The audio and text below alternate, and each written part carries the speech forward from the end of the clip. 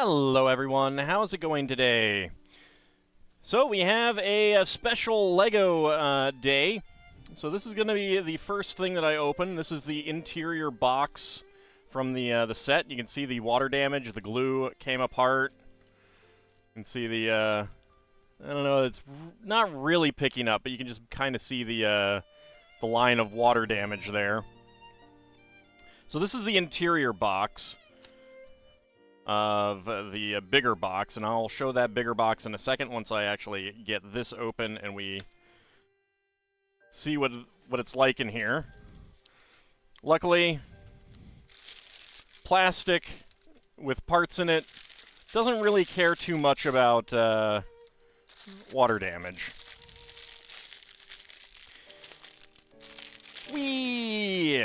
Yes, watch streaks are finally enabled on my channel. I'm kind of surprised. It has taken a really long time. So this set got water damaged when I had the flood months ago back in July during Zerfall's charity stream. Luckily, it's basically just the box. I was kind of hoping that this would be, like,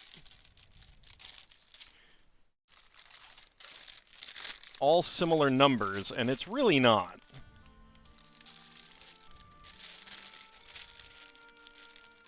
Watch streaks took so long to come to everyone. Yeah, I mean, but I knew a lot of people who had them earlier than me, and that was the frustrating thing. And I don't mean, like, I mean, like, people whose channels were smaller than mine. It's like, why? Why you do this, Twitch? Why you be mean to me? Or people who, like, stream less often and stuff like that.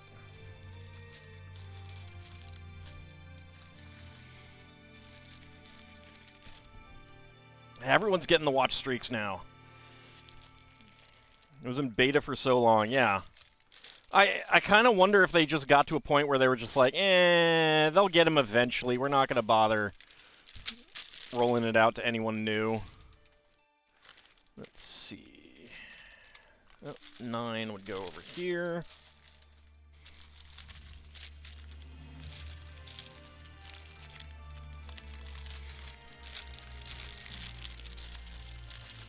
So I'm taking these out a little bit more slowly because I'm a little bit nervous about the parts. The bags, or like the box falling apart on me. Still sorry for suggesting the Rift Track's a game and then it not working. Oh, don't worry about it. It was not by any, you know, not your fault at all. It happens.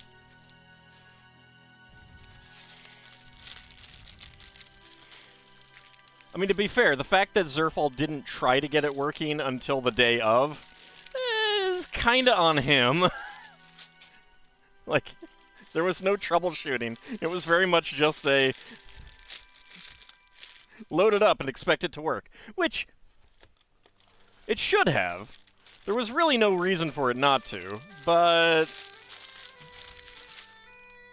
these things happen.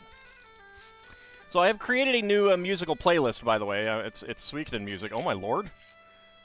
2 32 by 32 base plates. I thought this was only going to be 48 by 32. But no, it's 64 by 32. This set is going to be larger than I thought.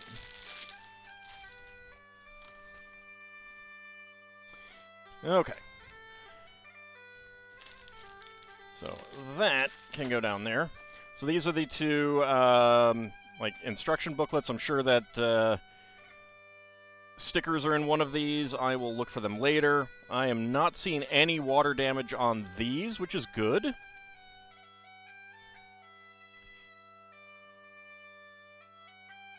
Go and put that down there. Alright, now for the main box. Let me actually see if I can fit any of these off. That's 3, 2, so that is 6. Do we have a 7? Yes, we have a 7. What do I do with 1? Oh, there's one. 7, 8, 9.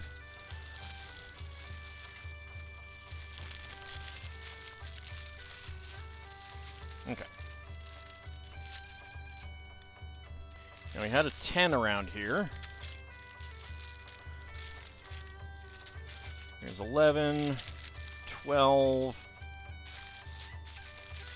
13, there's 10.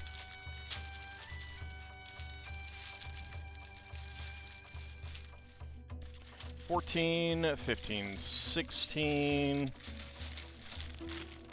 17, 18, 19. Okay, no, actually it probably is going to be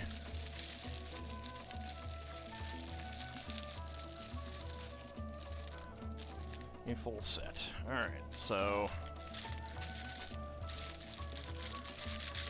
20, 21, 22. Okay. So we got through 24 here.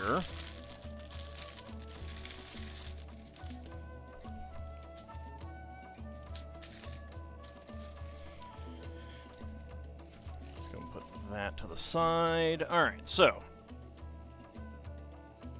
let's see. This is a very large box.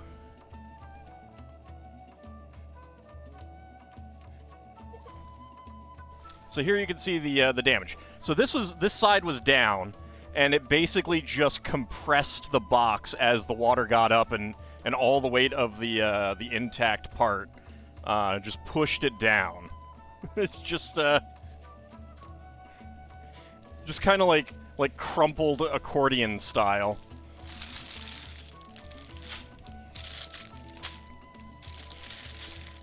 But this and some other things have actually taught me how the structure of corrugated cardboard, not only does it grant extra strength to the box, it also actually is really good for protecting the contents against water.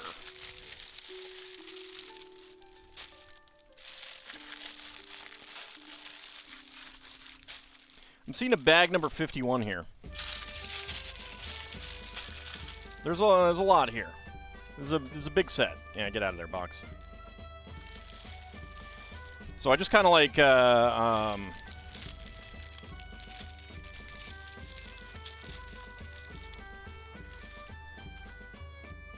I opened it up and oops, cord got under the wheel. So I basically just opened it up and let it dry out and everything.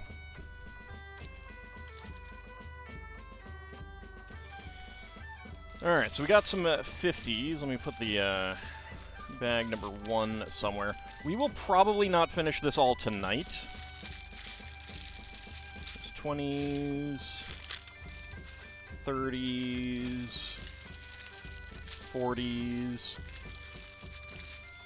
42... 31, 34, 35. Hopefully none of these fall off the back.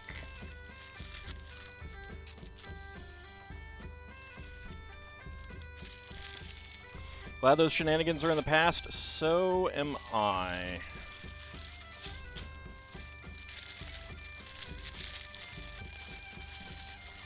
I did get the motherboard on my main recording computer swapped yesterday. I haven't tested any recording. I might do a just like a short hour-ish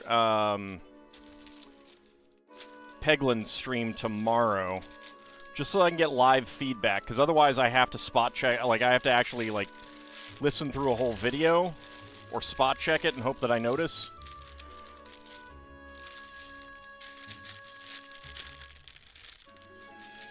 So it's 40, 40, 50, 40, 30, 30, 40, and 25. All right.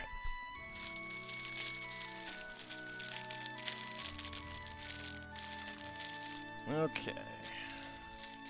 25, 26, 27.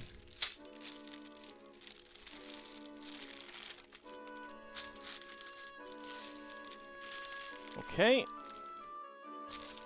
Ah, 28. I thought it was 38.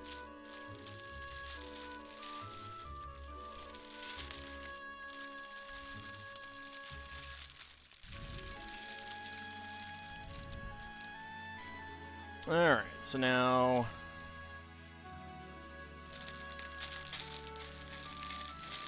'30s. There's 37, 38, 39. 32, 33, 35, 34, 35, 31, 30, 36. There we go.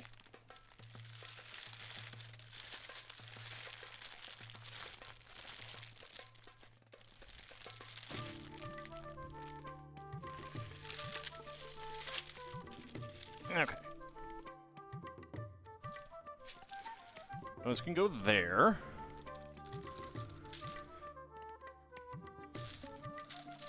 Okay. So 51 is the last. That is the last bag. 46, 45, 44, 43, 42, 41, 40. Here's 49, 48, 47, 46 and 45, 44, 43, 42, 41, and 40. All right, there we go. Okay. So we have everything sorted out and positioned. There we go. Now we can actually get started. Whew. So how's everyone doing today? Happy Monday, I guess, if you're into that sort of thing.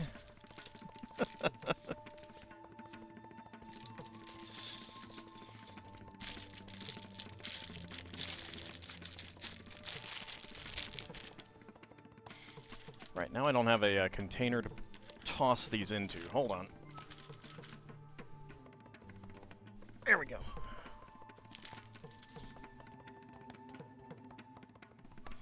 Had to get up and go move the box closer to me so I can toss my bags in there. All right, so brick separator. Once again, I need a large container for brick separators to hold all of my brick separators.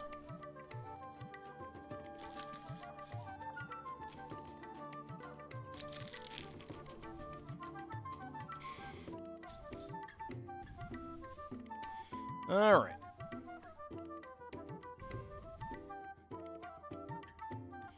I'm not sure how many of these base plates we're going to need right away. We'll probably do, yeah, one to start with. All right, so bags number 1, 2, 3, 4, 5, 6, 7, 8, 9, 10, 11, 12, 13, 14, 15, 16, 17, 18, 19 will be on one of these. So let me go ahead and put the other base plate to the side. It's also when make a Millennium Falcon out of brick separators. Granted, it required cutting them. Oh, look, I got too many brick separators, but I ain't doing that. That's a no-no. That's bad form.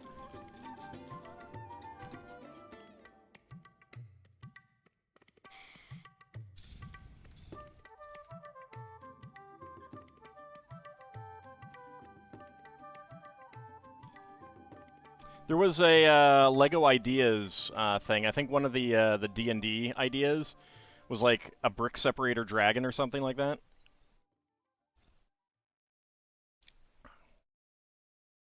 If they had another connection point up here, then I could see them being used for some support. Make a Lego traffic cone from orange brick separators. That could be interesting. That could be interesting. You'd probably need, I mean, you'd need a lot of other parts too.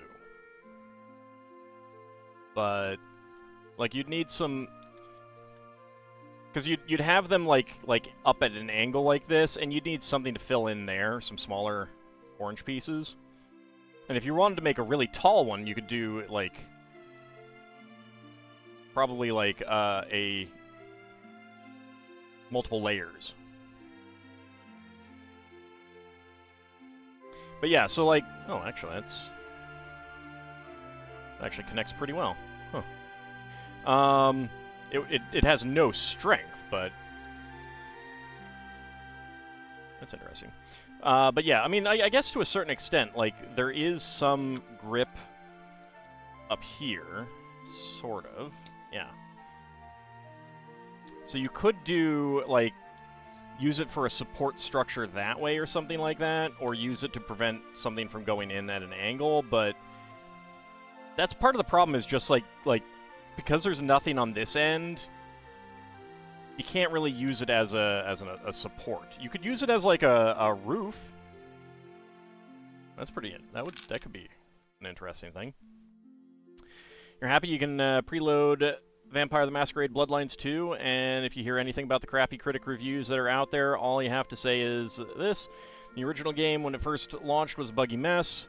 Bar was never high to begin with. I mean, the important thing is whether or not you enjoy it. It is entirely possible to enjoy a game that, like, critically is not good, or... And I'm not saying that that is the case here. But if you enjoy it, that's the important part. Alright, where is his,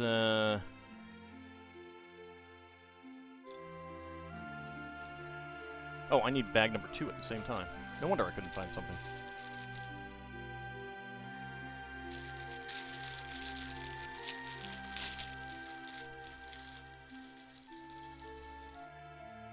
Lord knows I enjoy some games that are not good. Daggerfall. Sorry. There we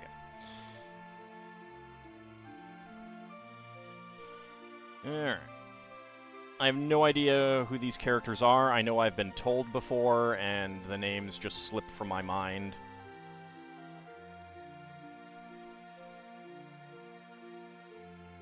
Daggerfall is perfect, heretic. Yeah, it is. It is. I mean, for some amount of perfection, yes, you're right. On a scale of 0 to 100, it is on there.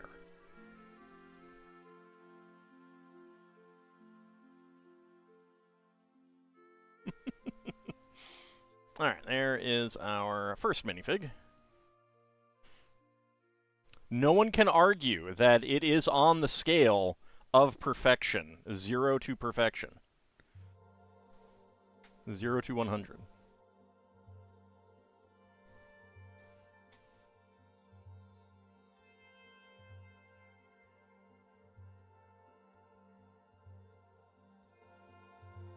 Let's pop up the music a little bit. Seems a little on the quiet side.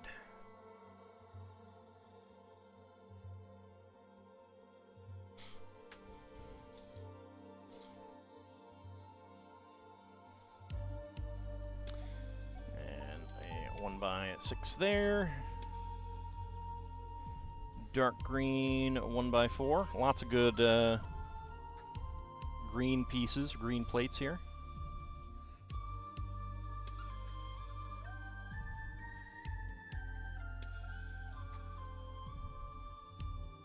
So I might make some modifications to this this playlist.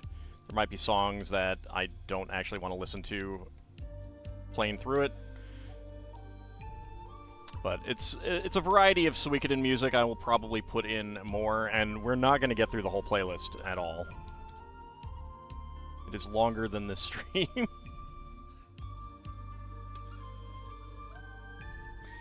Alright, let's see. We are doing... Yes, all we have is regular green flower plates.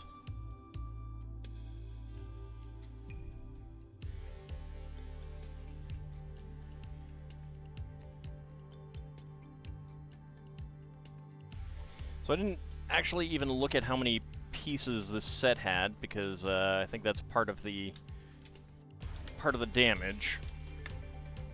Oh yeah. Oh no, that's all right. 6,163.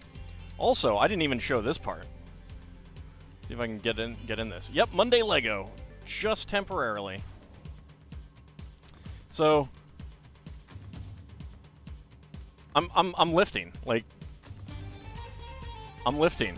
It glued itself together, and you can see that the corrugated part began to separate. So, ain't water damage fun? Luckily, it's just a box. Luckily, it's just a box, and who cares? I'm not one who collects boxes.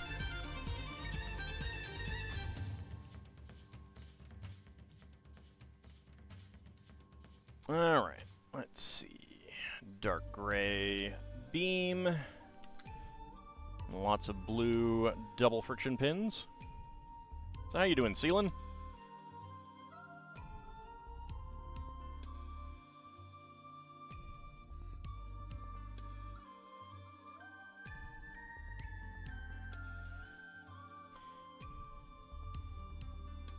You're good? That's excellent. And as Moobot has helpfully reminded, the next LEGO goal is the Artemis space launch system.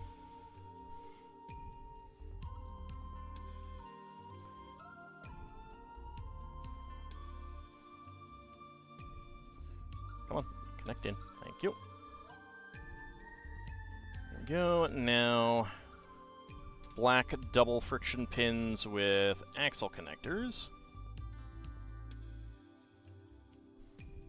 I find it interesting how rarely they actually use these for connecting axles to. They're almost always push-through connectors. And I'm not sure if that's what they were created for. Like, there's a lot of pieces that they create, and then they just, like, use them everywhere for not that original use. Which is great. Shows versatility. I'm looking at you, sausages and hot dogs. There we go. Alright, so that is going to go right here.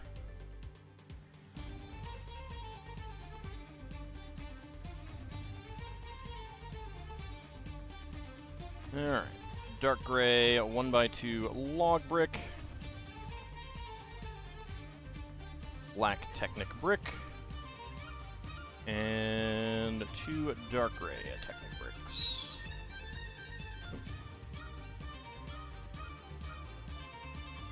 Another log brick.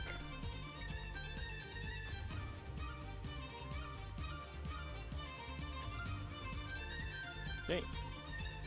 Push those in. Then we have this 3L non-friction pin with a stop and a dark blue beam.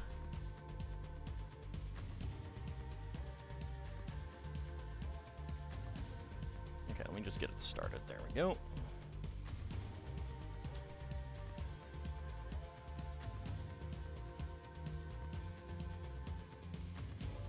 Come on, get all the way through.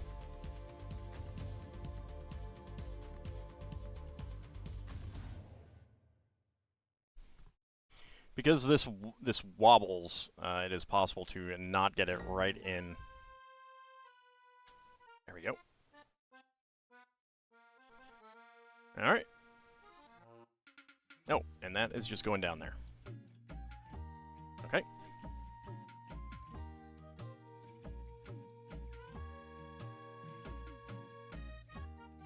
One by 3 brick.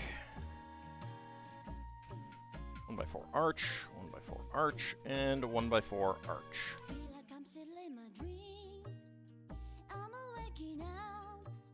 Okay, this is actually, like, I was kind of thinking that this would be a, like,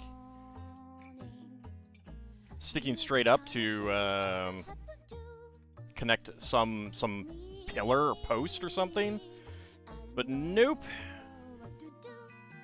Is down. There we go.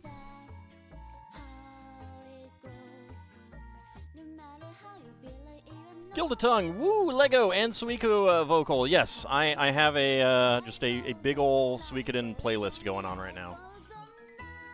We'll see what gets a content ID when this goes up, and I will have to, I may have to make some changes to the playlist. So how are you doing? Thank you very much for that 42 months subscription. Alright, can I get this in here to wiggle this around a little? Actually, I can do that. There we go.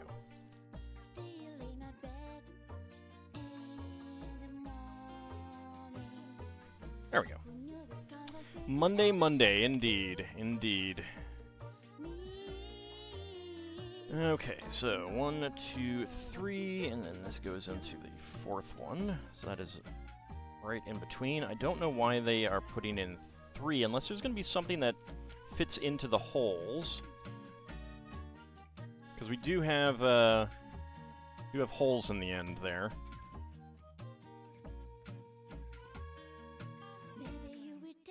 And I don't think this is going to go in there, but yes. So a pole piece can go in there. Oh, I guess it's to lock in this brick. Yeah. That's why. Alright. Another black 1x12.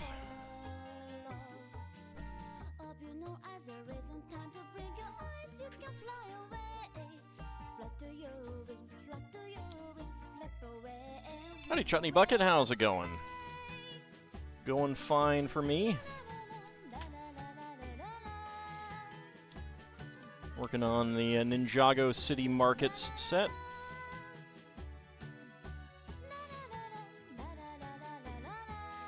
There we go. Alright, next up, a 3L beam. Very wet up there, huh? We got a little rain yesterday. I think, I don't think it was more than like half an inch.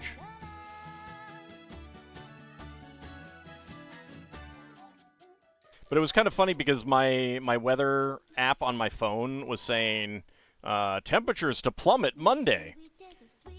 But of course, the temperature that it was at last week when it was telling me that was basically the exact same temperature it was going to be today. Because it got really warm over the weekend.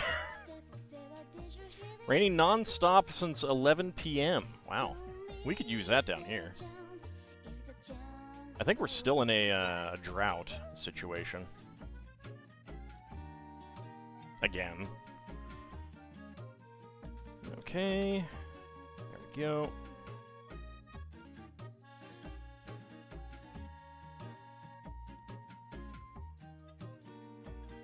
At work rather than at home, going through Ragnarok, helping a princess whose language you can't understand, trying to prevent the summoning of a Trask, or 4, way too much Minecraft. Trying to prevent the summoning of a Trask sounds fun. I should send my my PCs, the PCs in my Spelljammer game, to Falx. That would be fun. Might be hope that you can use your fire pit one more time this year.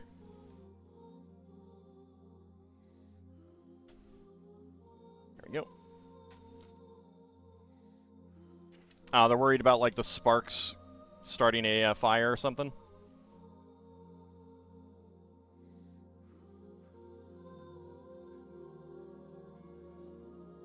It is so much easier to get these two together when they're not, when they're just isolated and I don't have to deal with them on a base plate. And yet Dark Sun 2 is buggier than the first game. Yeah. It doesn't look as good either, I think. From what I recall.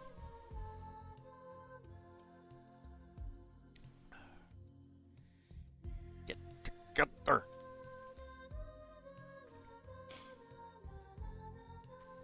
There we go. All right. There we go. Sometimes they just work. All right. Flip it around. 2 white cross axles.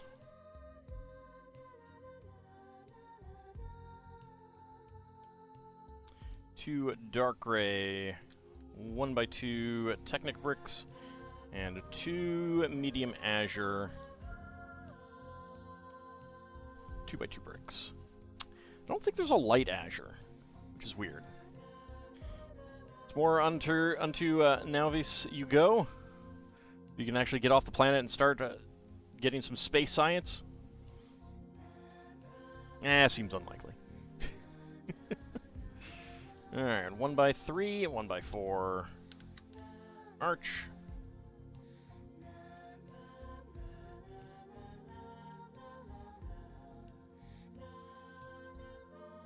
I'm glad that we got so early in the stream. One of my favorite Suikoden vocal songs. Alright, 2 brown taps.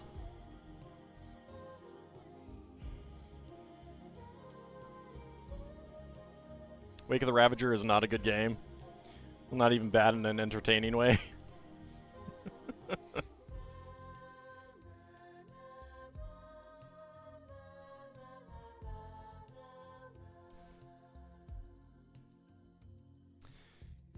Alright, let's see. Next up, an inverted brown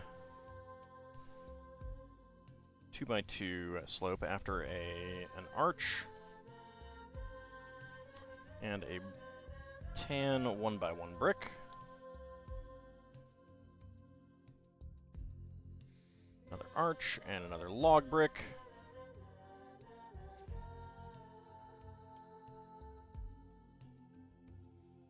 Oh, and 2 arches down here as well.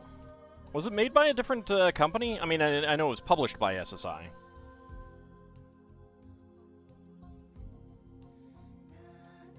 Started playing Divine Divinity. Been waiting to get into the Divinity series and figured you'd start at the very beginning. I have only played Divinity Original Sin.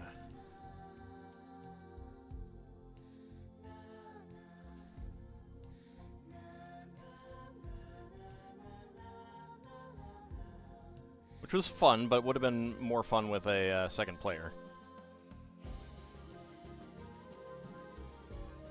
There we go.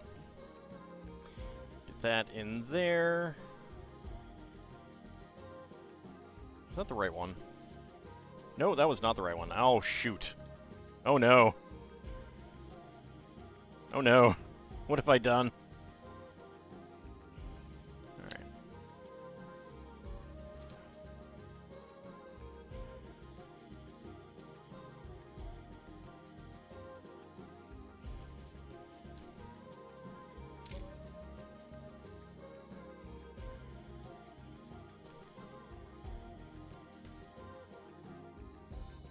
It's the same engine, but you wouldn't be surprised if it's a different team. Yeah.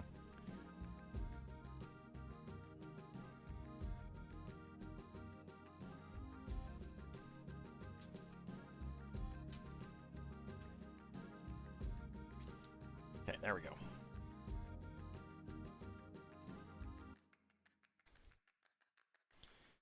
And that's what I get for not paying attention.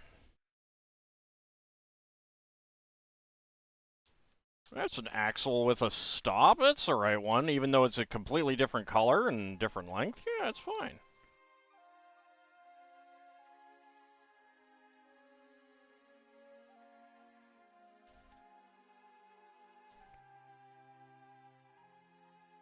I mean, kind of like how a different team did Gateway and Treasures of the Savage Frontier, even though it uses the same old Gold Box engine. There we go. Correct one now inserted.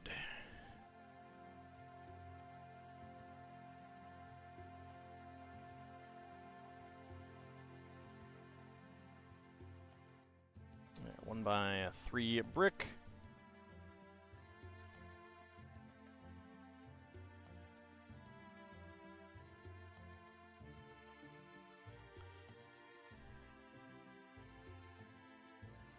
I wonder if anyone has tried to seamlessly connect these with the regular modulars. Because you really wouldn't be able to seamlessly connect them. The rest of the city would be below the water line. Which does happen sometimes, but alright,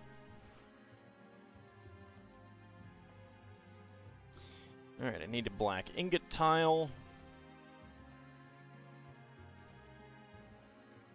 Like, the fact that the art completely changed for Wake of the Ravager, that's what makes me think that it is a different team. Because that's what happened with the Savage Frontier games. They have completely different art, for the most part.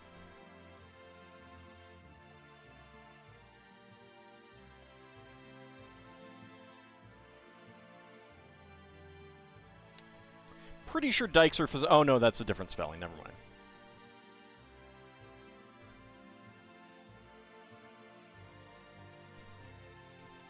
Alright, get more log bricks in here.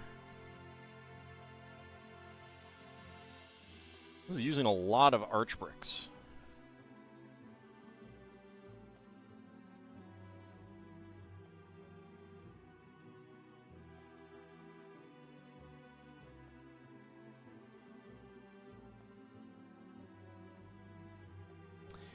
And those are regular 1x1s with side studs. Alright.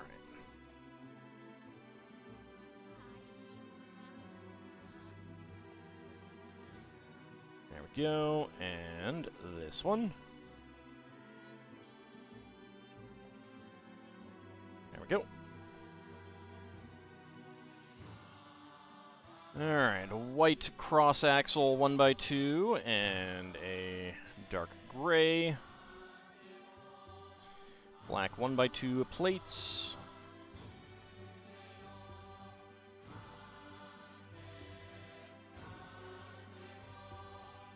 Arch bricks 1 level above regular bricks? Indeed. After all, you can't build castles without them.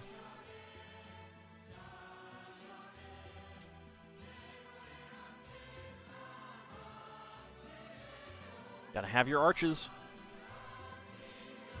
Alright. That is another 3L beam and a brown 5L axle with stop.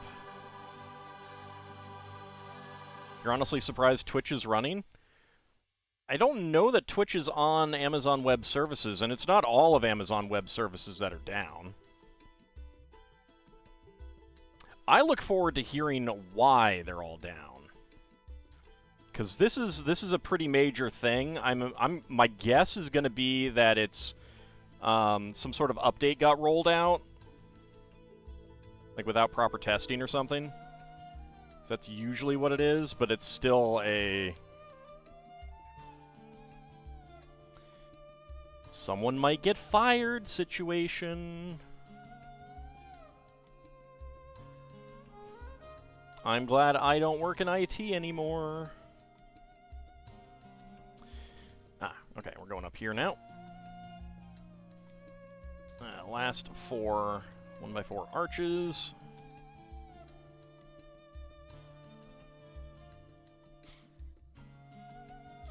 Oh man, I remember reading about the someone who was using AI to write code, and they gave the AI access to their production database.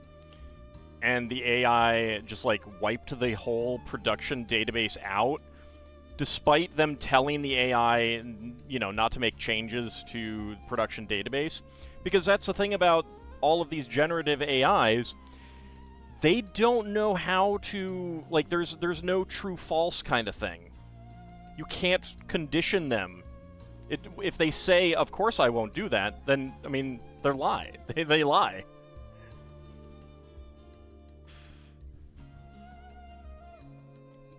Insert airplane clip, yeah.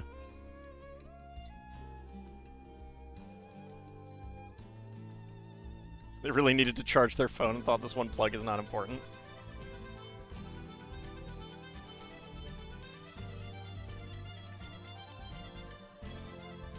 I wonder how much business they're going to lose from this, too. Because when a data center has a problem like that, a lot of businesses start thinking about either redundancy or going with someone else who has not crashed lately.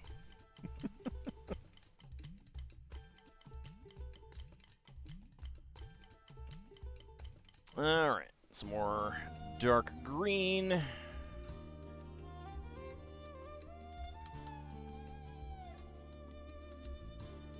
I know the company that I used to work for was seriously thinking about getting into hosting servers and stuff for businesses, primarily associations here in DC. I'm very curious if they actually ended up doing that. All this crashing you a few times, you're still here? I have never crashed, sir.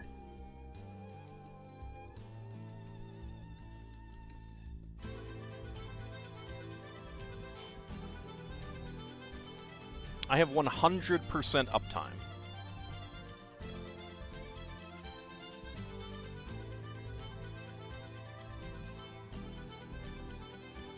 It is true. Alt is cuter. My mommy said so.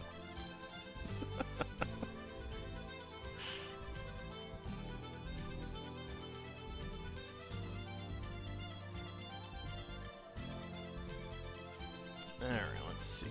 1x4 in dark green. 3x3 in dark green.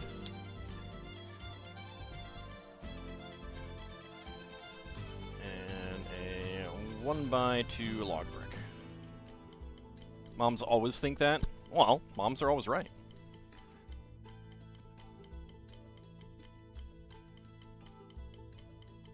Are you saying that my mom is wrong? Them's fighting words, sir.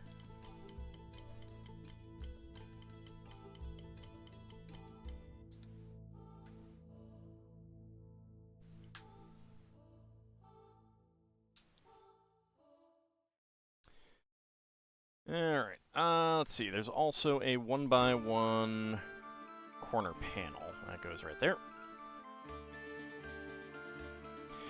Reaching the end of Odin Sphere, now I gotta prep the replacement. I have not played that. How do you like that? I own it, but I haven't played it.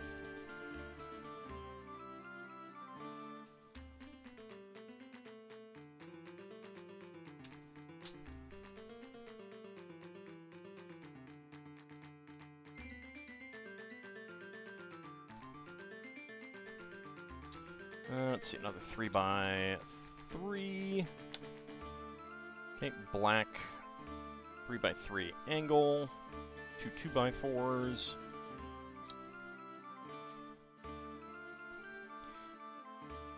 Let's see, I have, I got a bunch of, PlayStation 2 games near the end of the PlayStation 2's life cycle. I think I, pre-ordered them, but never, got around to playing them because other things were going on. Odin Sphere, Grim Grimoire, one of the Atelier games. You enjoyed a good story. You're playing on easy, but at your age, you're not looking to prove things to people. Yeah.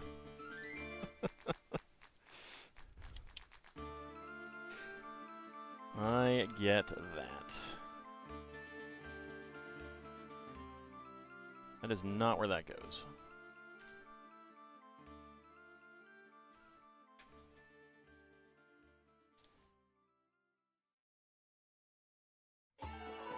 It does. Namely Xenosaga.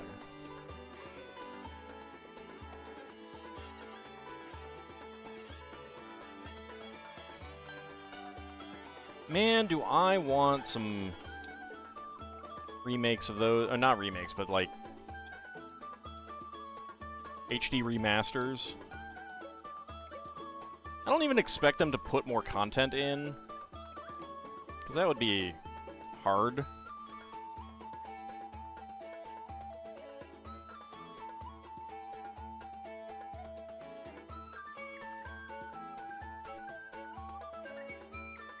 recommend the PS3 version, Leaf Hauser, because it's in a widescreen and it's easier to not get swarmed and to find the enemy. Well, I own the PS2 version.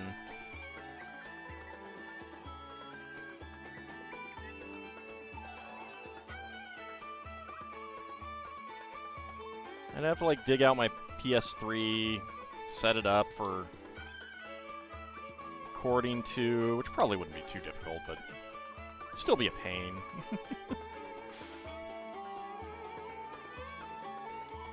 I don't know, a lot of those games are, like, basically anything newer than PlayStation 2 is very much a, I'm gonna wait until either, you know, emulation is really, really good for that, or it's just like it gets an HD remaster. Like, I've been watching Mysterious JG play through Lost Odyssey, a game that I've always wanted to play but never had an Xbox, so I can't play it. And it's definitely one of those, like, why has this not been HD remastered yet? A remaster of Xenogears would be nice. Yes.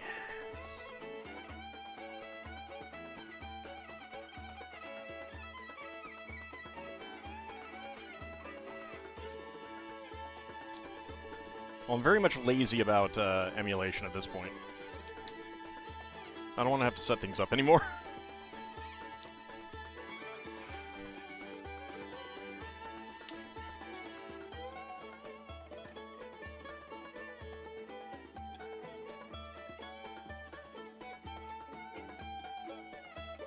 Yeah, I'm enjoying what I've seen of it so far.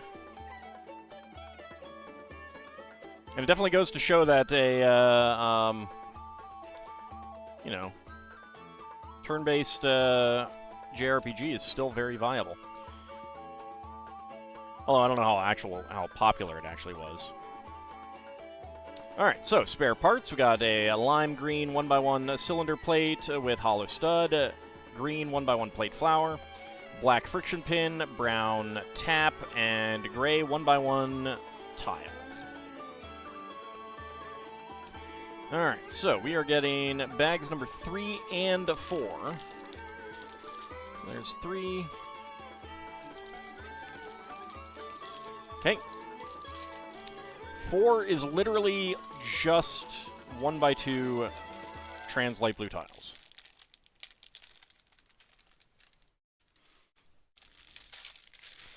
You love the short stories that it has? JG is not a fan of them. He's really not a fan of them. I'm kind of shocked at how much he's not a fan of them. And that's not a criticism. I mean, it's, you know, everyone has their own preferences and everything like that. PS3 emulator was pretty drag and drop? Alright, yeah, hit me up with that. I'll take a look. I don't know if I'll be playing any of that stuff soon, but...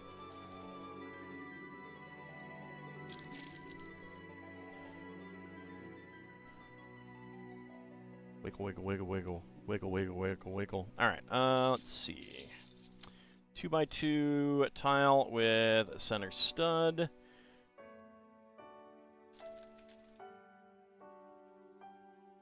Do you think that Baldur's Gate 3, Persona, and Metaphor ReFantazio did show that turn-based RPGs can still sell?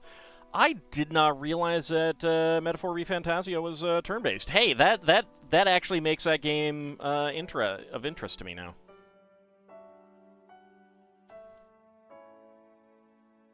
I honestly, like, it came out, everyone was talking about it, and I'm like, alright, it's probably action-based, I'm just gonna ignore it. But if it's turn-based...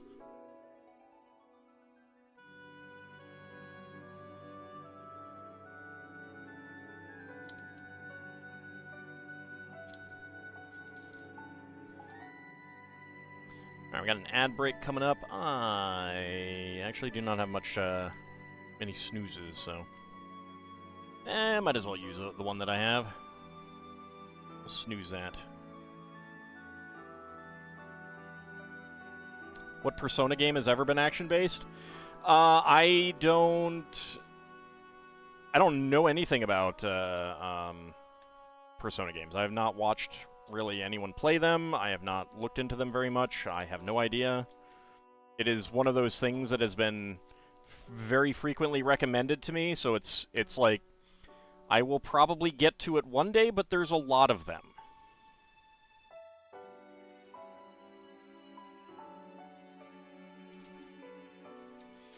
Apparently, Claire exhibition. I don't know. Crescens has been playing that, and I've been meaning to check out some of his stream footage, but at the same time, I understand that like quick-time blocking and stuff like that is kind of necessary to do well in the combat, and that's like a nope for me.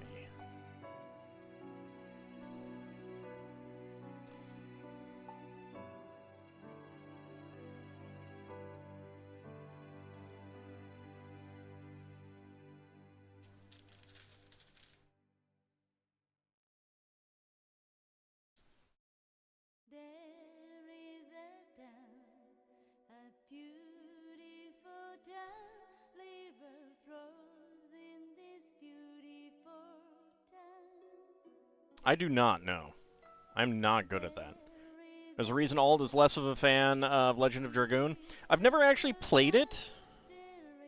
I was very much enjoying Bobo and Red play it, but they never finished it.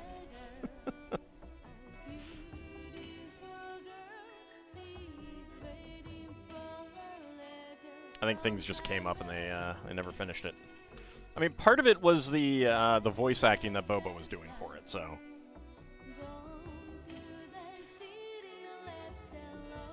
It's also a bit amazing is Baldur's Gate 3 did not have any DLC since it was so successful. They planned for it, but I think there was I think they may have had a bit of a falling out with Wizards of the Coast or something.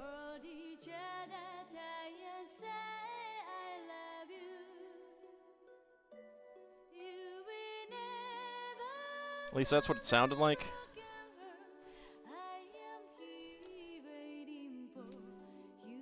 Might have just been more of a case of, like, we'd have to spend so much time working on this, and we want to work on our own things now as well? I don't know.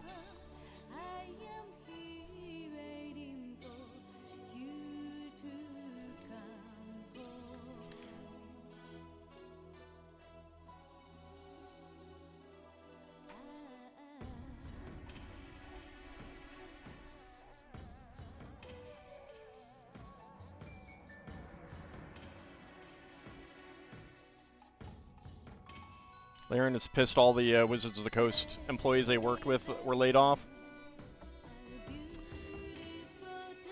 Yeah, that could do it.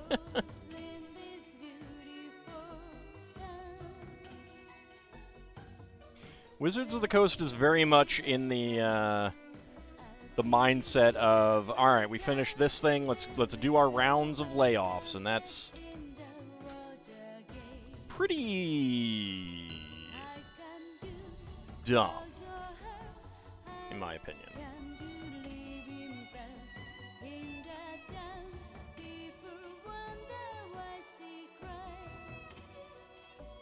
Alright, Gilded Tongue, have fun at work.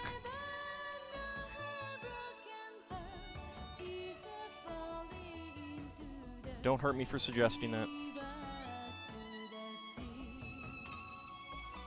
So many trans light blue 1x2 tiles.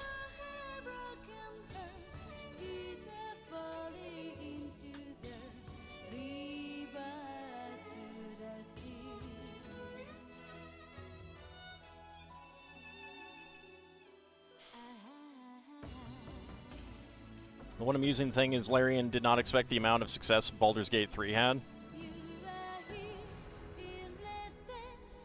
I'm actually surprised at how much success it had, considering how long the kind of pre-release phase was. I kind of expected that to just, like, dry up interest for it, but apparently not, so what do I know?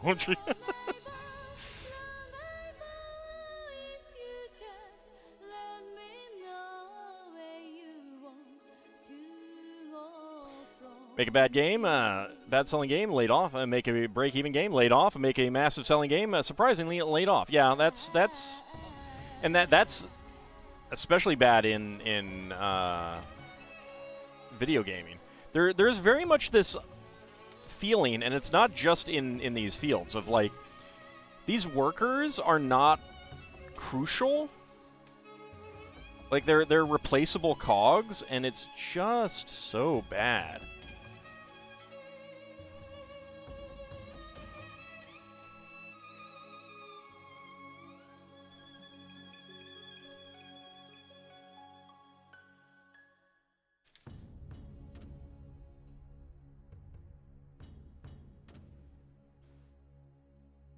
Just exploded in popularity, yeah. I was just really expecting everyone who wanted to try it would have tried it by then, and then kind of forgotten about it and moved on. But again, kind of shows what I know. You know, it's replaceable V Gundam parts and CEOs.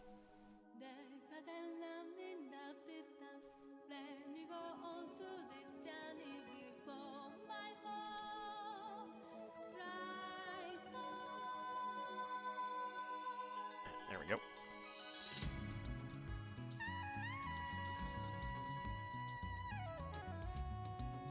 Let's see, that goes there, and there.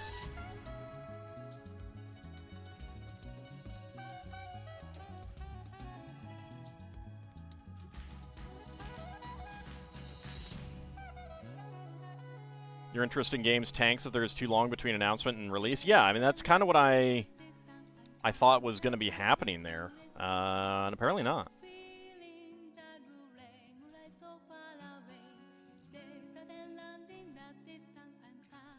Do have an ad break coming up. I'm going to see if I can get these tiles down before that.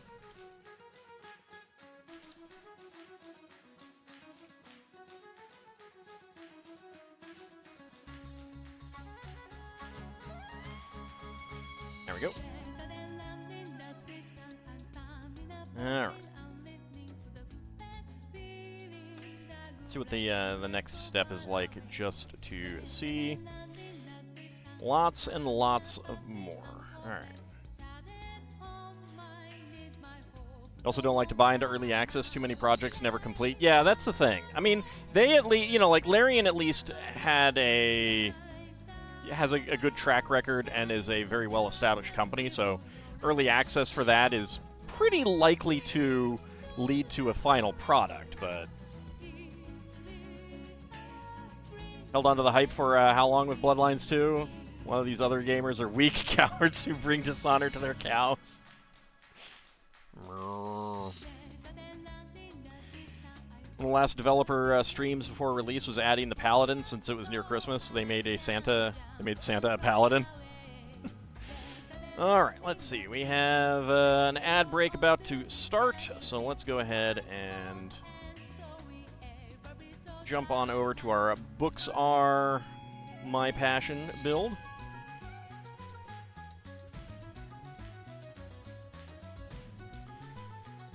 Let's see, 3 brackets.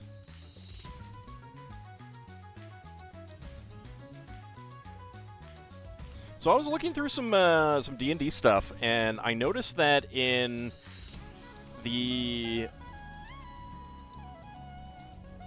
Planescape box set, Creus, Koyus, and Oceanus all have realms outside of Othris on Carcery, and that mirrors the Manual of the Planes, but it seems like that did not make it into the Planes of Conflict write-up. I was really surprised by that. Never mind the fact that Oceanos should not be down in Carcery.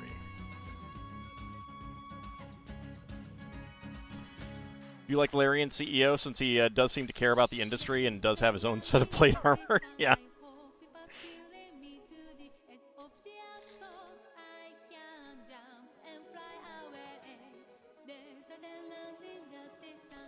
Alright, let's see, we got some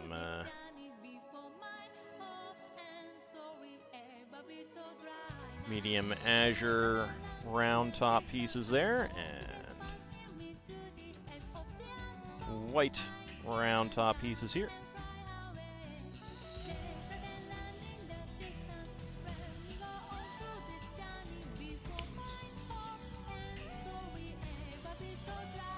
And that fits on right there. So we got our first books on the shelf.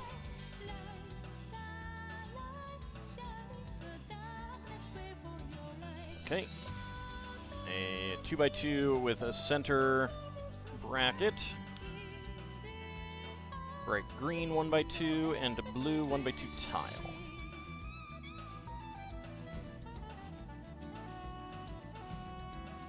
And some more books there.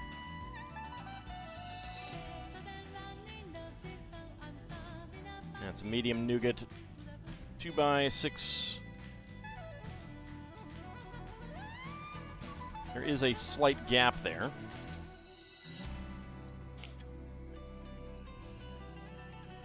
Slightly less crazy than Richard Garriott. Not that I think he reads my feed, but he does. Richard Garriott follows me on Blue Sky. I was shocked when that happened.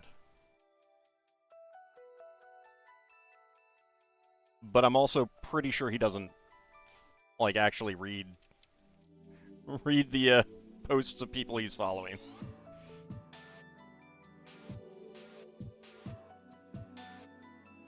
Alright, bag number 3. I'll probably just get these poured out. Spare parts from this one was a beige 1x1 plate.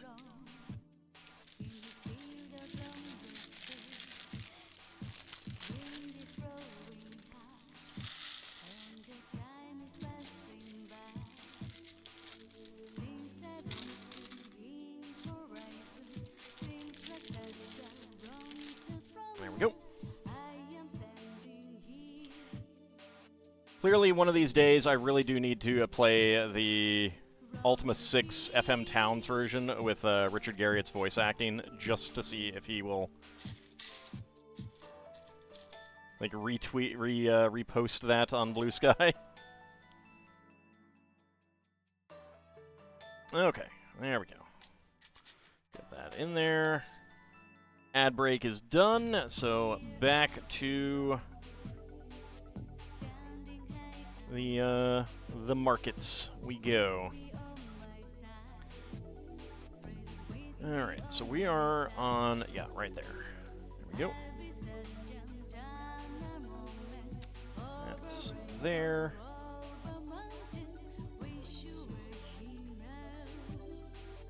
Lots of 1x2 tiles.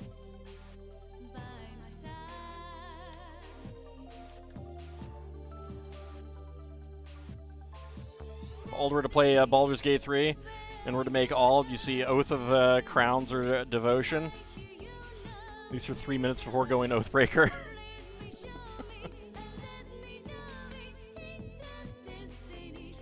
I'd probably go for some sort of fighter mage, actually. When I'm doing a single player, I don't usually do, like, I usually try to be a like when single character kind of thing. Like I would probably do something like Elmandretta in the original Baldur's Gate.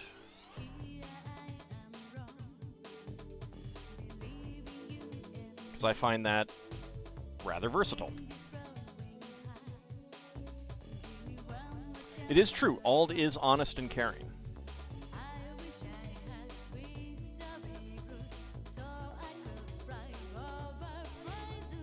I've been in a, well, there was a bit of a discussion that I hopped into, or like I answered and joined and then was like, Okay, this is getting off topic and into places that I don't care about anymore and dropped out. But the discussion was whether paladins can disguise themselves. And I was kind of surprised at the people who were like, no, they can't. 2E paladins specifically. Because it's like, do you not want the players to have fun?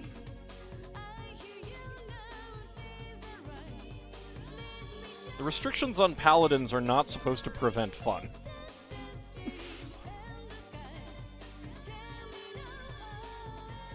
If they are, you are probably doing it wrong. There we go. Alright, last 3 1x2 tiles.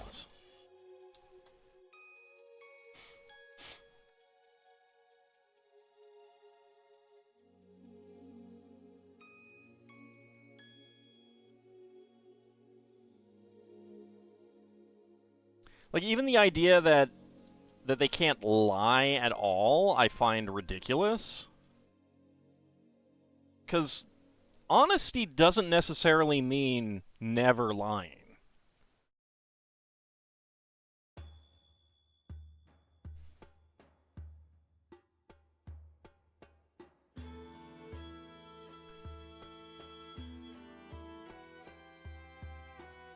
But, like, let's say you're sailing on a ship through through the territorial waters of a slaving country, and you've got, you know, people on board that they want to capture or enslave or something like that. So they stop the ship, and they're like, "Do you have any of these people on board that we want to enslave?" Paladin can absolutely say, "Nope, we do not."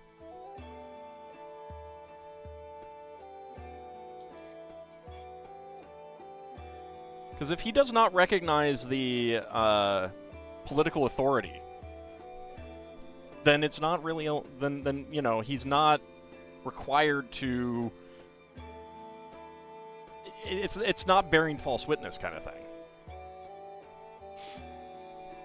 At least Baldur's Gate 3 got your Zent shanking hand back in good form.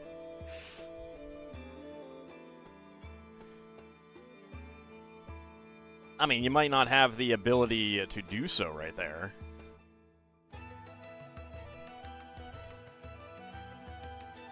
Alright, let's see. 1x2 olive green, 1x2 olive green, and a 2 3x3s. How are we supposed to get representation for Lawful Stupid? That's true. That's true. Greyhawk had a Paladin Spymaster in 2nd edition, granted he was not a field agent. Yeah, and that's the thing, is like...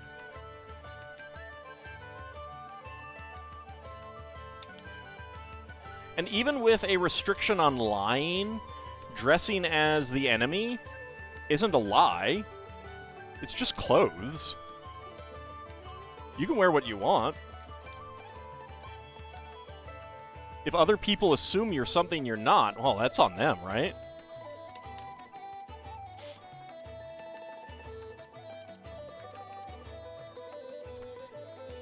It's 3x3.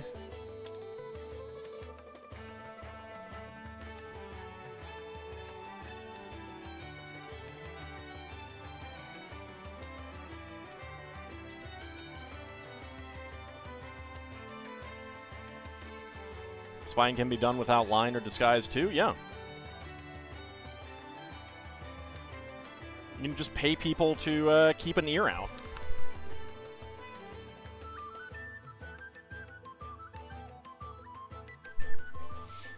Ordering people to break and enter, that might be an issue for a paladin. But again, it's going to depend a lot on the legal authority involved.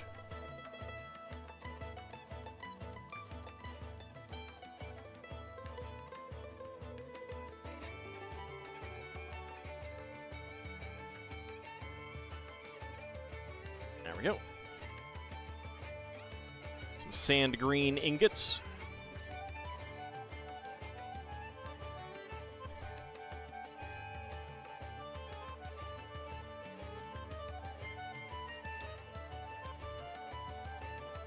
Alright, 2x4 and a 1x4 half tile there.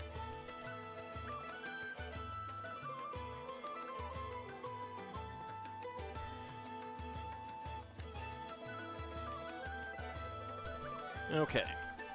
13 ingot tiles and one 1x2 plate and an ingot tile.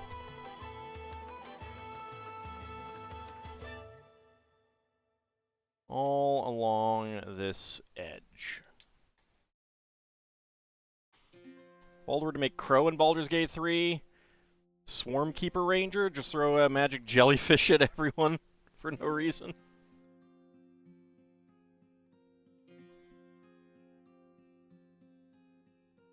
Crow is very much the traditional ranger.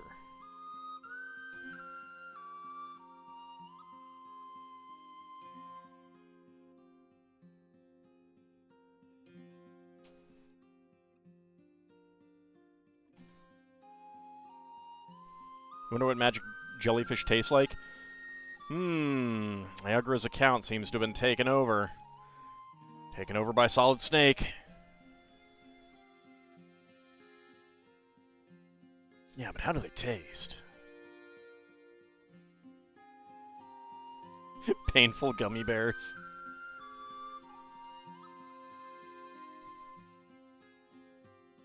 Do they then bounce here and there and everywhere?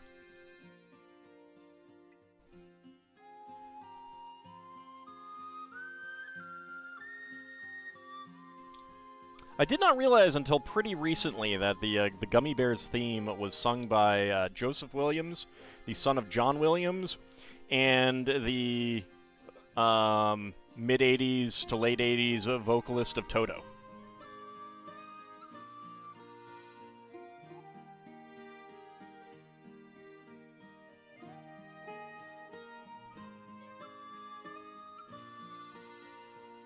No, magic... So, magic jellyfish are like, you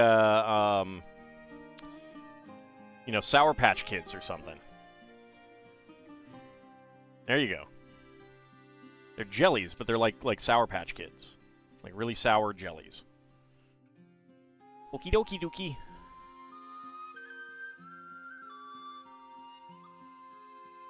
There we go. Get that right on there. A 1x4 arch.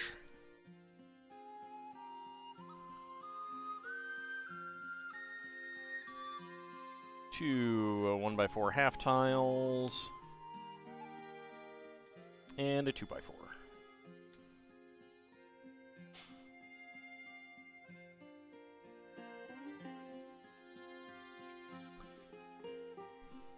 A 1x2 brick with side studs and a 1x2 grill slope. And that goes right there.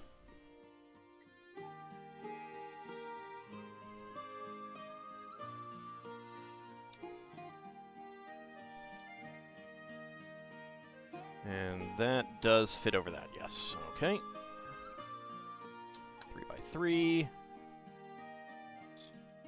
2x4. 1x4 half tile.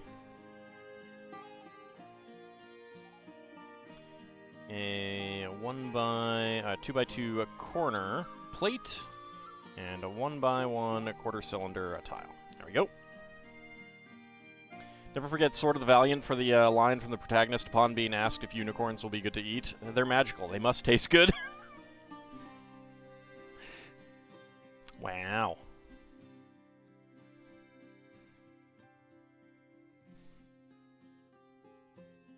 I mean, it's also clearly false, though, because dragons are magical, and we do not taste good. We are, in fact, quite poisonous.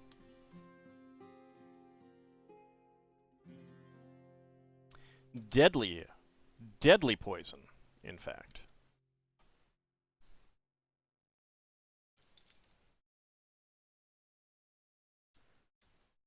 It would be very, very bad to try to eat one of us. Magically delicious, yeah. Which is why you don't believe Ald's lies about dragon flesh. It's not lies. It's not lies, I tell you. It is but the truth. So we got the car fender arch there, which I do like. It's a really fun piece for architecture. Huh. That's interesting. Alright, so 2x6 angle plates to get a 1x4 tile space there. But the nice thing is that means that we have mirrored pieces. No, wait. Nope, those aren't mirrored. Never mind. Those are the exact same. Boo. I hope they do something like that on elsewhere so that we can make sure that we get an even number of them.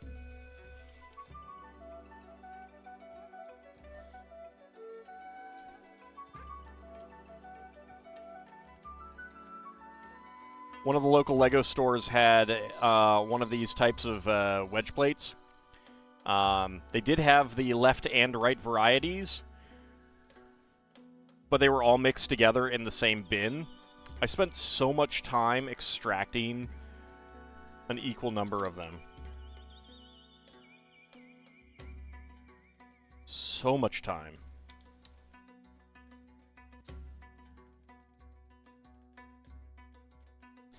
Nothing beats the taste of sprites. Indeed, liquefied sprites. Magically delicious right there.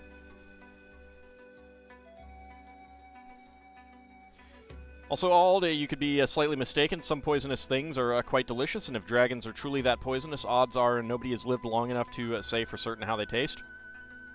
No, actually, plenty of people have lived long enough to say how delicious, I mean, how not delicious we are.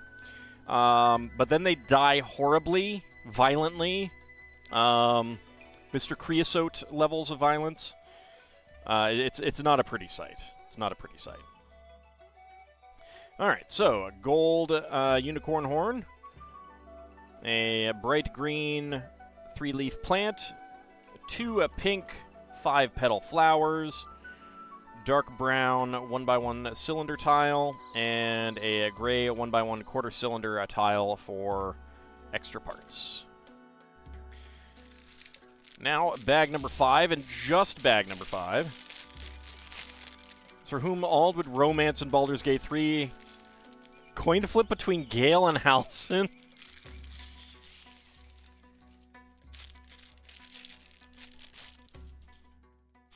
I don't know, I've seen Shadowheart.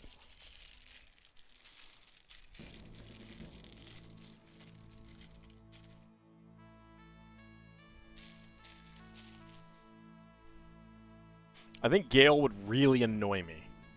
I'm not sure. I don't actually know who Halcyon is offhand.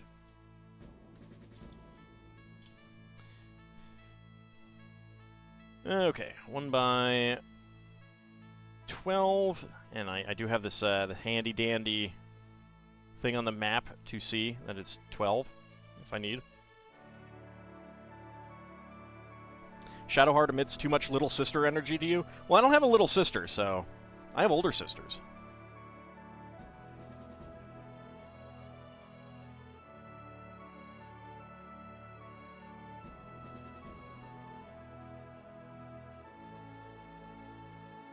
Halcyon is... he's the bear. Understood.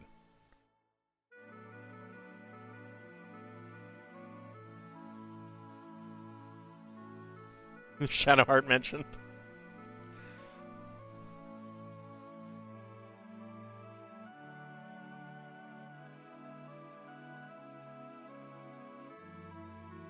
I will say that from what I have seen, I would probably prefer the game to be a little less horny. I don't mind horny games, but it just comes off extremely strong.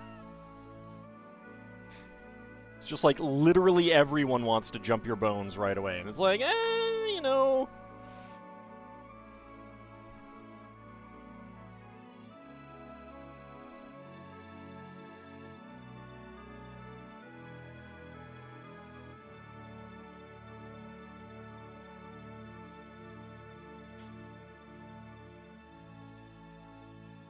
Oh, did Lol Bunny say something about having problems watching Twitch?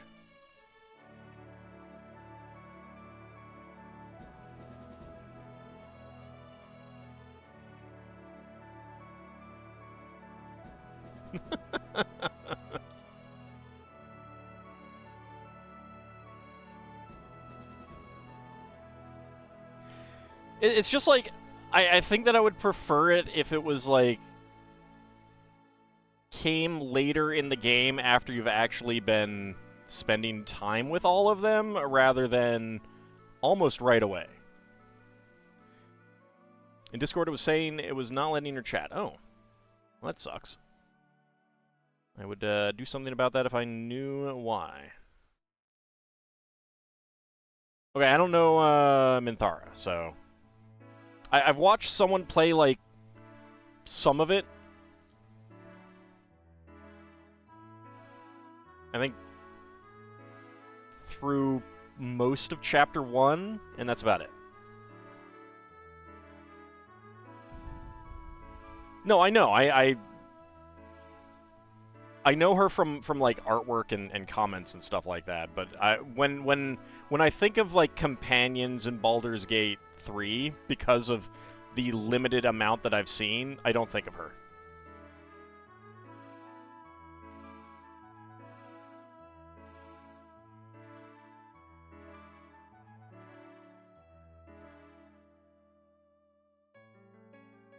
And not a nice draw like in Baldur's Gate 1 and 2. Yes, because that is definitely what Viconia is. Nice. Definitely an accurate description of her.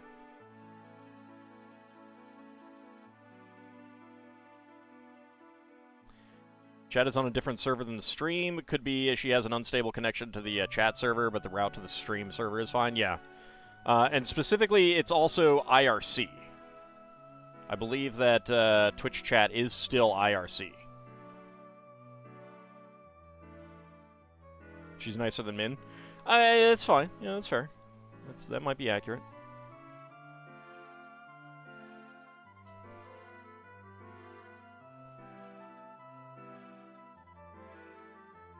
You're surprised at how well you liked Lae'zel the Githyanki? I think one of my issues with Lae'zel is how human she looks.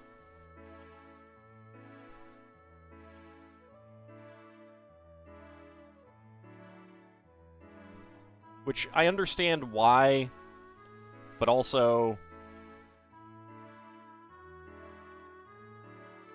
I'm not a big fan of the... you know... human but other colored skin that so many other races are these days.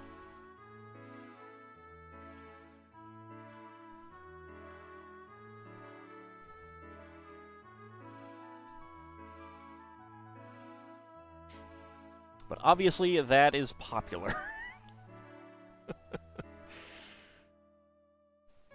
Let's see, a 1x1 and a 1x2 inverted slope. Does seem to have the odd one out of the Githyanki models. Yeah, I wonder why that might be. I wonder why that might be. Could it be, perhaps, because she's romanceable? Could it be?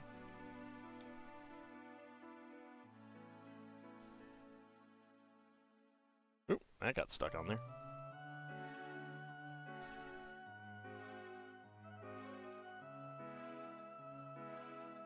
Alright, trans yellow 1x2 a tile here.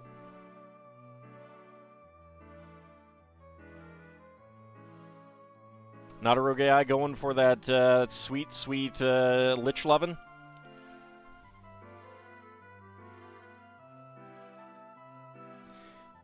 So what Not a rogue AI is saying is he wants to bone her. I'm sorry. I mean, she is a lich. What can you say?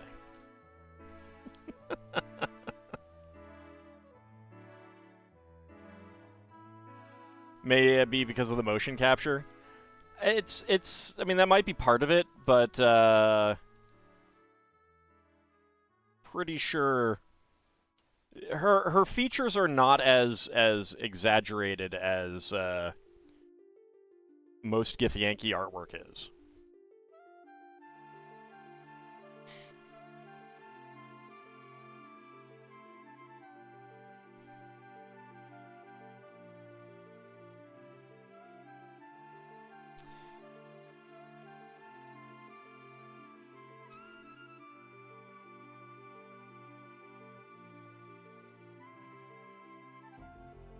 Alright, some more groove bricks for grooving to the music. If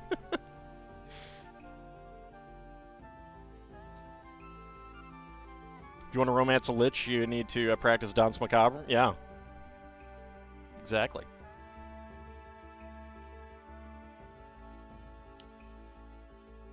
Like Minthara, because you are being an option of being evil, like in Fallout 2. Not many games let you be evil and feel bad about it.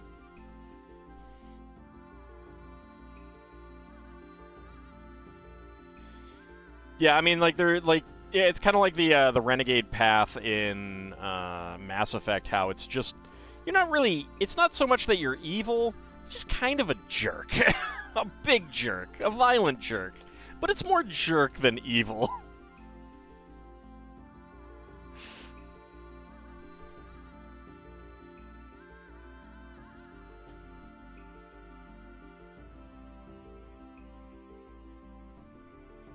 It's kind of a shallow evil kind of thing.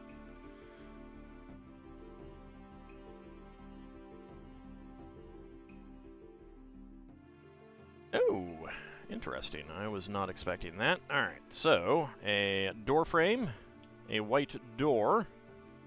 It's not, I wouldn't even say it's evil light. I mean, it's just... wrong way. Like, there's a lot of different ways that you can portray evil. But, and, you know, and being a complete and utter ass is evil. I wouldn't even say it's an anti-hero.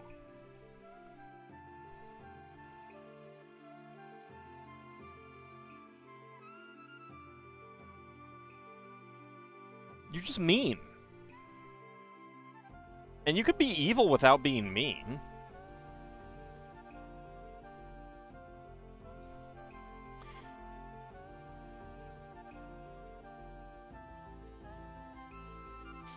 Alright, so a sticker, I think that's the first sticker that we would have. 43, there's a lot of stickers.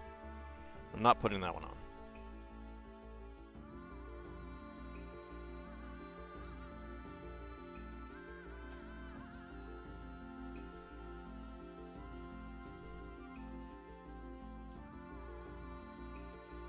Saint or jerk moral dichotomy. Kinda, yeah.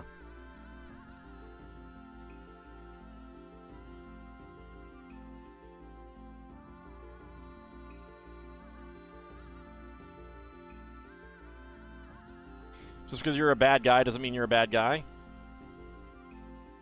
Moral systems in games are often screwball, yeah.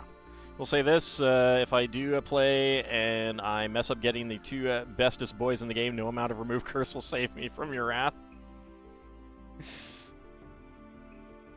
Alright, a very big sticker will go on this white window pane.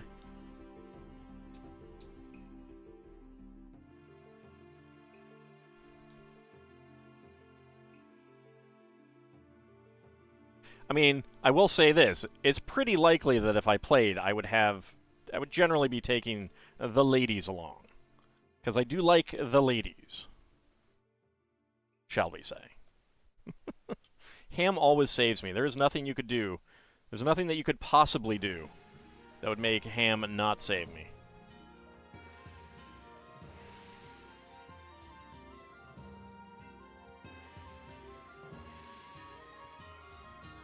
It's just impossible. I mean, I don't know anything about the game. I really don't.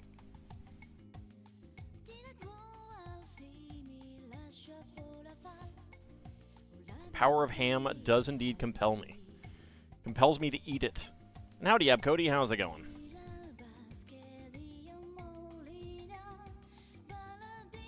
Oh! Oh, yeah, I mean, of course I'd get the owlbear cub. I don't know anything about the dog. Oh, wait, no, I do know the dog. Okay, yeah, I do know the dog. Vaguely.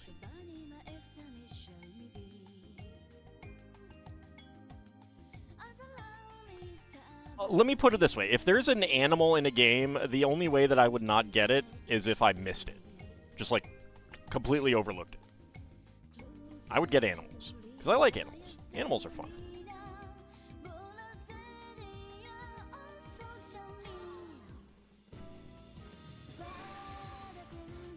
Okay. There is a 1x2, and I do not have enough, meaning that... Oh! Okay. So... these two pieces were sitting on my map, right like that. A 1x1 and a 1x2, and I thought it was a 2x2 corner. You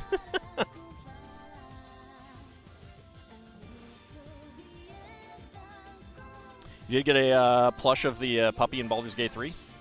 Aw, adorable. Baldur's Gate 3 is still in your backlog. Someone bought it for you, but it looks like such a big, chunky game.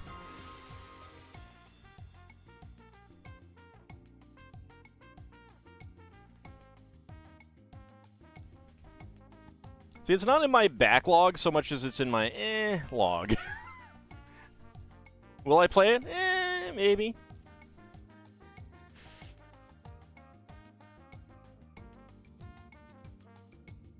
I'm not a big fan of 5e, so that is a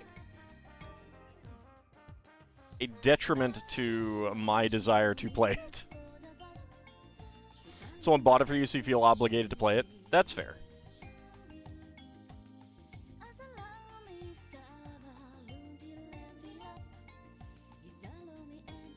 Okay, we've got some lights on the wall there. Oh, I was wondering what all of these books were going to be for.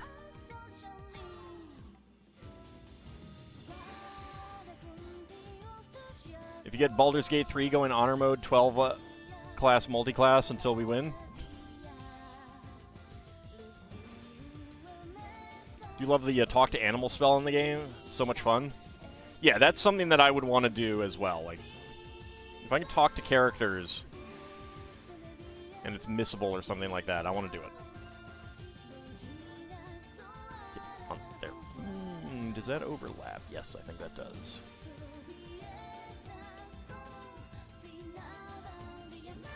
Alright, there we go. It's a lot of fun in the Spelljammer campaign, too. Always fun to see what voices all comes up with. Yeah. I do enjoy that too.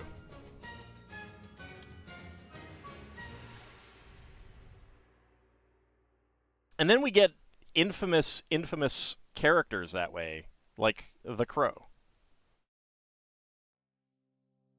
All right, so I like the way they did this this overhang, and you know, this using a standard door to have a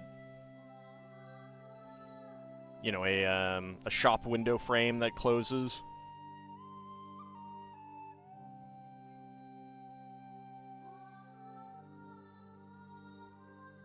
All right, let's see. That goes. Oh, okay. So these tiles, I think we're gonna get a floor piece put in there.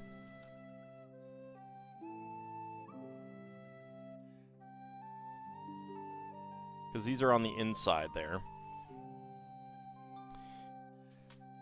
And the arch here was to give space for that Technic beam. Alright.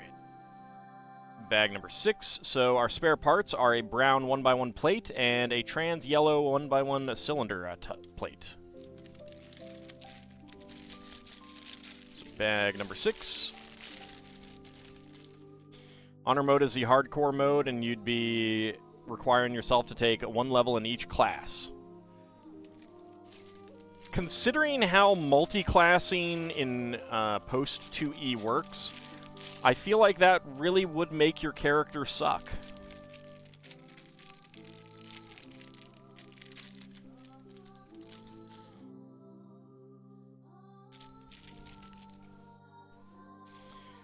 2E recognizes that a class level is not equal. One level in going from level 1 to level 2 is not the same as going from level 10 to level 11 for a fighter.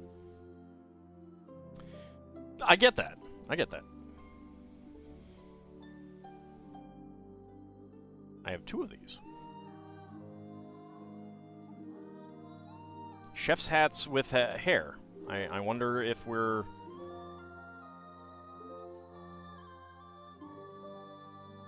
I wonder if that's an extra that they didn't mean to include.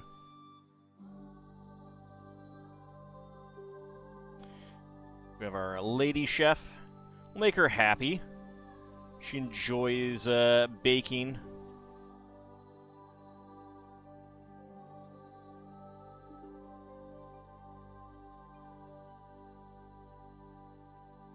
Or maybe I should say, she enjoys beating things. I'm sorry. Alright, that was loud.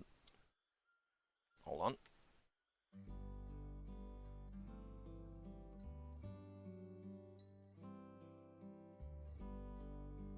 Alright. Put it on silent.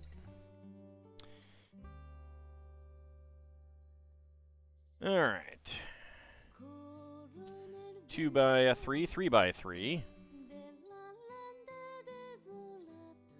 Really wish that D&D Honor Among Thieves did better. It was such a fun movie. I thought it did pretty well.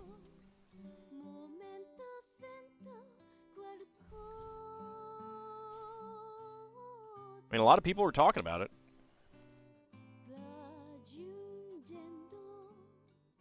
I didn't pay much attention to box office receipts. Really what they need to do is figure out a way to get more people into theaters. It did okay, but not great.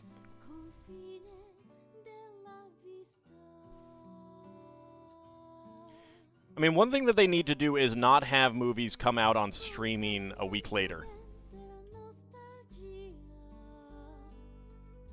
Let things percolate for a while.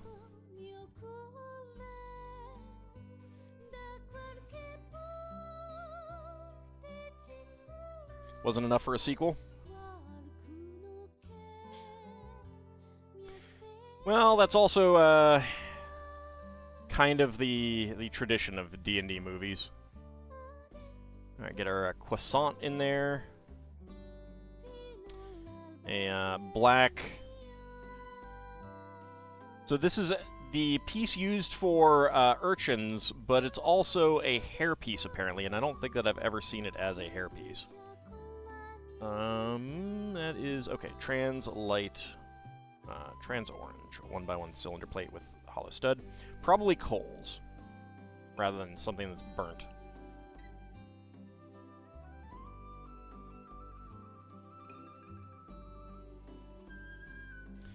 Remember when it was 2 to 3 months in the theater, then it went to HBO or Cinemax for 6 months to a year, and only after that was did the VHS come out? Yeah.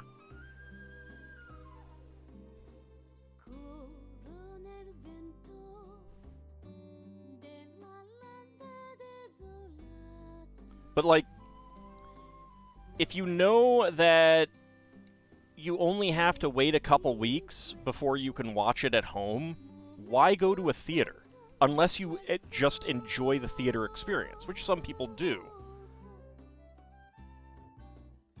But also in this day and age, there's a lot of people who are not very understanding of the social contract and social graces, shall we say.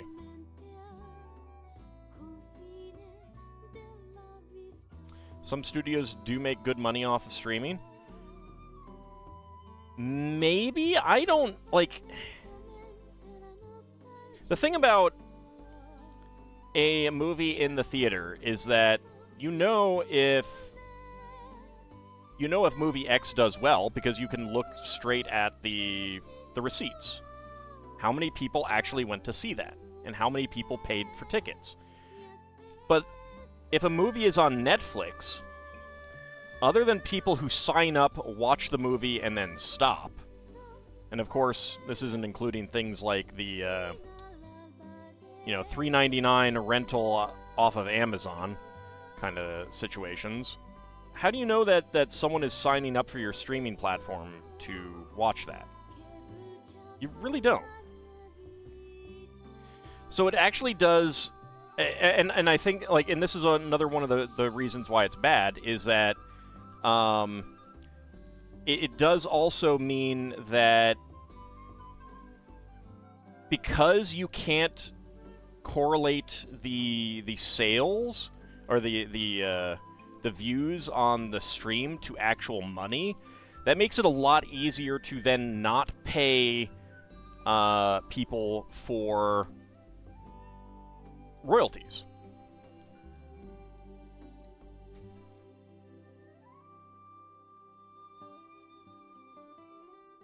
If someone gets a portion of the gross box office receipts, how are you determining that when it comes to, the streaming? Chances are that director, that actor ain't getting nothing.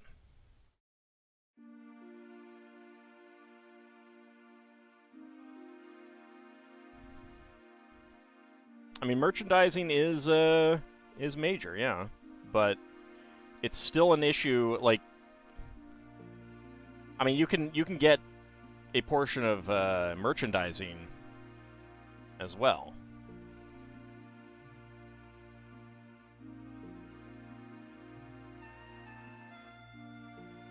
I don't know, the way that streaming profits are handled these days, I think a lot of it is specifically designed to screw over people who are, who get proceeds, get royalties.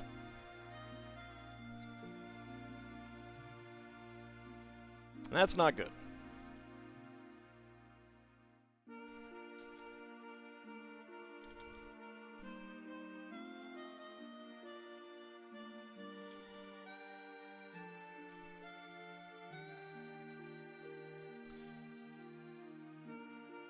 Alright, let's see. 3x3 and more. 1x3 tiles.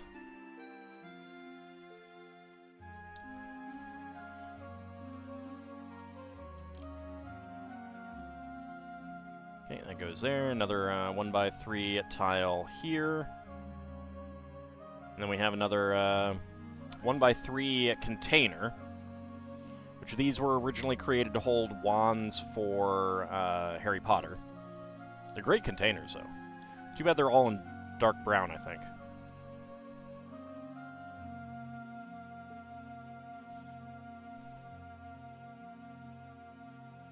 Probably the major reason why we'll never see a BattleTech movie and or series, because the rights are so much of a mess, no one knows who gets the merchandising rights. They could figure it out. Like, that can be figured out and litigated. The question is whether anyone would consider it worthwhile. And I don't know that BattleTech is a big enough property to warrant that.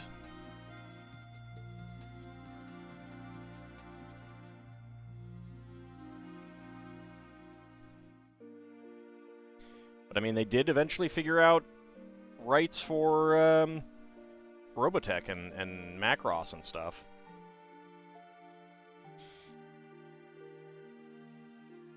Right, but it just needs to be litigated.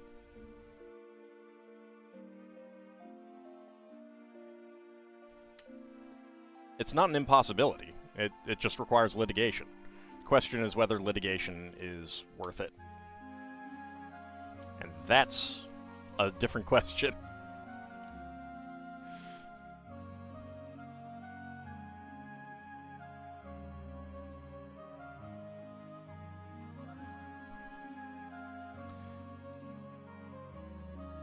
Alright, let's see. 2 1x1 bricks, 2 1x1 plates.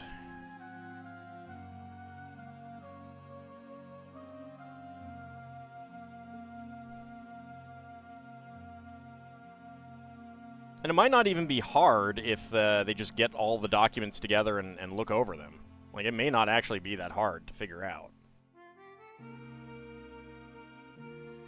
But again, it could be a question of whether it's worth it.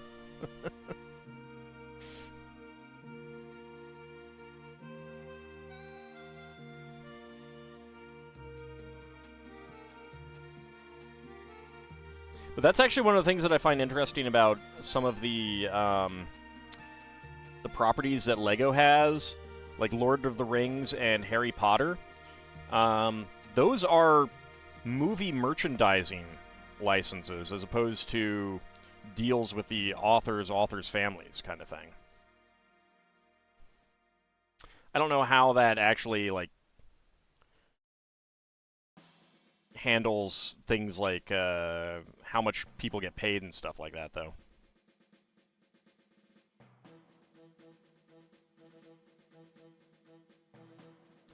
Disney may have the movie rights since they technically own the cartoon IP. There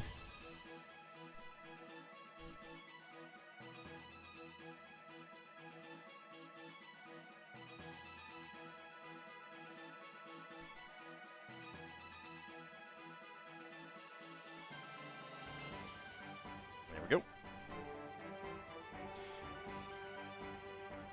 Like, I imagine LEGO could probably do, like, Silmarillion LEGO sets. Not that I think there would be any reason to, but, although, no, I don't know, because the Rings of Power is probably a different license, so they may not have the rights to that. So, like, that's kind of the interesting thing, is, like, how much stuff outside of the movies can they do in situations like that?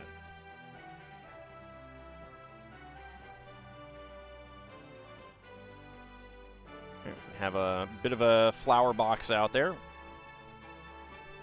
Morgoth versus Fingolfin playset. Yep. Okay, so a white croissant there, a white puff piece, a white 3L bar, and we have a beige 4L bar, beige axle connector with half pins in. Tolkien would roll in his grave.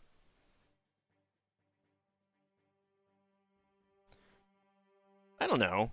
If it gets kids interested in the books, then again, it would probably be aimed at adults, so. Oh, I see. All right. Brown 4L bar and a black paddle to get the bread out of the oven. We have 2 baguettes in the bin, and then 3 pretzels.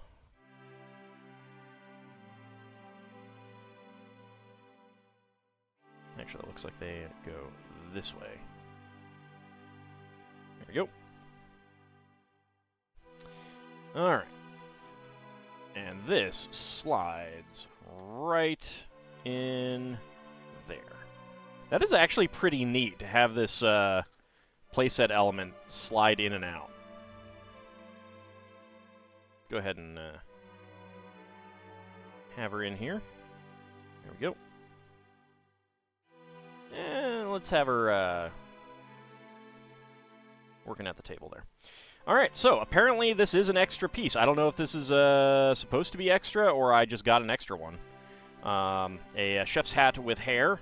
Dual mold, white 3L bar, a white swirl ice cream piece, a black urchin piece, trans orange 1x1 cylinder plate with a hollow stud, 1x1 plate flowers in bright green and dark purple.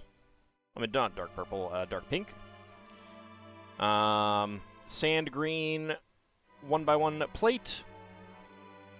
Gray half pin, and a gray egg beater as our spare parts.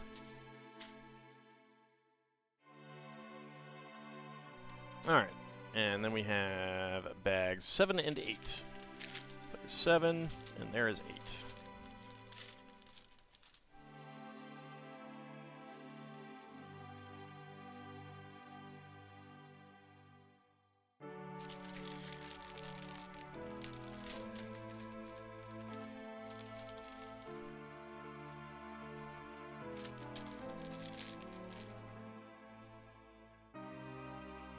There we go.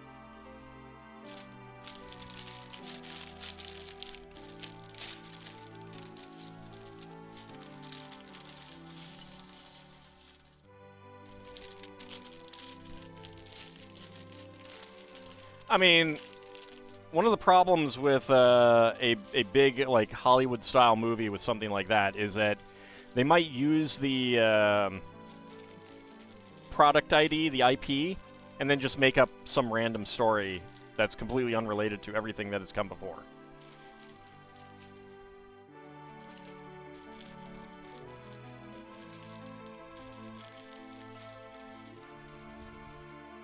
Would not surprise me that much. Like the Wing Commander movie, yeah.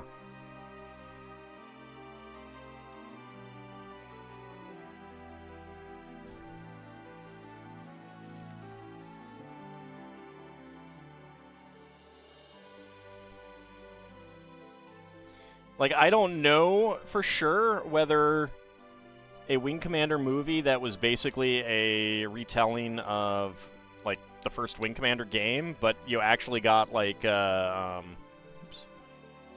Mark Hamill to play the role that he played in Wing Commander 3 and... was it 3?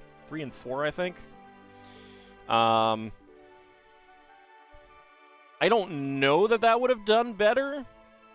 But, I mean, it would have had Mark Hamill, and it would have been of much greater interest to the people who actually like the franchise. Would it have gotten anyone not interested in the franchise? I mean, it would have gotten people interested in Mark Hamill. But is that enough? I don't know.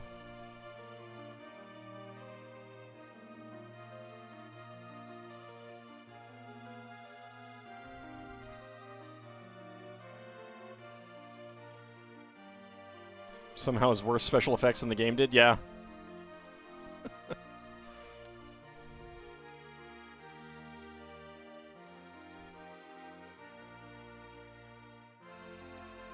I mean, they got a bunch of good actors for it, and some not so good.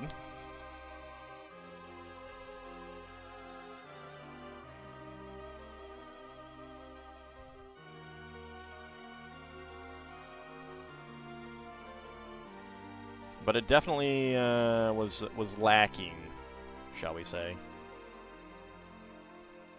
I went to see it in theaters.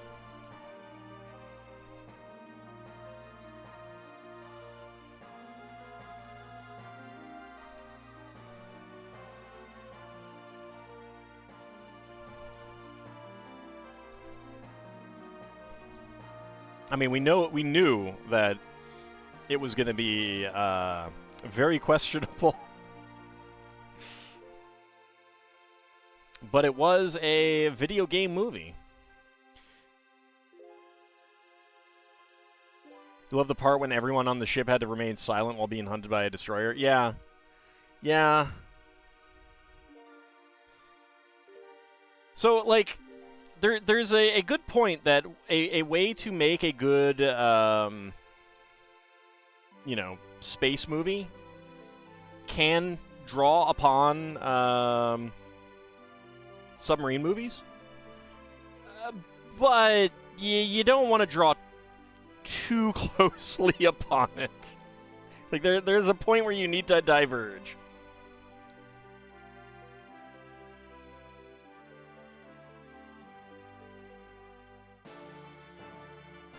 I don't know that was a sub-movie reference so much as someone was like, oh, you make a spaceship movie with, like, space battleships just by making a sub-movie. Okay. And no one was like, but don't go that far.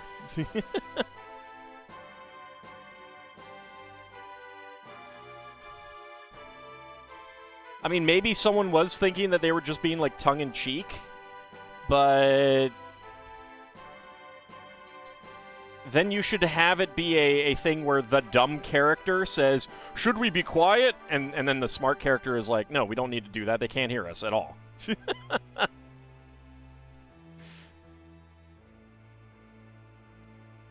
Didn't you know you can hear someone talk in space?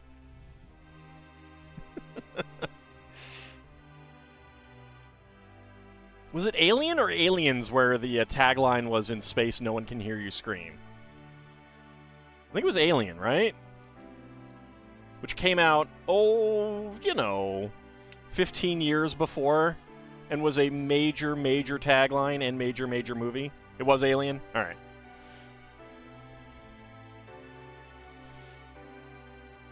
You would think someone would remember that on the writing team, but apparently not.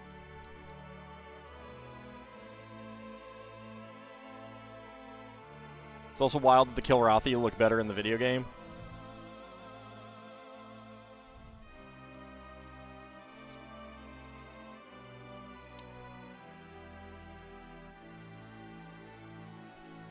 I mean, it's not that shocking when you think about it, I feel.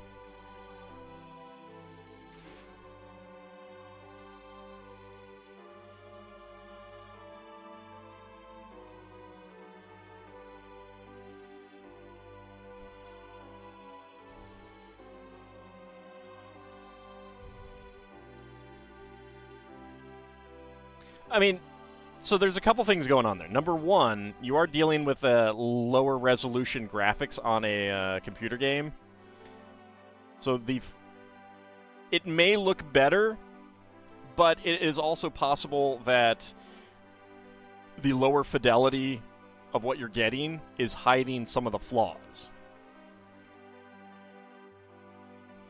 You know, it can be a thing where it's like, you can't see the zipper that is very clearly there in person, kind of thing.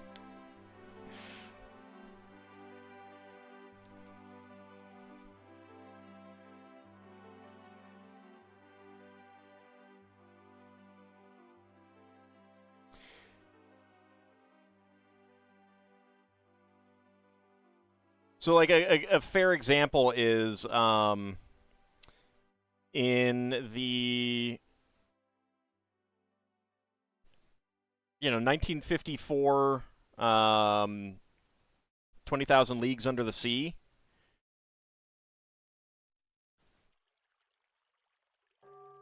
They reshot the giant squid attacking the sub, the Nautilus, because originally it took place during the day. But they reshot the whole thing and made it happen during a storm because it was too easy to see the like wires and the jerky movement of the giant squid. Add in, suddenly you add in rain going everywhere, a storm, everything's being tossed about and everything like that, and it disguises the some of the flaws. So if the game's a little bit lower resolution, you might not be able to notice all of the flaws in the costumes and stuff.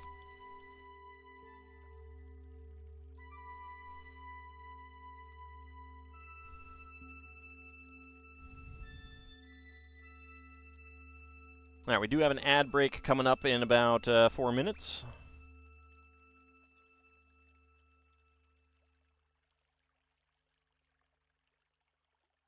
Let's see, 1x4. And this is neat. I had not thought of using the picket fences this way for a window, and the round fence parts aren't as visible. Again, here we go. Round parts because they fit right in the 1x4 plate there.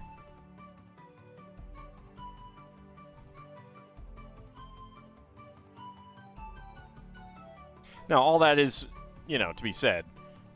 If they had taken the designs from the games, they probably could have made them work well. In the movie, they were like Sphinx cats. Yeah, I mean, like, that's definitely a bad choice. That was definitely a bad choice. I luckily don't even remember them at all. I don't remember what they look like at all.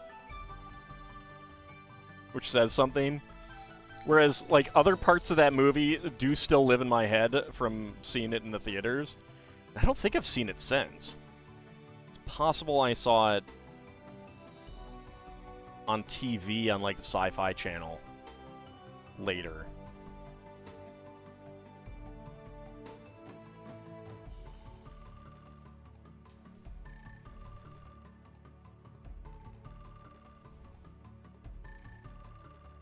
There we go.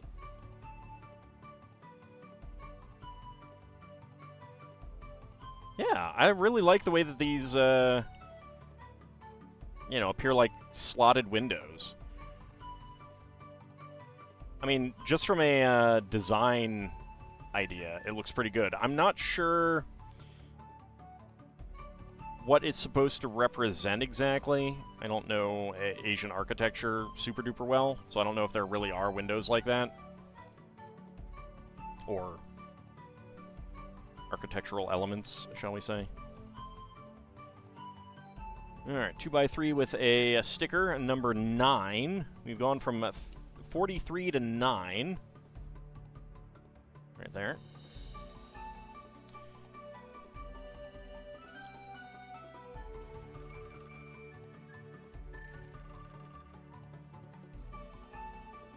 Alright. Let's get these arches on. So just the arch there, and then this arch has a 1x1 brick with side stud.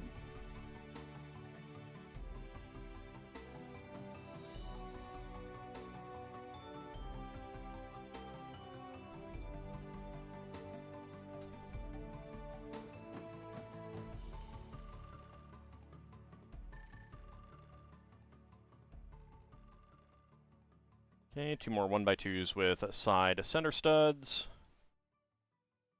I get these white 1x1 bricks on, and then we'll switch on over to our secondary build. Alright. So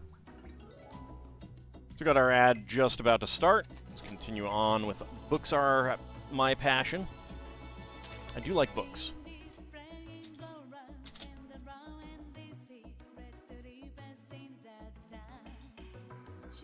Okay, a pair of brown 1x6 plates.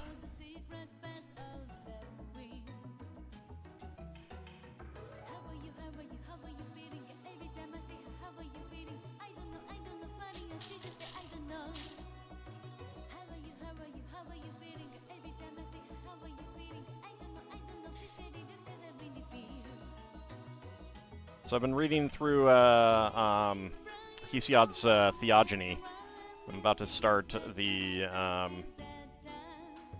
Works and Days. That's my next one. And yeah, alright, teal ingot. It's interesting how, like, I don't really get the structure of it. I wonder if in Greek it like the structure made it easier to memorize. It's pretty long though.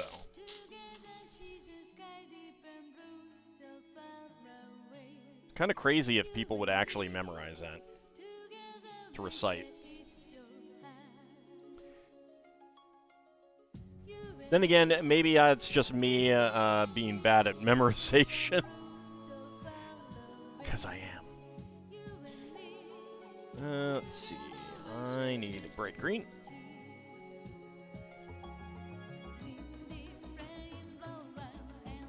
And a blue 1x2 tile.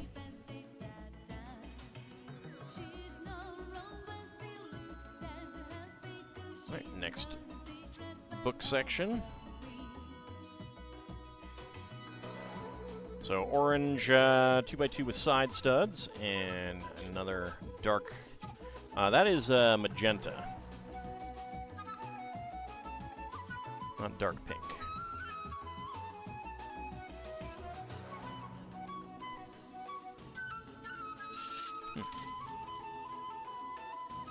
And I think this is a medium lavender 1x1 round top pieces.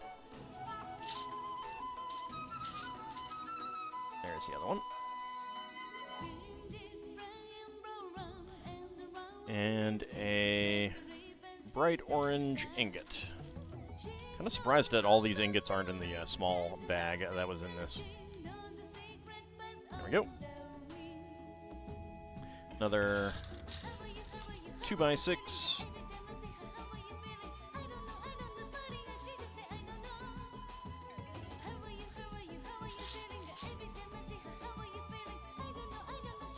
And light blue, a bright light blue, I think. Might be medium blue. I don't know. I need to double check. Alright, some brackets.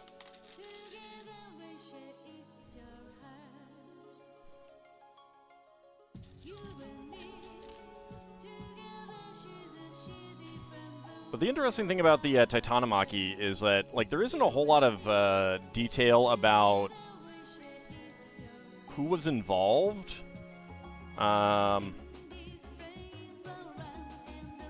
Oceanus almost certainly was not. He seems to have primarily been neutral in everything.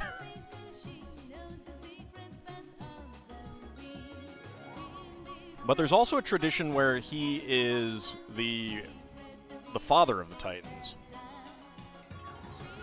Alright. So our ad break is done. Let's go ahead and set that aside. Get back to work on this.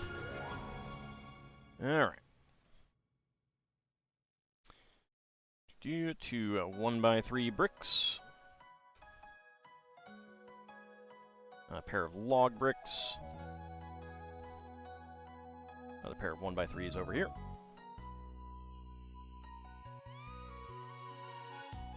And 1x2 plates.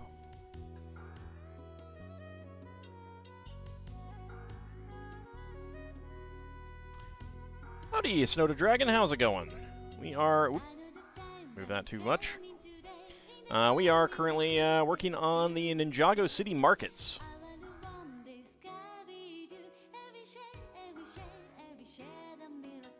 Alright, I am not sure where the edges of these pieces are. Hold on. Oh, okay, I see. Alright. 1x2, 1x2, and 1x2s with center clips. That's what was throwing me off. I thought there was a 1x2 there in between. It's going good. You built an extremely new set yesterday? Oh, nice. What set?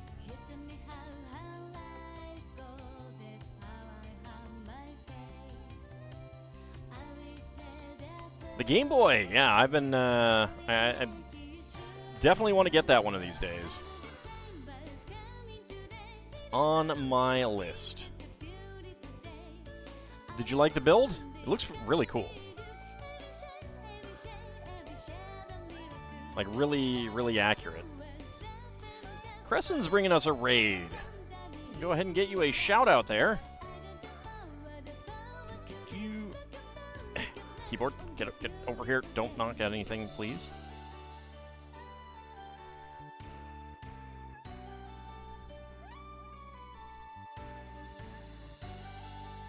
There we go. How's it going, Crescents? What were you up to?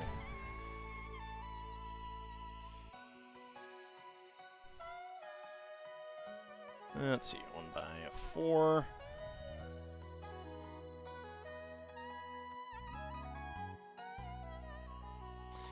Actually, I'll need to zoom out a little bit more. There we go. Get that full screen. on the smaller end. Well, I mean, it is a handheld. Just some quick time wasters in FF14. Well, hopefully that was fun.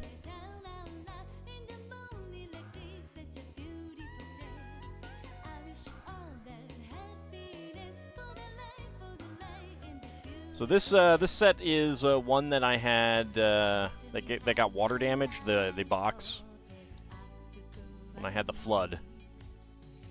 So I'd considered building it off stream, but I decided to show you guys what the box damage looked like. I have to check the beginning of the stream to see what that looks like, though.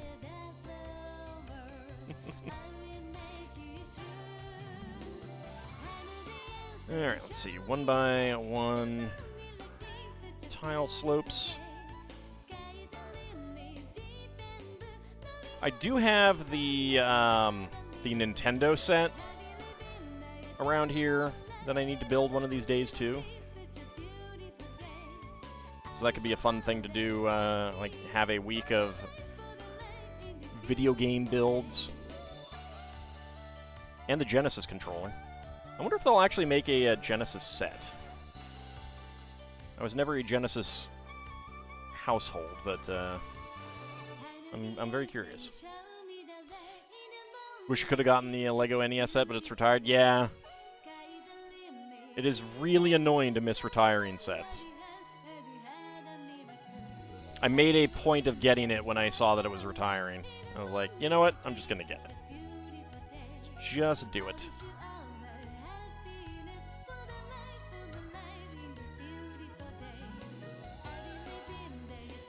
Alright, get some 1x8 tiles on here.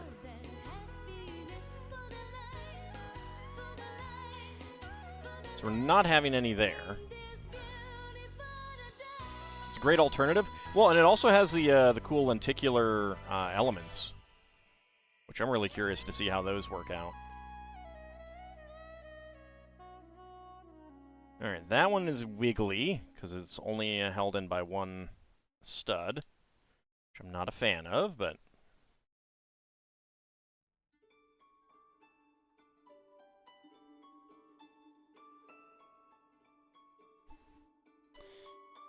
Okay, clear 1x1 cylinder plate. Gold 1x1 cylinder plate with bar, and a gold... double friction pin. Get that through there. For a bit of a light, 1x4.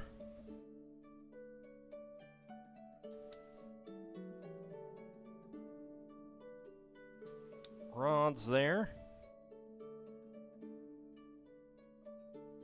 Yeah, I'm looking forward to seeing the rotating part. I haven't gotten the Pac-Man arcade, and I may not.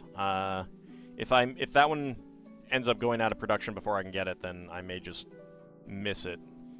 But it does look like it's a pretty cool build.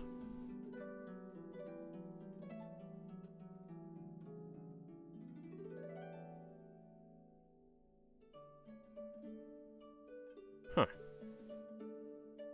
wonder if something is going to pass through this.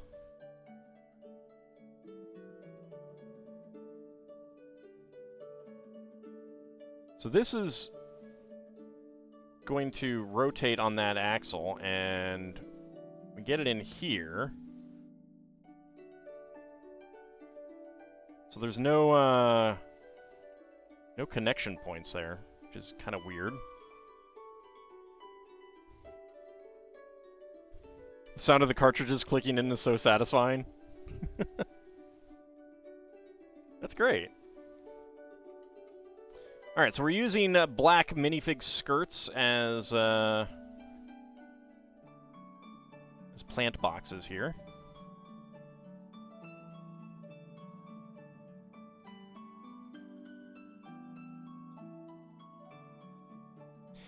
I did get the sound wave. I wonder if it has a kind of a click sound when the cartridges go into that one too. The cassettes.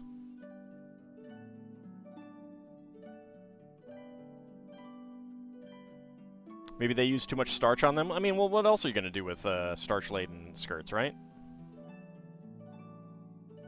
All right, enjoy your lurk and your food. We are going to be working on this for a little while.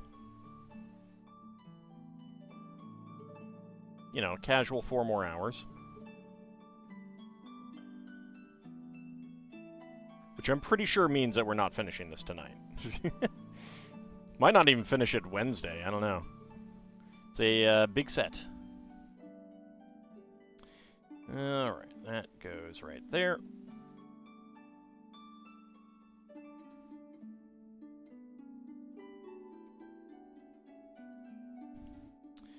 One by two bars, there we go.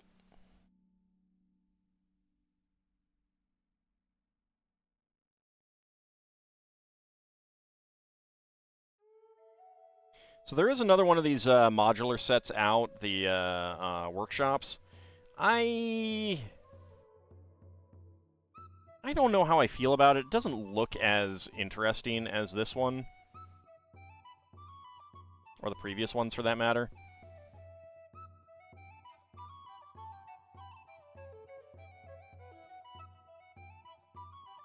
We still haven't seen any pictures for what the modular in January is going to be.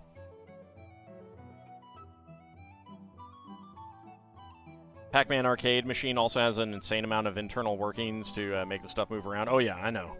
I've seen a picture of the interior. It's one of the reasons why I want it. I want to see what they did to make everything work, kind of thing. There's a cute little creator arcade cabinet set that came out recently. It's not very big, but it does have like a working coin return, which is neat.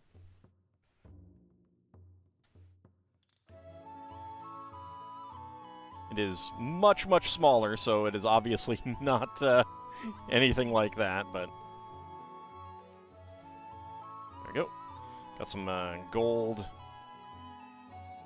elements there.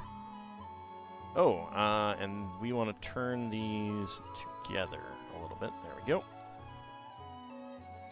Get the golden ring.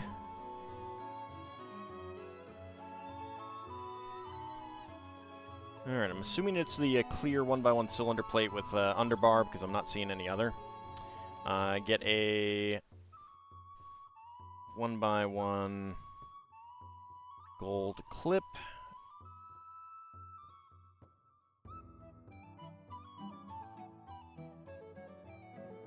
And that underbar is fitting right into a hot dog bun.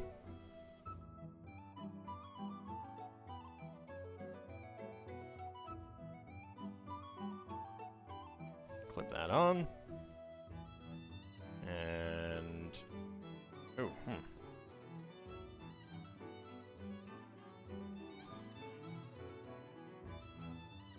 That is... the good news is that this is not falling out. Slide that in there. There we go. Alright. Now that's in there.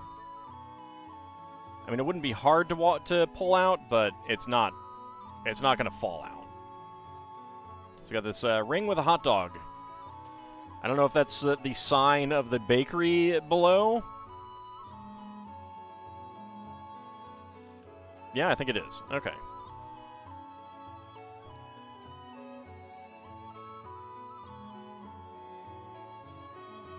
So there we go.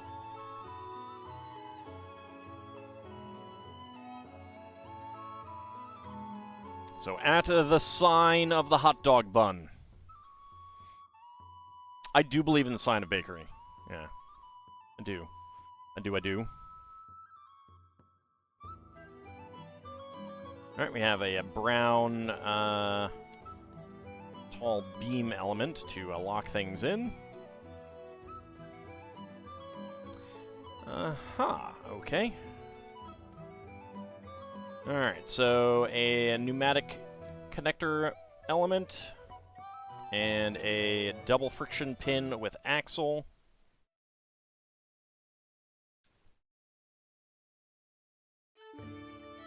Get the double friction pin snapped in there, and then I will probably need to pull this out to maneuver that. There we go.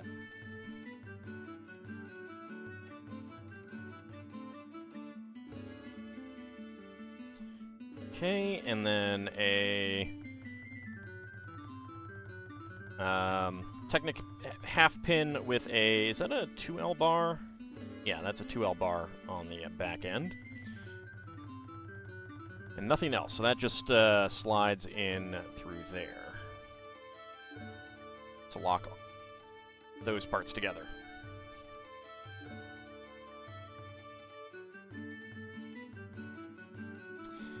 Okay, so gold spiral ice cream piece, I don't know exactly what this piece originally was created for, but it reminds me of like an angled or a right angle lightsaber hilt. I wonder if that's what it was originally used for. And we do have a clock print, but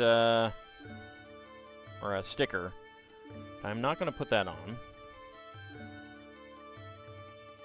Now, the interesting thing is that with this style 2x2 cylinder tile,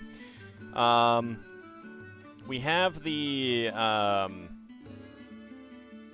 studs go into the stud slots. On the old one with the cross underside, you could actually get it right there. Which I do like better, but there we go. And again, the other one might not have fit there. So, a clock up here, if I was willing to put the sticker on, which I'm not. Alright, then we lock that in with 2x2 corner tiles and another brown ingot. Okay, turn it around. And on this part, we get dark gray 1x1 cylinder plates with top pegs. A bright green 1x1 cone. And a lime green katana. Not katana. Sorry. I don't know where that came from in my voice, but whatever. And then a large claw.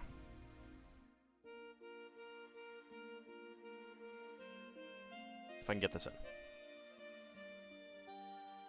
So, you're just walking along and someone attacks you. Well, you just grab one of the katanas growing around. Isn't that handy? There we go. Katanas do grow on trees. Alright, then we have the other structural element, the beam. Friction half pin there. Friction pin here.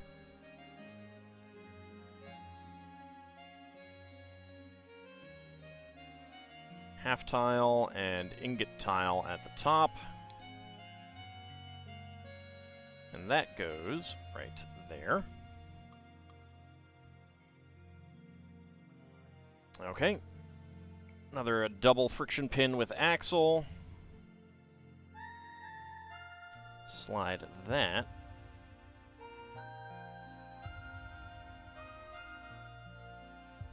In there. It's easier to do that if I can actually see it.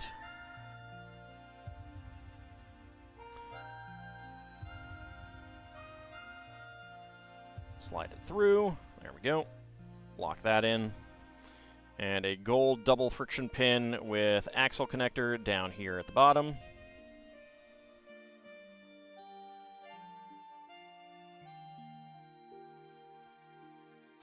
Wiggle that around. There we go.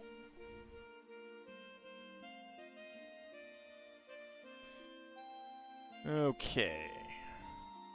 Sand green 1x2 to 1x2 bracket.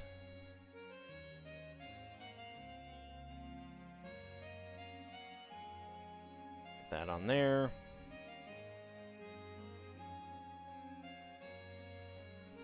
So interesting use of hollow studs to make this kind of curved base on there. I don't know why it's using sand green brackets. I'm okay with it, but... Alright, we have 3 brown 2x4 roller coaster rails.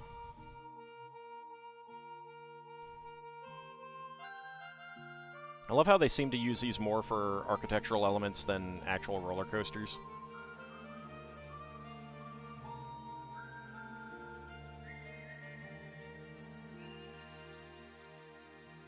I mean, why wouldn't you use roller coaster rails for architectural elements, right?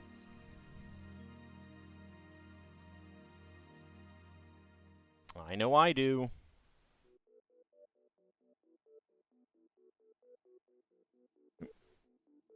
There we go.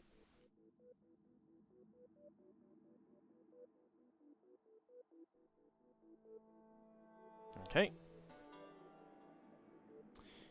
And that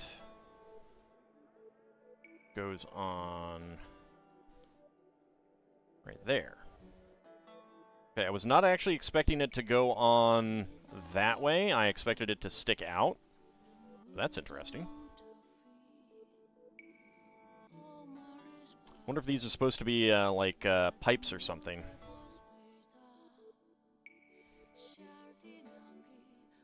Okay, 2x2 with a single center stud and an ingot tile. And that goes on right in there. A gold harpoon. These aren't quite the same as the old chrome harpoons. They had some ridging along there. But they're otherwise basically the same.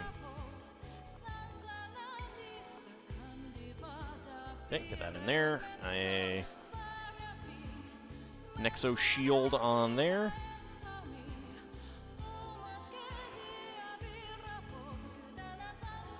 A 1x1 bamboo cylinder brick. Which I did finally have one of these break off recently. First one. First one in, almost 30 years. Missed the Sherlock Holmes build. It was good, yes. But that it is up on the VOD's channel, so you can always go watch it.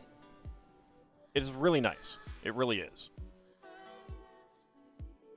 Fun to build. A neat little thing to have, like, on a bookshelf. Either opened up for display or closed. Because the nice thing about it is when it's closed, it does look like a bit of a street. Like you're looking down a street.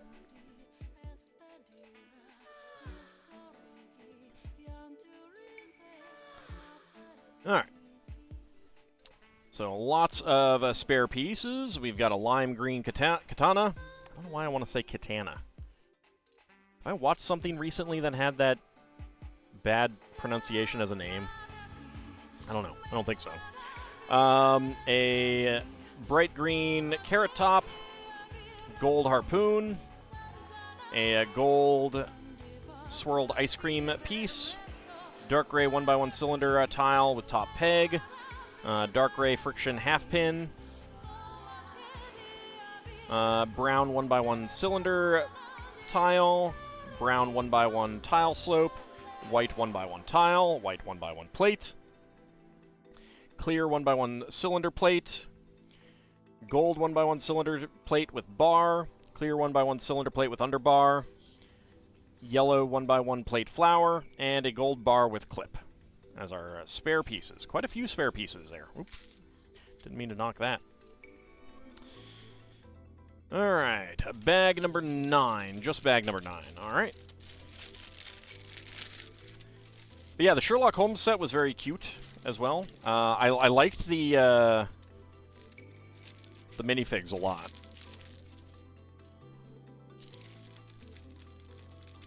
The Irene Adler minifig is especially nice.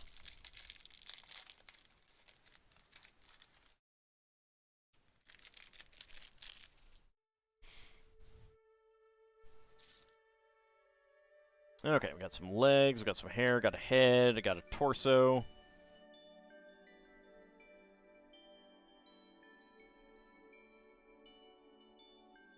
I have no idea what the torso symbol is supposed to be.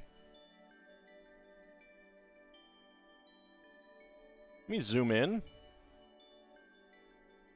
Next project is straight up space rocket. That is the next goal, if we can get enough bits.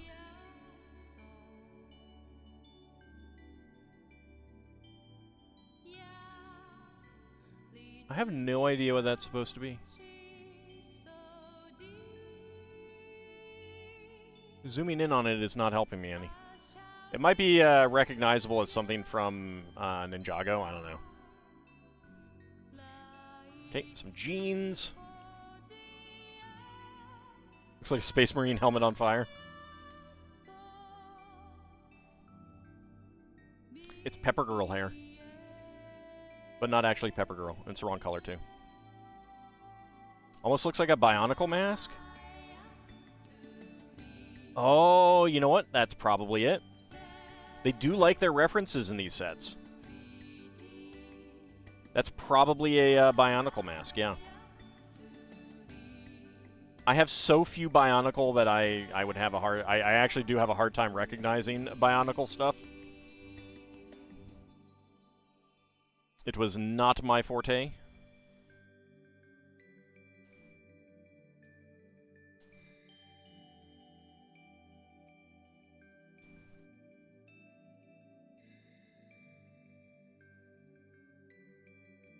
Get some more 1x1s with side clips.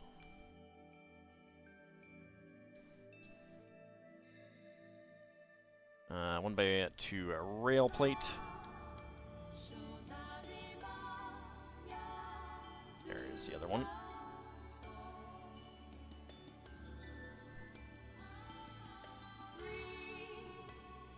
Yeah, I do want that the Artemis rocket. It's pretty cool. I would love a large-scale shuttle with the external tanks and boosters and everything. I do have the Discovery, and I do have the 747 around here, ready to be built as well.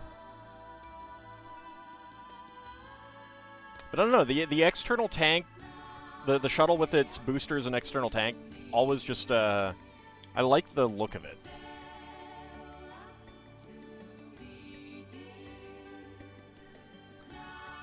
And then it reminds me of a seagull stealing my toy.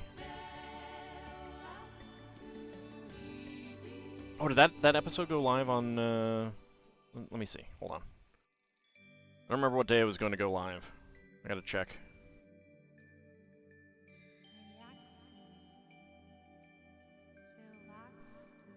That was today's? Oh, okay. Excellent. Excellent. That is very appropriate. I did not know that was going to happen. I think I've seen parts of what, like, before I'd played. I think I'd seen parts of Monkey Island 1 played, and I think I've seen parts of Monkey Island 3 played. I don't think I've ever seen any Monkey Island 2 at all. So it really is all fresh to me. And I did not know that was going to happen. And how perfectly appropriate was that for that to happen to me?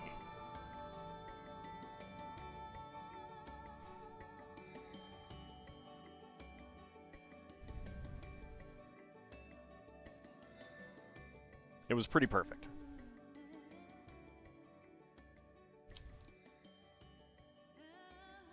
There we go. So we got our bed here. 2 1x3 tiles. 1x1 plates.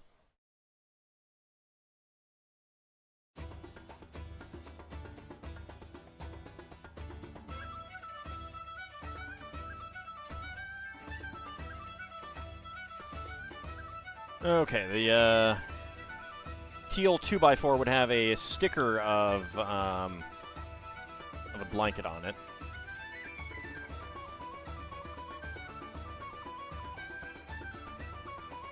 I wonder how many people who voted for Monkey Island 2 remembered that event specifically and were thinking to themselves, "Oh yeah, that's perfect for Ald. That's perfect for Ald."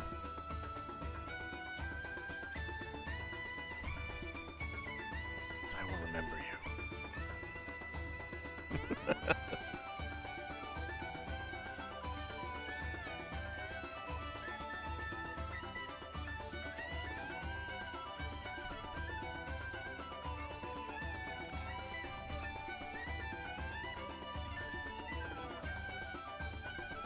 In league with the seagulls.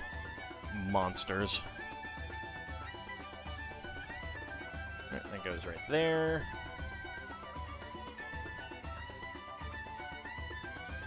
So I'm going to need a second one of those, I'm sure. Did not vote for Monkey Island, but you remember most of the key moments still. Last you played sometime after the special edition came out. I have not played any of the Sam Max games, no. Bow to my gull overlords. You will never make me do so, sir.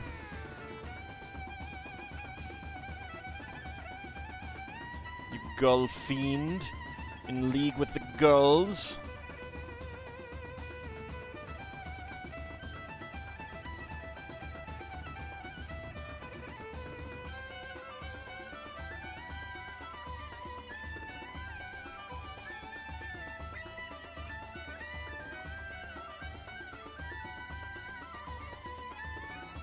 Go. Get that on there.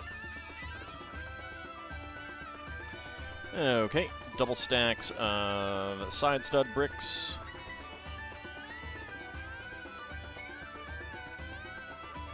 You haven't spent enough time around gulls to be annoyed by them? So what you're saying is that you've never spent any time around gulls.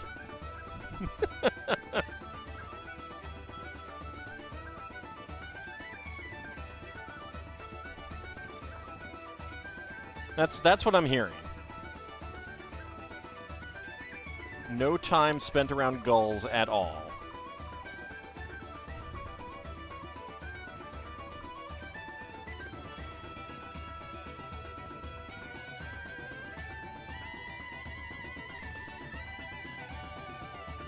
Alright, lots more brown ingots. Ald wrote the gulls in Finding Nemo. I've never seen Finding Nemo, so I'm just going to assume that the gulls are monsters in that. There is only one good seagull. There are some okay seagulls, but there is only one good seagull.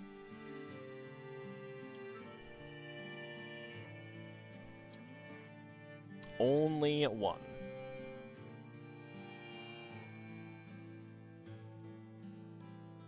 Is that a dead one? No. I'm not being quite that morbid. All the seagulls say in Finding Nemo is yelling mine.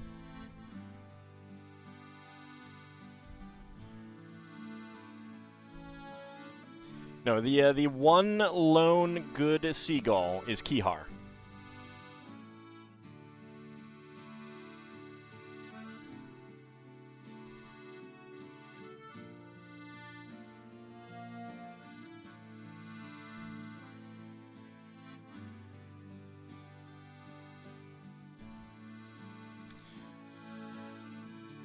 Huh. This is a plain cube. It has a, rather than a stud hole, it has a bar hole, a peg hole, and I'm not sure what this originally is used for. Do albatross count as seagulls? No.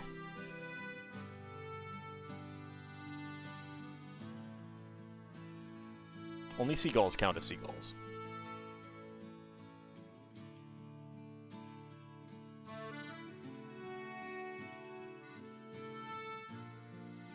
We have a few around there from when the local dumps were open, many less since they went to covering piles.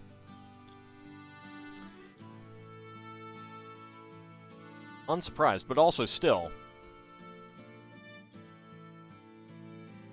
I'm still interpreting it as you've never been around a seagull in your life. Dirty little thieves.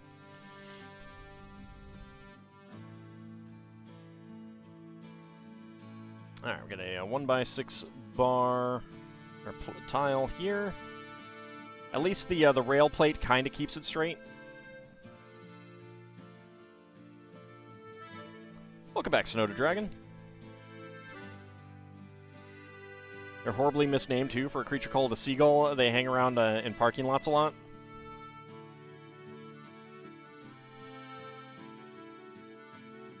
I know, it's like they discovered that there's food there or something. It's so weird.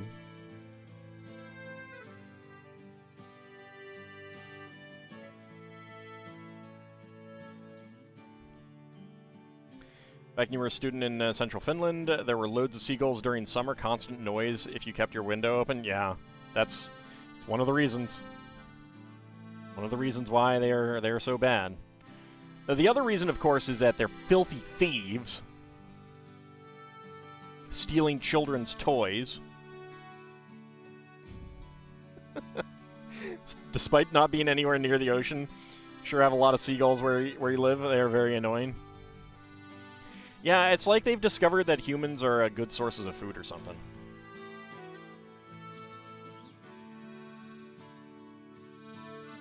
Miles outside a city, so you're rarely within 100 yards of local gulls.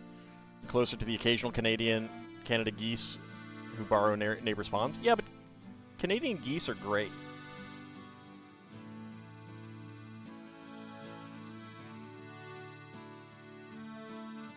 Should you buy me a new truck? What do you mean, truck? I have never had a truck, except Lego trucks. Well, I had a Tonka truck. No, I had a remote-controlled truck once.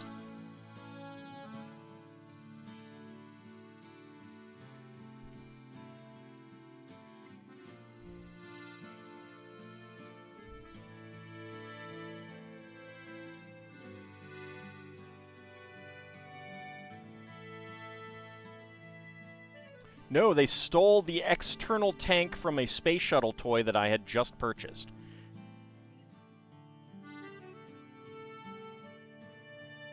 It was a die-cast space shuttle, and the external, the boosters were also die-cast, but the external tank itself was orange plastic. Misremembered? Ugh, disgust me. And I was at the beach in Florida. We had just gone to Cape Canaveral. Cape Kennedy. Was it Cape Canaveral? Yeah, I think it was back to Cape Canaveral at the time. And I was playing with it. So I had the, you know, the boosters went off. I dropped them in the sand. External tank went off. Dropped it in the sand. Flying it along. And the seagull just swoops down and steals it. Seagulls and geese are evil? No. Seagulls are, yes. Geese, no. They're just aggressive. Alright, spare parts. We got a dark pink roller skate, gold 1x1 plate, dark blue 1x1 tile, brown 1x1 cylinder plate, lime green 1x1 cylinder plate with hollow stud, dark red microfigure, and a gold 1x1 cylinder tile with peg, top peg.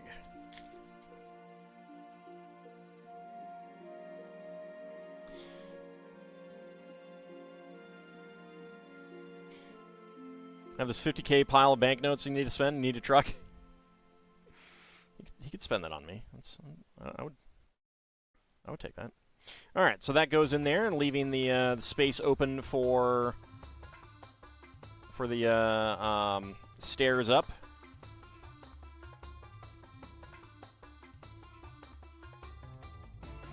I'm not sure where that person is supposed to go, but you know, there they are. Ah, one of my favorite tracks in all of Suikoden, Stupid Ducks. Alright, 10 and 11. Next. And I love it for two reasons. Number one, it's just a good piece of music. Number two, The name, Stupid Ducks.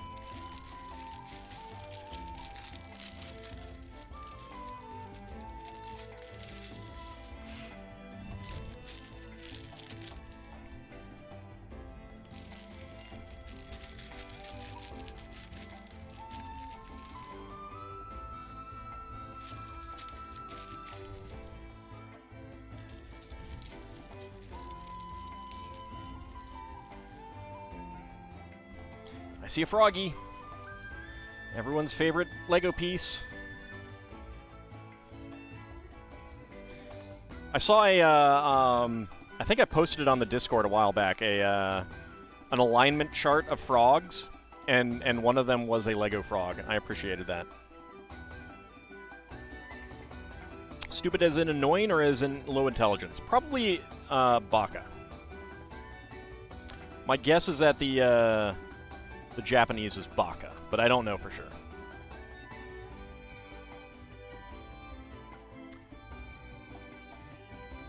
You think I mean I see a flower bud? I do, but I also see a frog. He's going to be happy. Why not? He's got really spiky hair.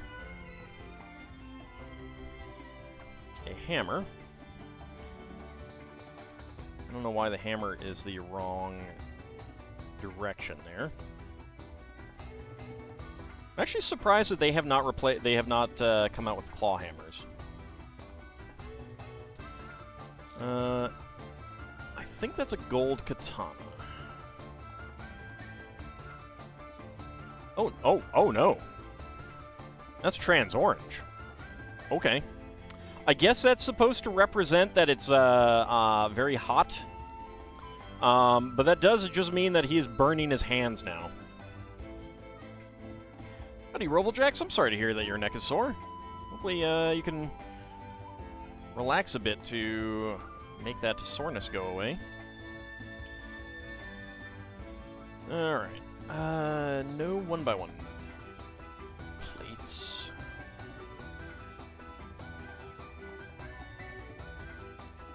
We do have a trans light blue tiles.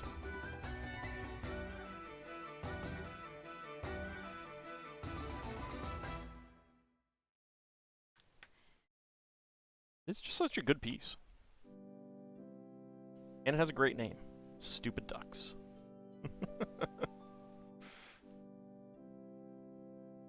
If you look up the soundtrack for Suikoden 3, you could probably figure out if it's supposed to be Baka or some other Japanese word that I don't know.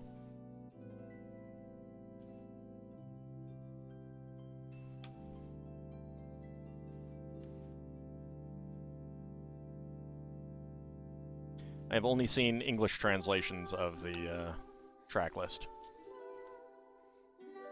Track lists, I should say, because it's on multiple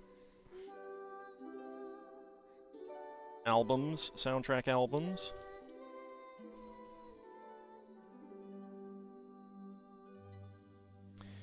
Alright, there we go. Okay, we get another lily pad here.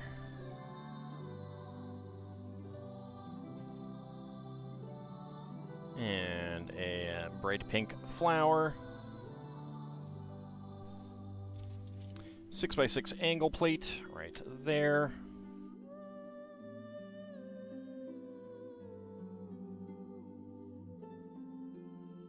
Original Japanese name for the track Stupid Ducks from the Suikoden 3 soundtrack is that, which translates to ducklings. Oh, interesting. I wonder who decided to go for Stupid Ducks then. I'm gonna keep calling it Stupid Ducks. Well, there's two words in there. There's a no. Something no something. And Rovaljack's on a 3-stream streak. You know, it'd be funny if LEGO released a piece looking like one of their wooden duck and minifig scale. They did, but it's been exclusive, and it's 3D printed. And I want it, but I also don't want to pay for it. So it was available at the LEGO house in Denmark in red. And we wants it precious. But also not so much that I want to pay for it. Like, pay for it alone.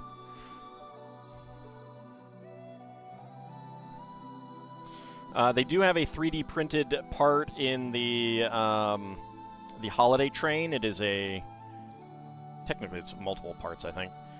It is a small train steam engine, which does actually have moving parts in it, which is interesting. Kamome no Hinatachi, which according to Google, you will not make me happy. It translates to seagull chicks.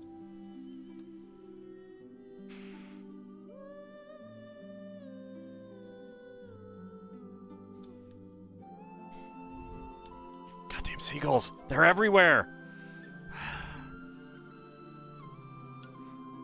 Will they never leave me be? Yeah. And fan translation can be wonky too.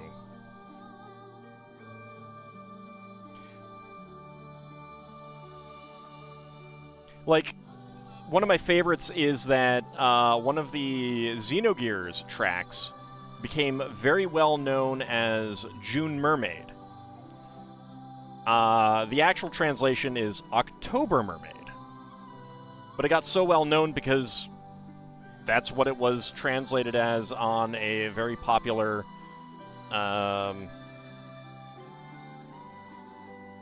website for, video game soundtracks. And everyone just ran with it.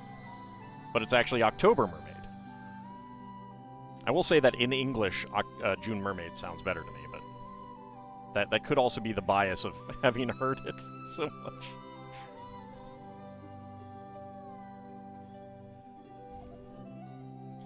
Apparently Stupid Ducks was just a fan thing that stuck. Dang it. I had a feeling that might be the case.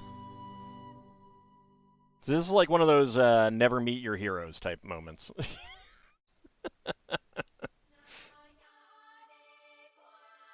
Sticking with Stupid Ducks,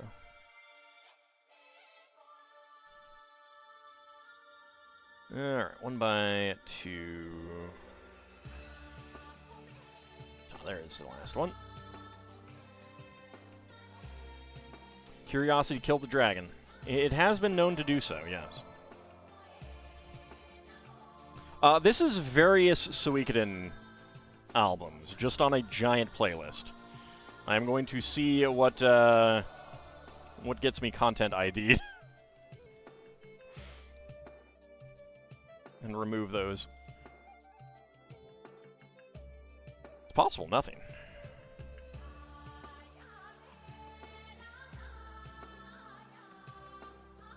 Sand blue over there.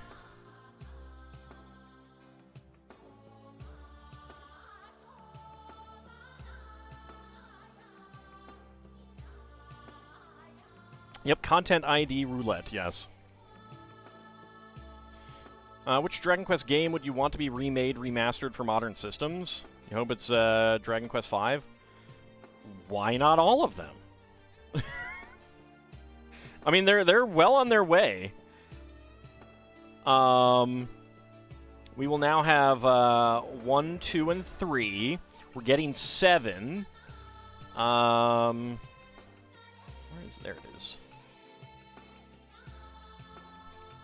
11 doesn't count. 10 kind of doesn't count. It's getting a release, but I think it's Japanese only. 8 is the one that I think needs a remaster, an HD remaster, more than any other. Because it's already a gorgeous game. Localized offline version of 10, please? Yes. Yes. Please. But yeah, all is the correct answer. All of them. But the one that should be done the most, like an HD remaster, is definitely 8.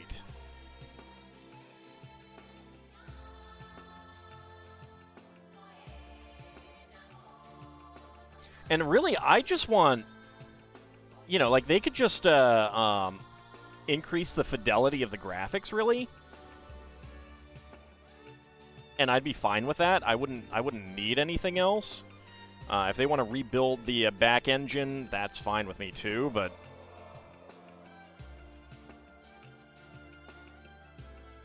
Speaking of 8, you just finished watching my series finally. Yay! It's a good one. It's a good game.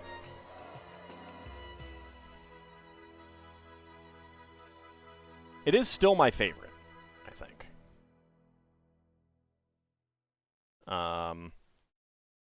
5 is up there. And 4 as well. Those are extremely good games.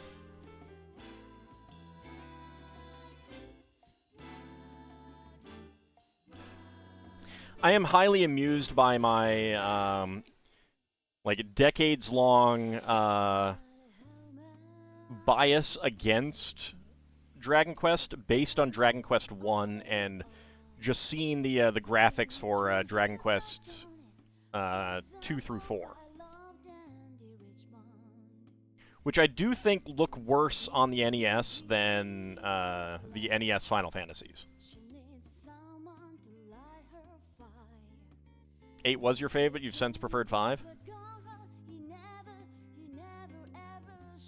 I mean, they are very good. Let's see, 1x8. That is going on there. Sticker would go on there. I'll probably pull out the stickers near the end and just, like, look at them, because they're going to be full of references.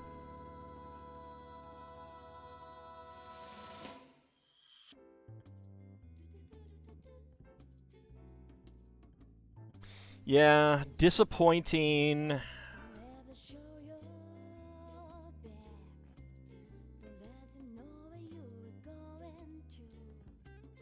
I knew I shouldn't have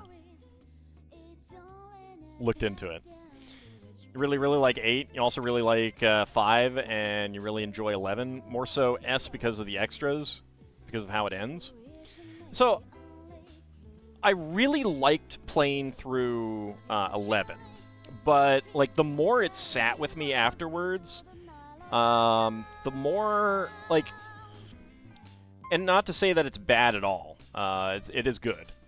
I think my issue with it ultimately is that, well, there's a couple. Number one, it's too long. Like, the game is just too long. That is a problem. It just, like, you know, and obviously, you know, having a game that you really enjoy playing through can be good and everything. But like, the pacing is just too slow. And I think that while it feels good because you like the character, having Veronica survive kind of guts the impact of the event.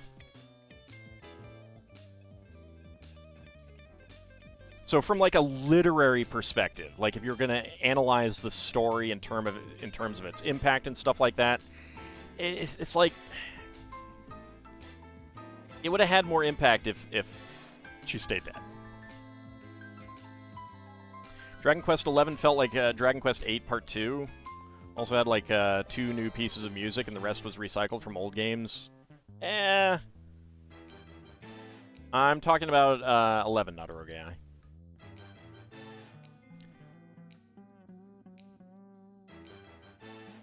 There's a number of moments in it that stand out, and I think they did a really good job with the characters. Like, the characters are pretty much all great. But yeah, I would just say, like, tighten up the story, and if you're gonna have a character make a sacrifice, have that sacrifice mean something. Like, if you don't want them to stay dead, don't sacrifice them. What you're about to say before your ISP so rudely cast a silent spell. A theory you've heard is that Dragon Quest VII was chosen as the next remake as a test of the planned engine and reception to the changes for future plans for 8 and 9. Interesting. I don't like the idea that 7 is going to cut out content. It is also a very long game, and I understand if they want to have that be a test. I hope that they decide to put that stuff back in later.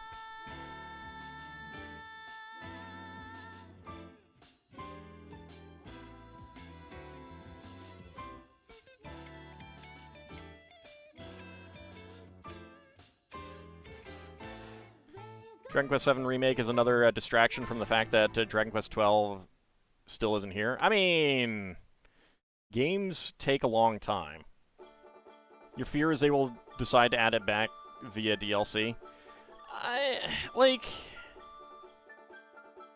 From the perspective of, this is content from the original game and now you're locking it behind a DLC.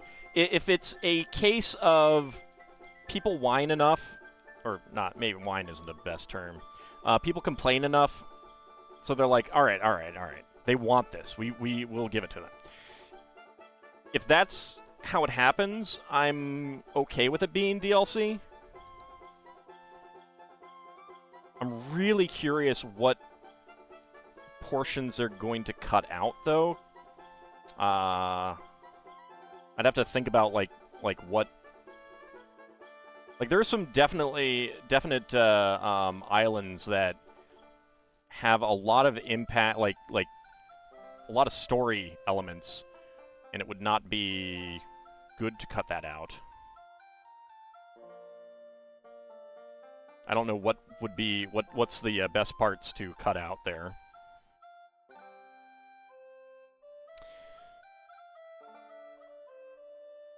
One thing I've noticed about myself is that when I let's play something, because I'm focusing so much on like commentary and stuff like that, afterwards stuff doesn't stick in my head as well. I should probably play the game again. You know, put in a few, 100 hours on my own to refresh my memory of where things are.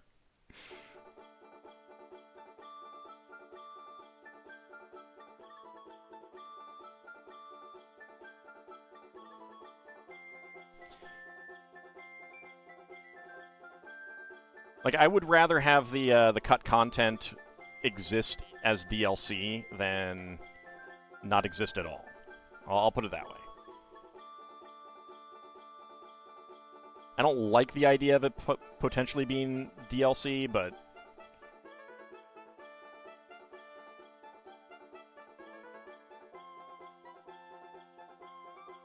it is a very, very long game.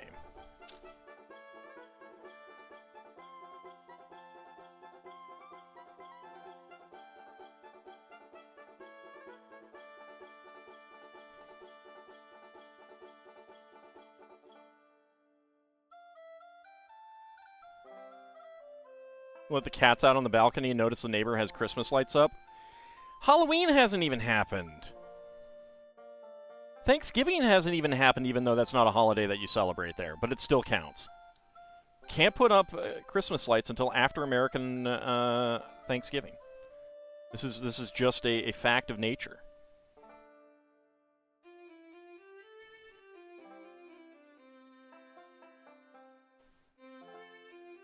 Eventually, we're going to get to a point where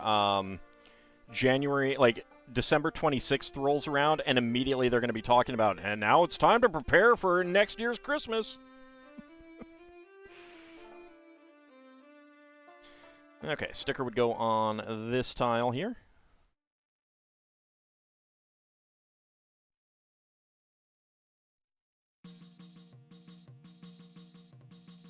Wait a second. Oh, I missed a whole layer of plates.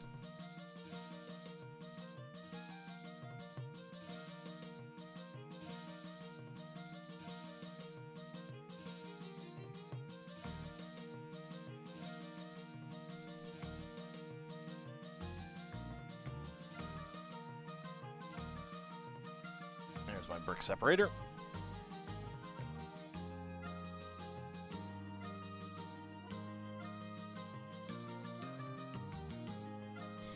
Okay, 1 by 2 there, and 1 by 5 here.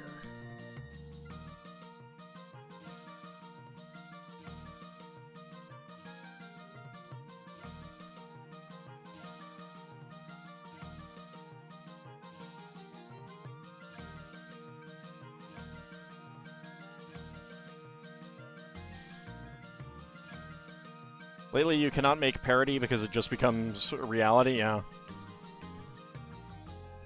Okay. Fresh from the forge ski pole and a wrench.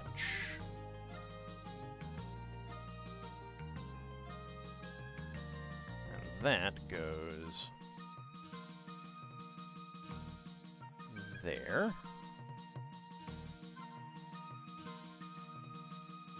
There we go. Wait, I screwed up again.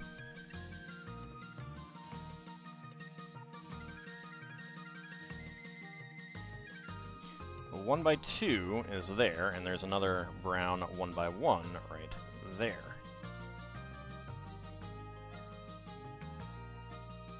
Halloween is a fairly new thing over there. No such thing when you were a kid. Well, at least you got the good modern version of Halloween, and not the old version of Halloween that involved actual destruction of property.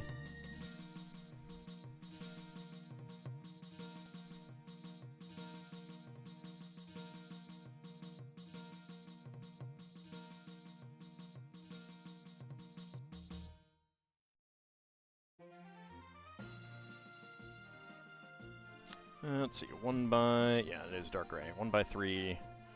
double angle.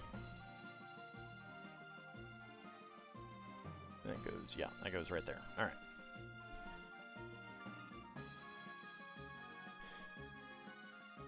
All right, we get a diamond, a clear gem for an overhead light on our 1 by 5 Technic plate.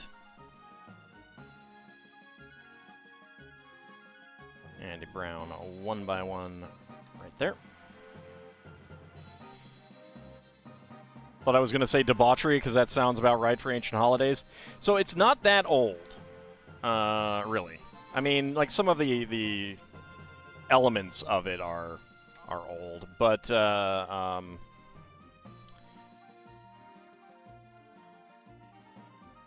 like go do a Google image search for turnip jack-o'-lantern, for example. Those were the early jack-o'-lanterns before pumpkins were carved. Turnips. Also, like Halloween costumes, kids' Halloween costumes from the I don't know, like the 30s or something. They are nightmare fuel.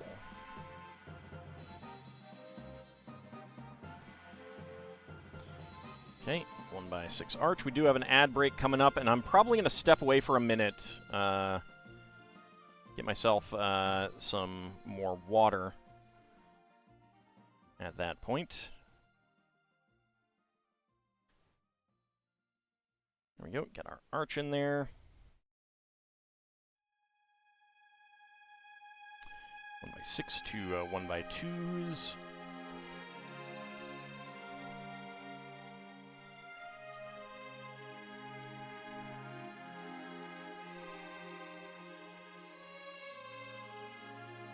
So basically, like, early Halloween was also a time for kids to be rambunctious, but they would, like, destroy people's fencing and stuff like that, and, I don't know about you, but that is, definitely going too far as I'm concerned.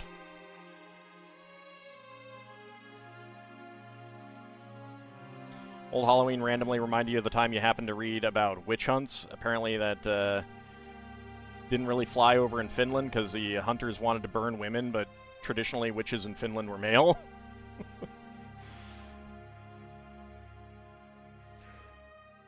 What do you mean we can't use our misogyny because of how our tradition worked? What about Lohi?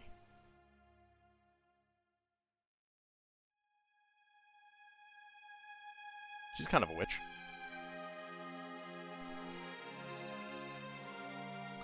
Alright, 1x8 plate, 1x4. There's another 1x1 plate. 1x2 to 2x2 upward bracket. Black 1x2 with center clip. Yeah, it was not good times if you owned property, shall we say.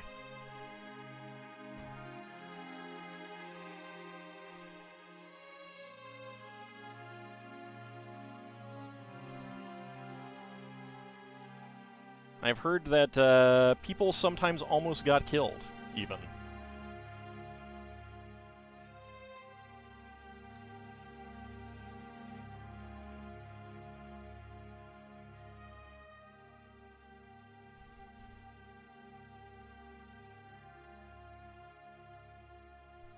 Alright, a sticker would go on this 1x3.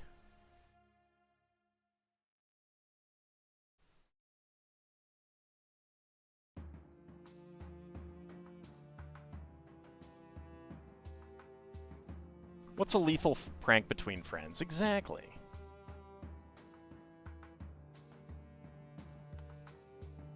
Let me guess, was alcohol involved with these property destructions? No, because it was kids. Like, and I mean kids.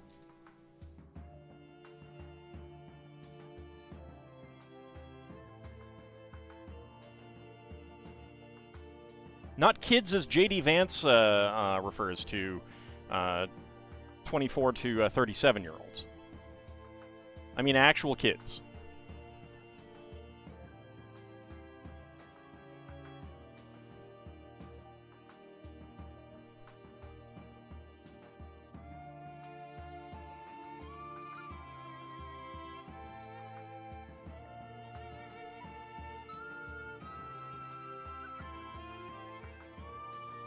Okay, so there's still a few parts left, still a few steps remaining, but I'm going to take a step away for just a moment, get myself some more water, get a bio break, and I will be right back after these ads.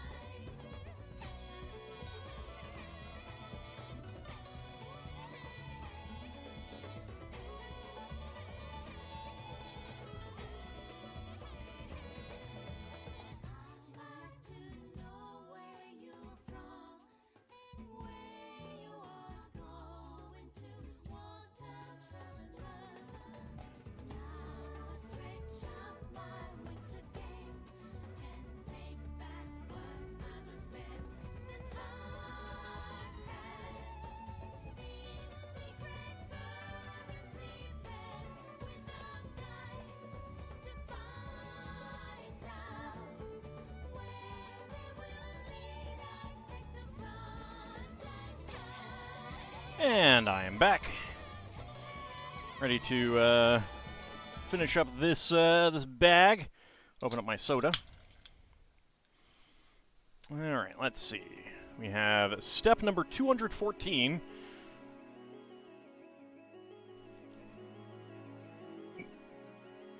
Pardon me. So there are a few steps in this set. Alright. Trans light blue 1x1 cylinder brick and a cylinder tile. 2L bar.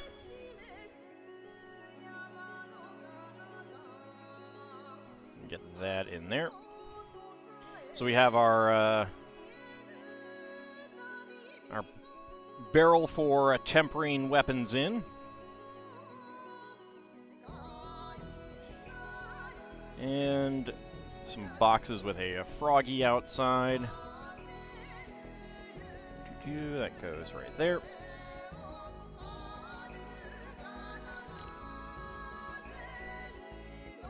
Alright, and then the anvil.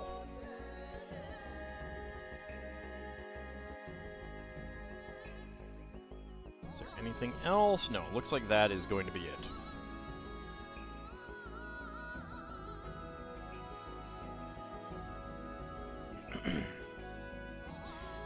Alright, so we'll go ahead and get him in here. He really should be holding the sword with some tongs. But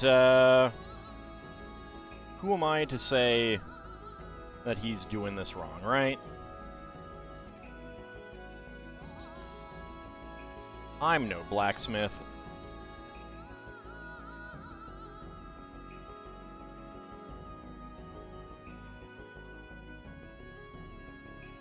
There we go.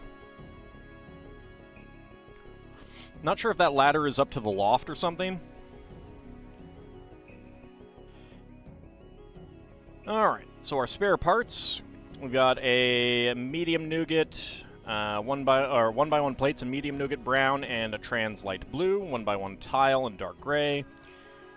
Clear gem, dark gray 2L bar with stop, 1x1 cylinder tiles in trans light blue and black, 1x1 tile slope in black, 1x1 quarter cylinder tile in brown, and a dark gray ski pole.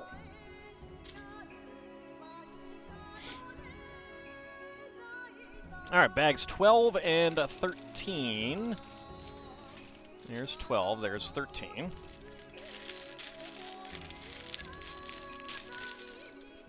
Walks in with a staff raised above his head. You cast Eggnog Flood. It's too early for eggnog. We just talked about this. You can't be doing Christmas stuff yet.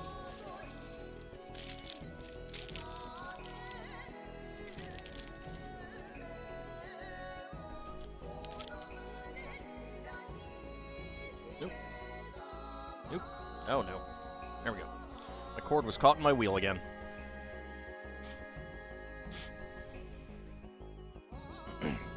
Eggnog is in stores, so sue you. All right. Lawyers are filing paperwork right now. It's coming. It's coming. You asked for it. You asked to be sued.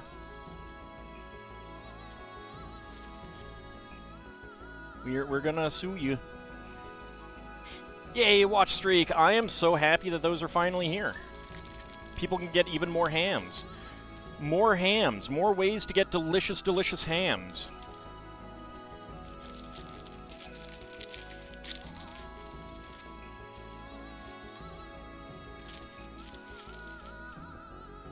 I share my ham largesse with all y'all.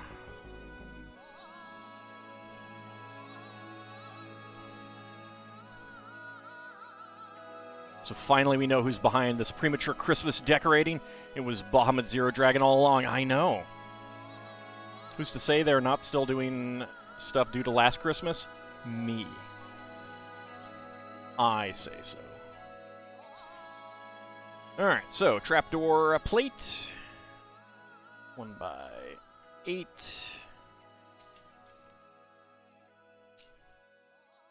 Let's move that out of the way.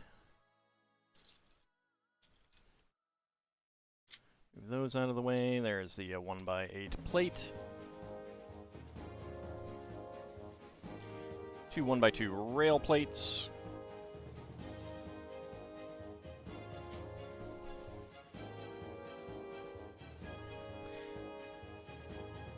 Oh wow, alright.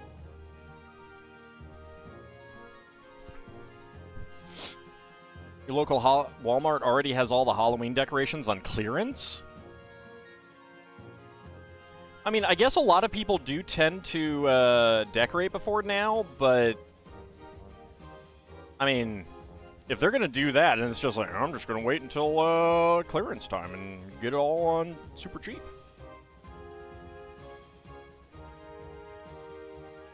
Like, why wouldn't you?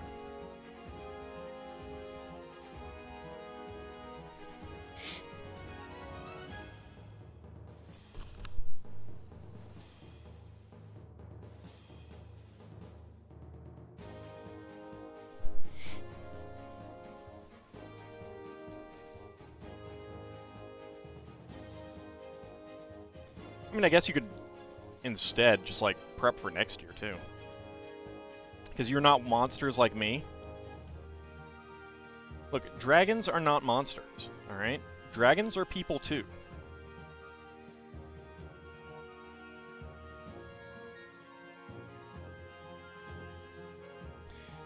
Alright, so we have a bed on the trapdoor.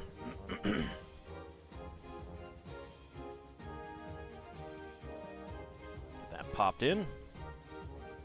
2x8, 2x3. You think dragons are the opposite of people?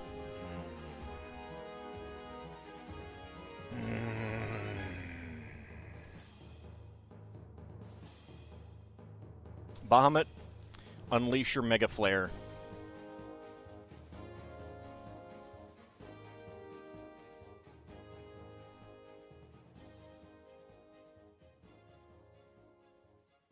Dragons are people too.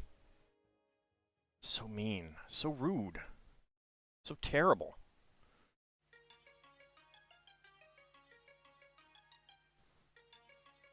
You're just doing that because you're right? Hinged bed. Is it a Murphy bed or a trap, you wonder? Trapdoor. There was a set that had, at least one set that had a Murphy bed, though. My mother has a Murphy bed. Not for the one that she sleeps in, but for the guest room.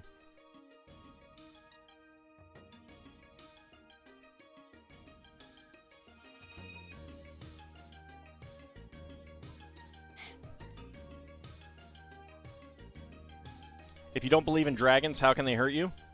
Have you tried that with taxes? How has that worked out for you? I feel like that doesn't work out so well for you.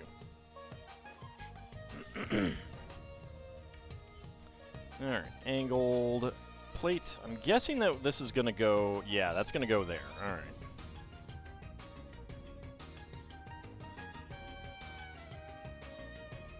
So Wallace and Gromit bed just dumps you straight to the kitchen table. Well, yeah. See, and since this is a Japanese-style, Asian-style dwelling, it's one of those low tables with the heater under it, you know, that you sit on the floor. So it just, like, you know, slides you right under there, legs first.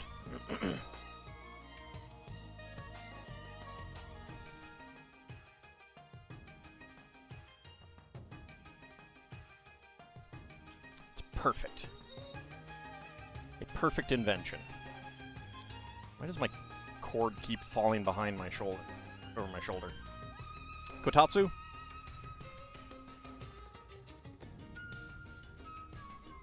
Yes, those things.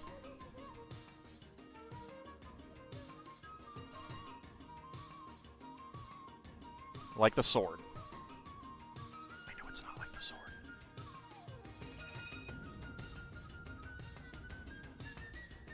Alright, let's see. Some angle tiles. Where are the corner ones? There they are. So that one first, then this. Then a 1x3, not 1x3, a 1x1 cylinder. I don't know where 1x3 came from, but it did. Let's not question it.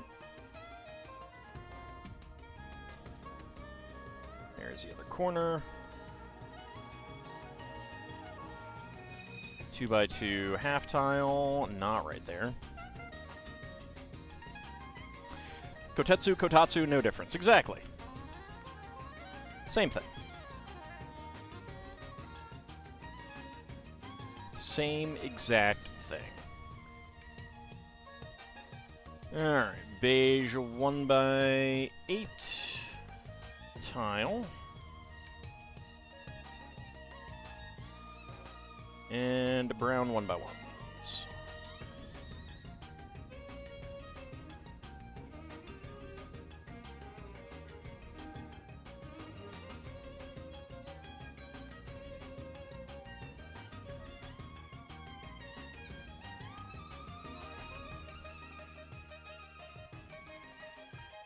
I did not get any ice cream at the store today. I shocked myself. I'm gonna try to be maybe kind of good. Ever so slightly more healthy than normal. Plus, they didn't have the ice cream that I wanted, so made it easier.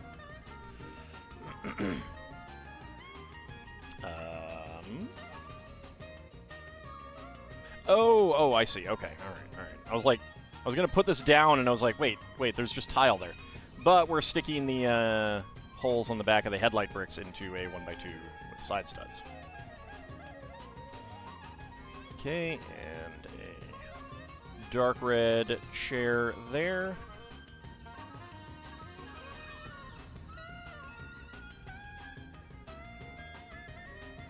How will I store Lego now? I will use the other 30-some tubs that I have. There it is. You know, it's a handful. Couple. One or two, something like that.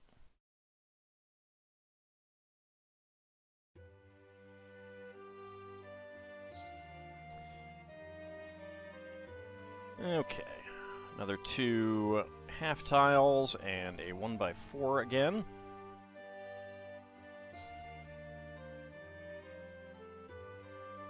And on top, that gets turned to the side.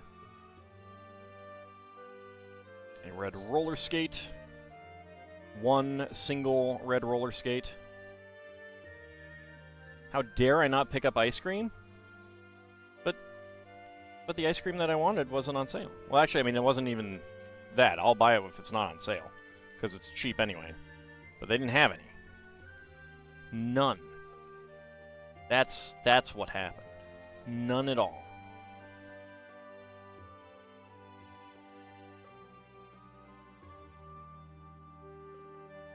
The shelf that holds it was bare and empty. Probably the seagull's fault. Picking on some realms to get their holy sites. Wow, so mean. I say, having world conquered before. But I mean, that's just one of those CK2 things, you know? I didn't pick on anyone.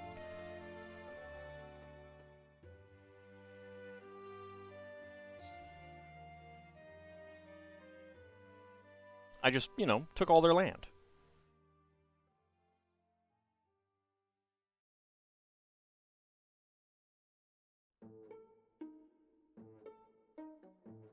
And then discovered that if you're already Chinese Imperial, you really don't want to take control of the Chinese Empire.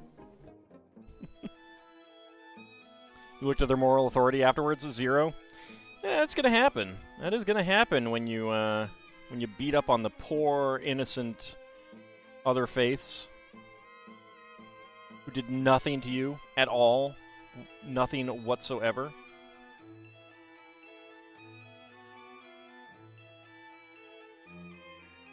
So cruel. So mean. How do you live with yourself?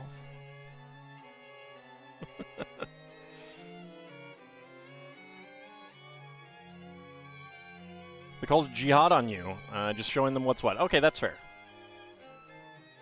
They started it. And you're finishing it.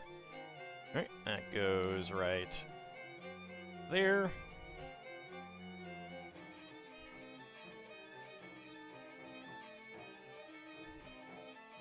Alright, gold 1x2 tile and a brown half tile.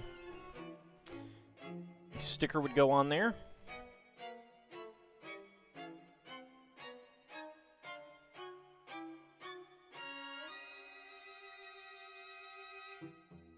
Did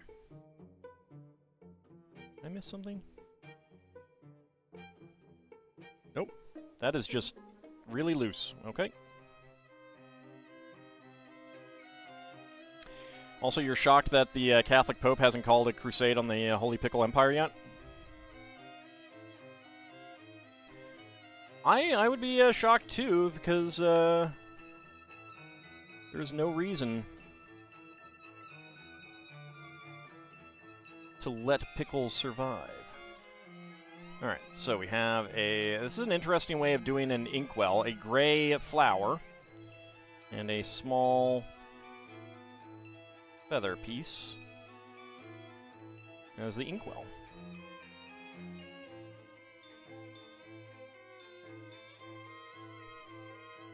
Okay, pair of windows.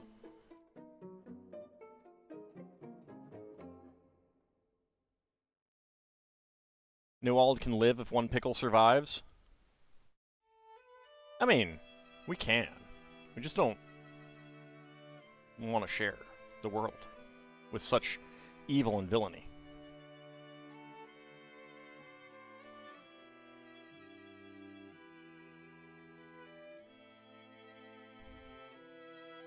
They deserve nothing but complete and total destruction. Deserve to be crushed, destroyed, erased from history.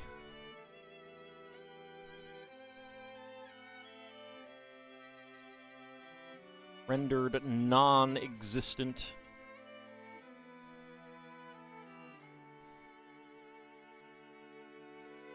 For their affront to all life everywhere.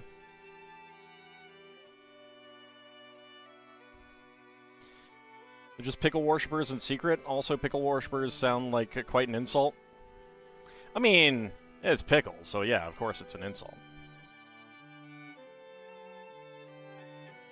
I think the proper term for crushing a pickle should be squelched.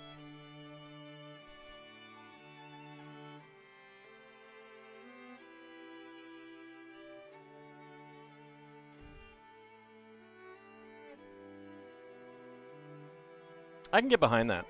I can.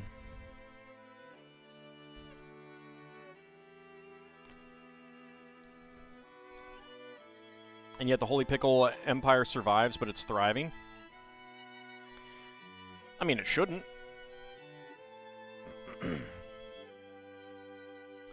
should be eliminated. Wipe them out. All of them.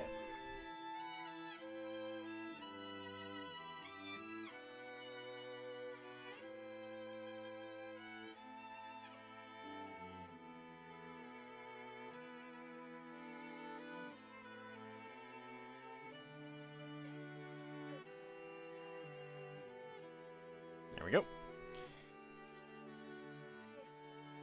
Okay, so we have a brown 1x3. We're getting another set of drawers up here. Execute Order 66 on the pickles. I assume that just means toss them on Route 66 and run over them repeatedly.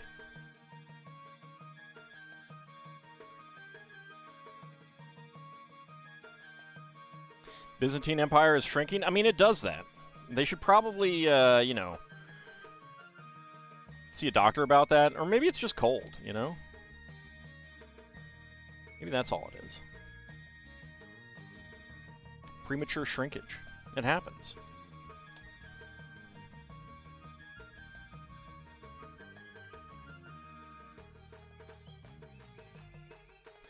You're amazed that pickles have more than 60 orders to begin with? I mean, you know. Order 1, destroy. Order 2, destroy. Order 3, destroy. You know. Sometimes you just need to reiterate the destruction of pickles. What's that, sir? You want to order 66 pickles? Coming right up! No! No!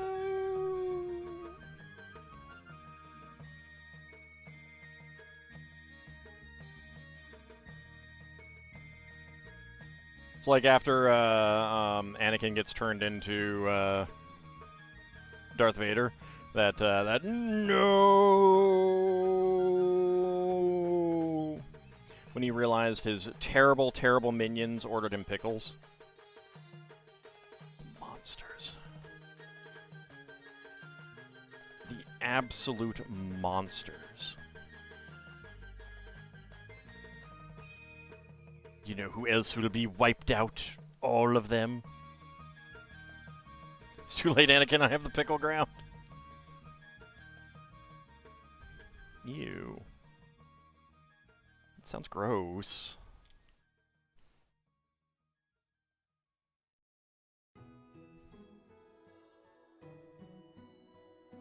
Do these 1 by 2 by 2. I think they're 1 by 2 by 2. Let's see. Oh, no, they're not.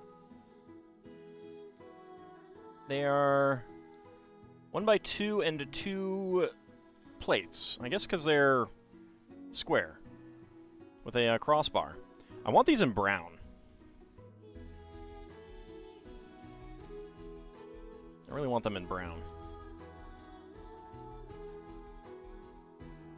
Because they're neat. Makes mental note to have your wife make pickle-themed emotes when you get a new computer and can start streaming again. No.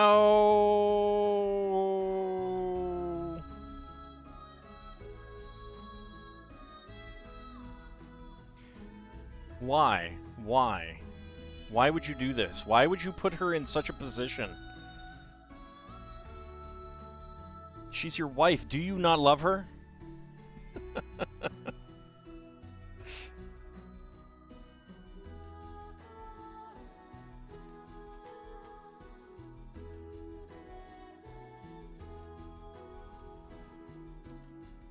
Ah, okay. Alright, black ingots there. Brown 1 by 1. You're listening to work stories somewhere and person walked into work to see their manager crying on the ground and he asked what was wrong and the manager pointed at the computer which had like 2,000 orders for pizza before 6 p.m. Was it like a an actual pizzeria with that many orders, or did someone like goof up and accidentally order 2,000 pizzas? You know what they say, through hell and pickle water? That would be hell, yes. That would be hell. You're probably never getting that smell out. You gotta burn that clothing.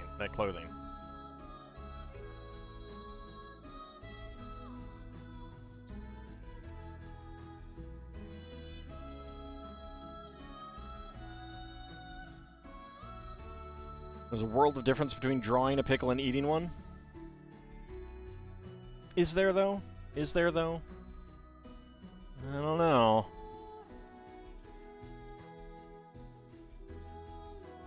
You're still complicit in the, in pickling of the internet.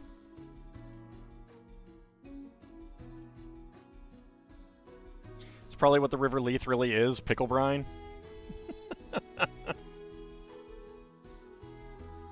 I don't know. I think that you would never forget a river of pickle brine.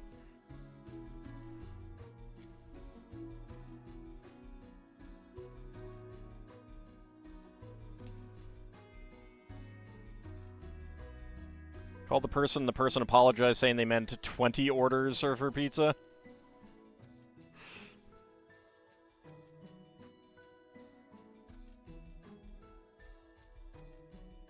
Should have been like, nope, sorry, you put in an order for 2,000 pizzas. You're getting them.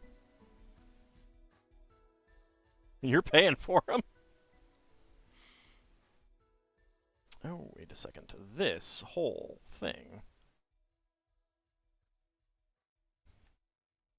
is a little bit too far out. All right.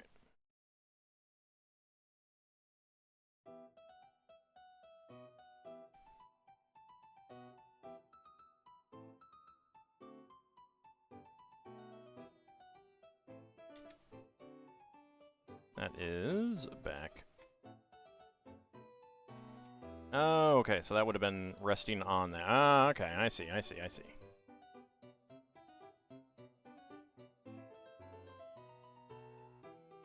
I goofed.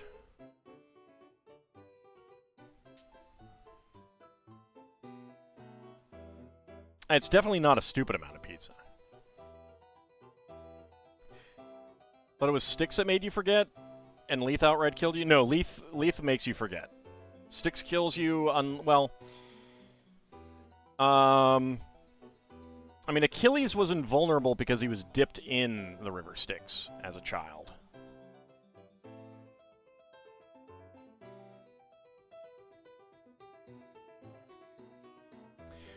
So that is Acheron. The one where you pay Karen to take you across, that is Acheron, although later authors confused that with the Styx.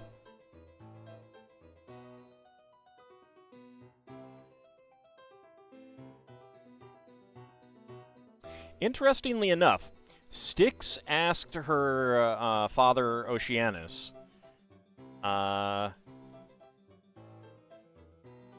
and he advised her to side with the Olympians against the Titans.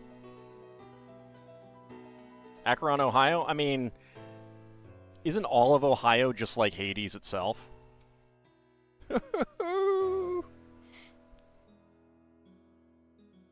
I kid.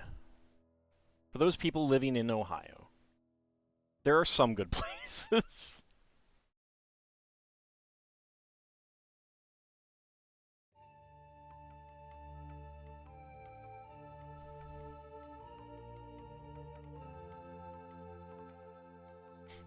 Hey, I still resent having to ride for hours through Ohio as a kid.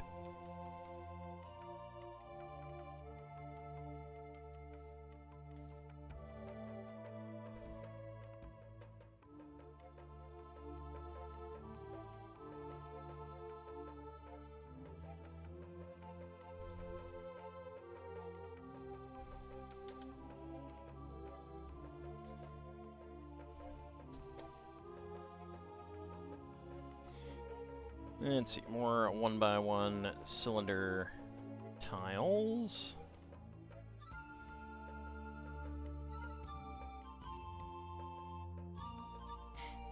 Hot take, Ohio's not the 10th circle of hell. It's actually the 0.5th circle of hell. Florida's the actual 10th circle of hell.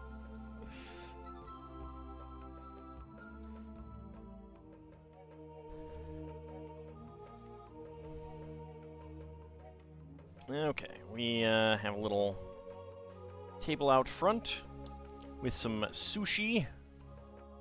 And it's just going to get eaten up by the creatures. So, these trans, I guess the Lego color is trans brown. I kind of see them as trans dark gray or something like that, although the new one seems like that. The very first set that these were released in, these cones, 1x1 cones in trans gray or whatever color they want to call it.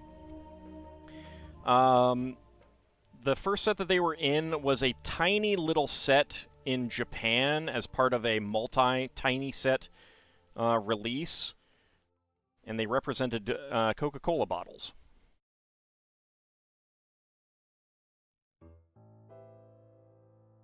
Been a bit too long since you've read Inferno. Well, Dante got some things, like, wrong from the perspective of ancient Greece. I'd hesitate to say that it's wrong from the perspective of Dante's Inferno, because he's doing his own thing.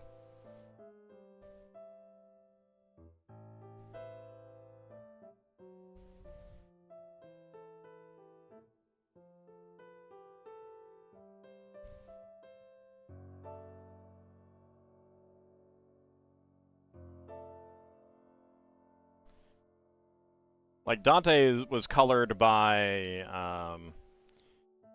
Roman interpretations, the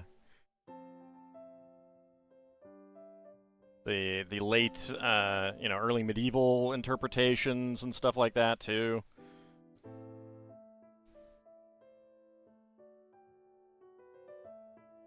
And he was telling a story.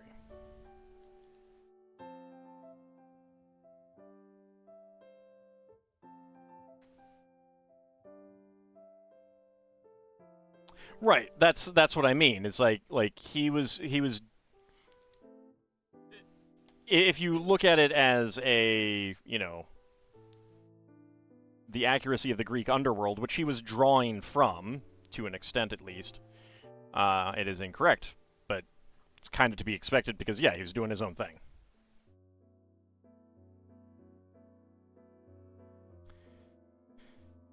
Alright, pair of gold ingots. Always nice to get gold ingots. And there'll be a sign sticker on there that I'm not going to put on.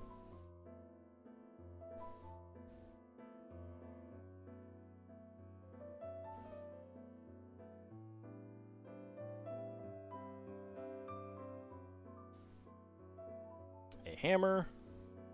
And for some reason, a wrench.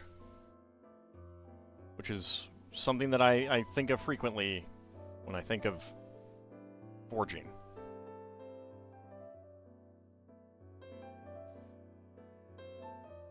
Finnish mythology also has a river to the underworld you have to cross, but on top of taking the ferry, you can also opt to either swim or cross the bridge. Also, even living people are welcomed in the underworld, but of course not allowed to leave. So, I would guess that a lot of that is just straight up classical influence. Snorri Sturluson, for example, he mentions Troy in his Norse mythology, and it's just because of the wide influence that Greek culture had on Greek and Roman culture had on the whole European continent, essentially. I don't think I've had one of these bricks with side studs on two sides.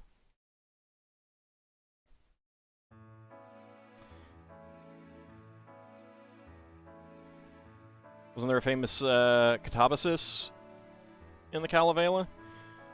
I mean, the Kalevala is like taking disparate myths and weaving them into a single narrative. It's kind of doing a Tolkien, but closer to the actual mythology than Tolkien was.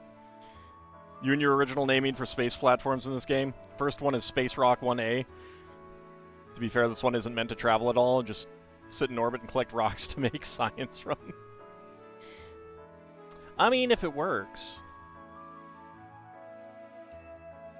I guess ultimately the question is, do you get confused as to where things are? If not, then you're fine.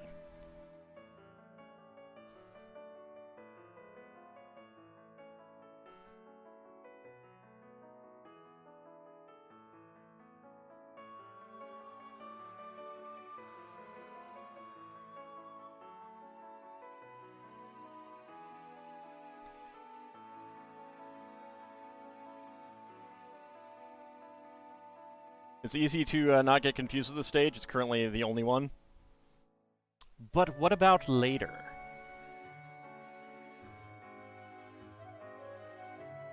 I worked at a place where one of the sysadmins named servers after characters in Greek mythology. So there was Agrius, there was Coius, there was Creus.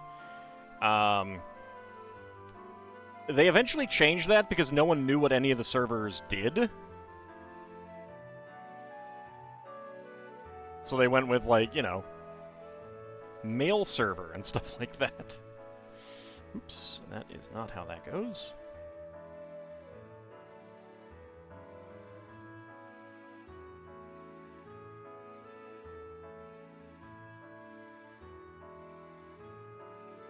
I mean, there are some, you know, I mean, in Greek mythology, there's some people who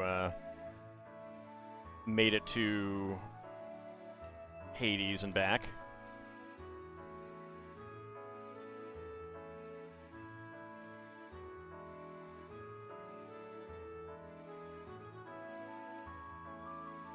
Place he once worked had 2 servers named Bert and Ernie. I mean, when you only have 2 servers, it's not so much of an issue. When you start having, like, 20...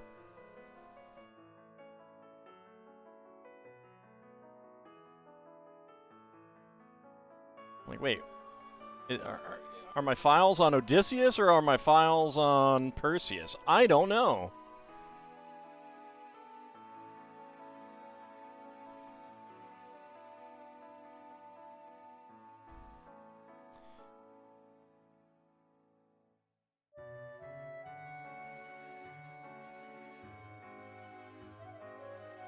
This is a pretty neat way of doing this. I like the way that looks.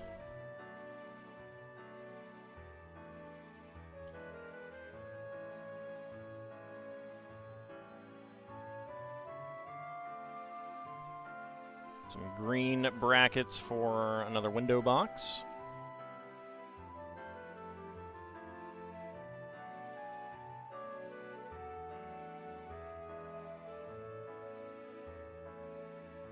Picked up some creamsicles.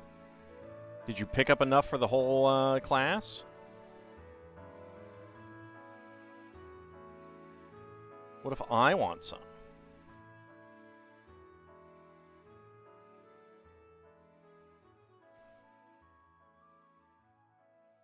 You did? Well, I want some.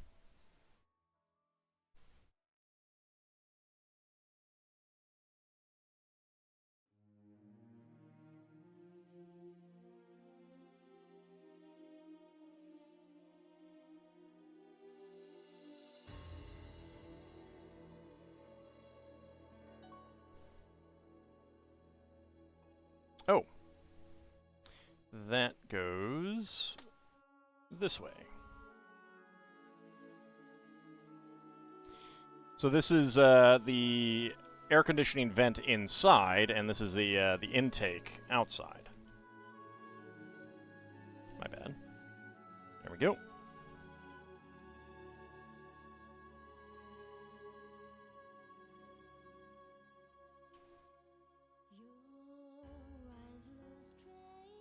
Why that goes on now after you put that on, I don't know, but there it is.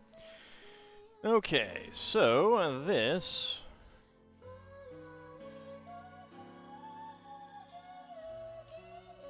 fits in there. Oh! Okay, that should definitely be done at the end, but whatever. Alright, so there we go.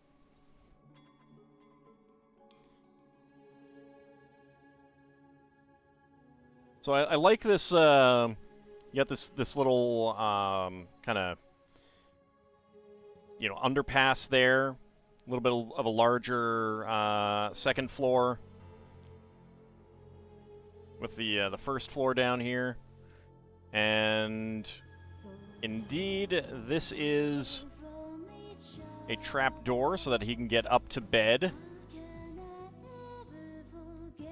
Seems like a pain in the butt. Especially because, oh, his head's in the way. That's why it won't go down. So this little short ladder drops down. He's got to be pretty strong. Woe the day that he needs to retire. And also, from the balcony, you walk right into the foot of the bed. You have to walk on the bed to get over to the desk. It's fine. It's selective compression. Alright, spare parts. We got 1x1 plates in bright green, red, and teal. 1x1 plates in light lime green and bright orange. 1x1 pyramid peak slope in black. 1x1 quarter cylinder tile in bright green. 1x1 cylinder tile in black and with a sushi print and red. 1x1 plate flower in gray. 1x1 cylinder plate with hollow stud in brown. 2 small feather quill pieces. And 1 red roller skate. Those are our spare parts there. Alright, bags number 14 and 15.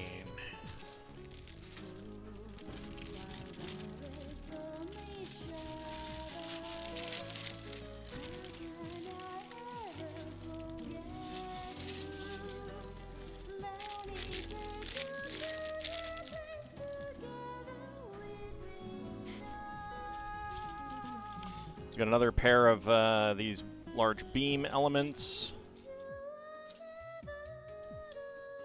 Let's move some plates to the side.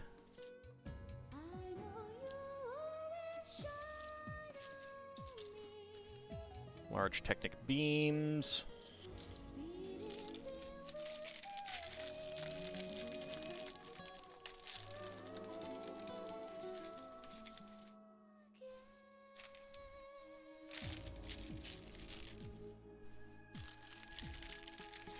Imagine someone trying to enter it and push up the bed aside while someone's sleeping in there. Well, I think it's a bachelor pad. I don't think he lives with someone. Kind of hope not, at least.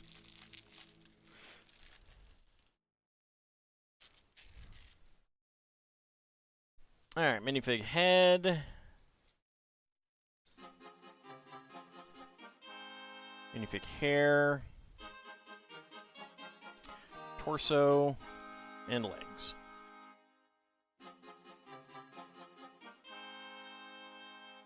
So I guess there's a sheriff in town.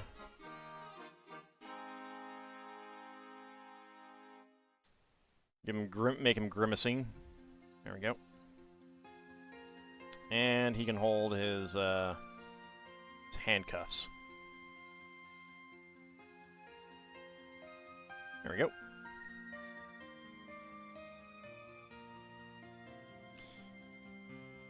All right. 4x10.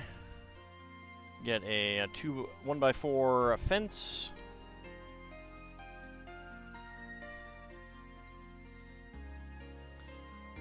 Dark gray slope. 1x2 slope. There it is. I think we're gonna be working on this next level here.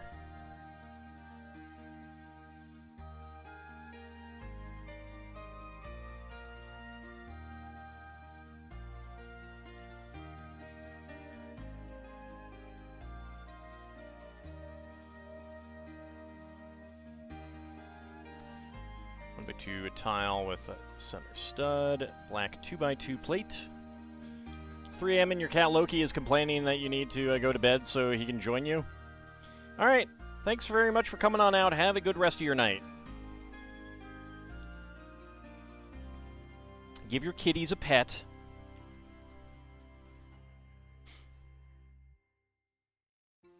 And then tell them, too bad you're staying up forever.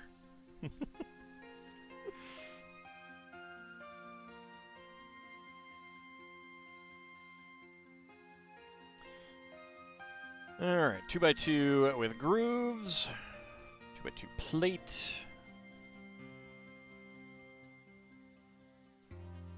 There it is. And a double pair of ingots.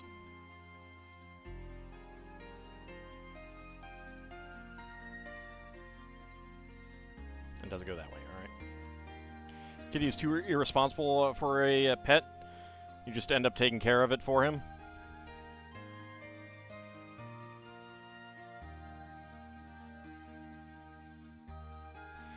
Alright, Need a macaroni. There we go.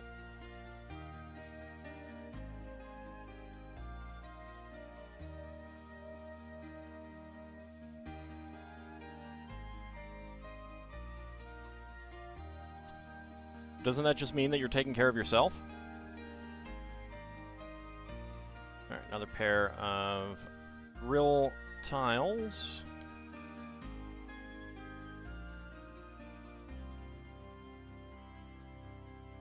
Another 1x2. And a 1x4 fence. And a corner panel.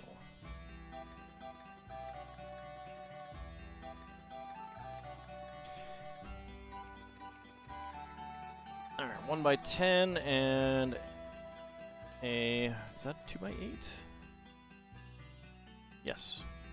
1x10, 2x8. Don't flip out on me.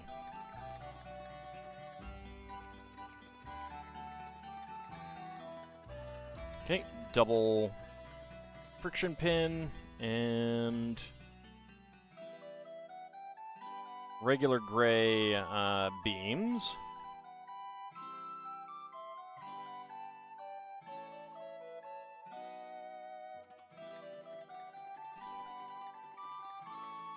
And a 1x1 tile slope right here.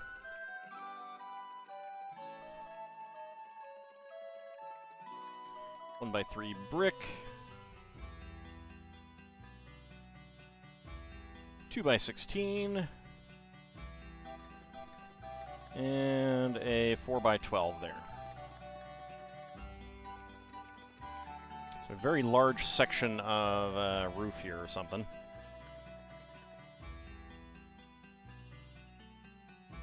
Alright, 3x3 corner.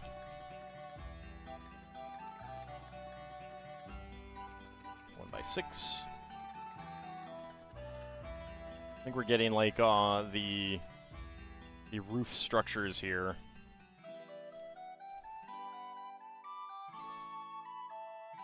Just learned something about Rydia in FF4.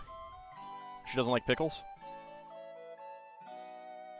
Because she doesn't. I don't know if you knew that.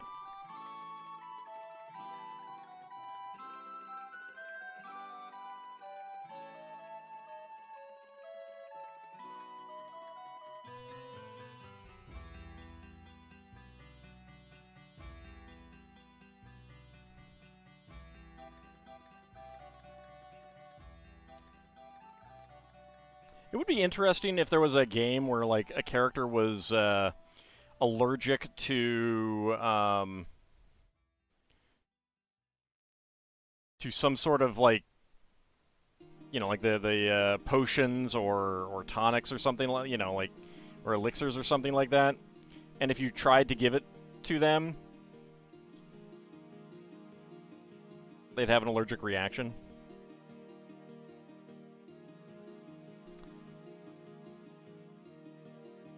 So what did you learn about Rydia, Bahamut? She learns Cura through an event, but because she returns without white magic, thus can't access Cura. Huh. What event teaches her Cura?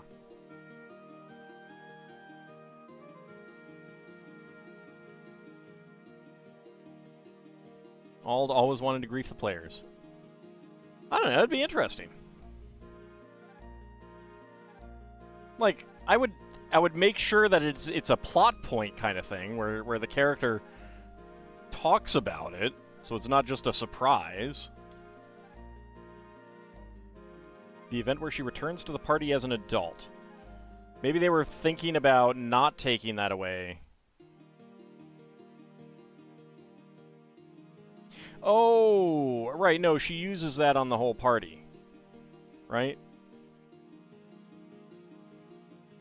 1, 2, 3, right there. Alright. I mean, it might have been like an item or something. That could be how it's handled.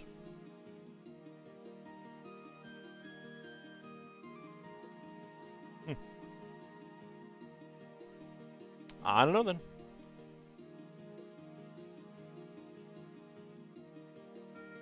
Alright, that's on there.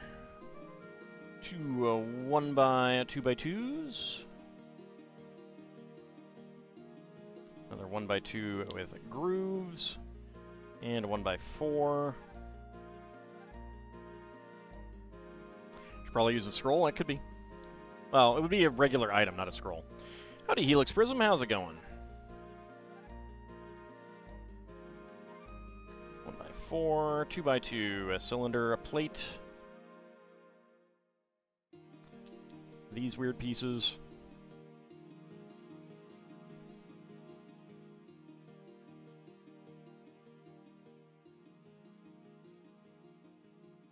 Still haven't put anything on there yet.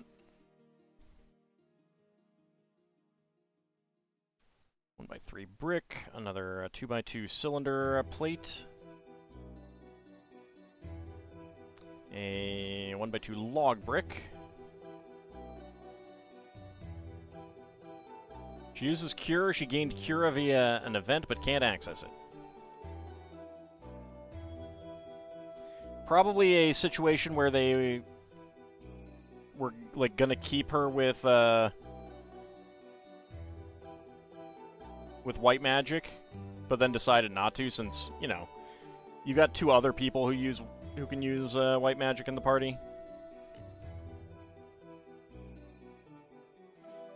Sometimes even more.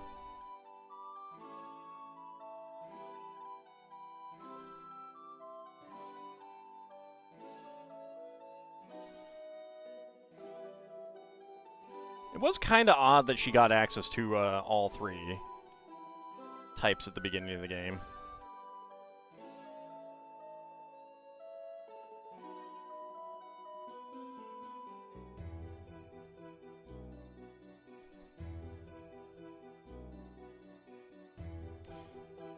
And there's another 1x1 beam.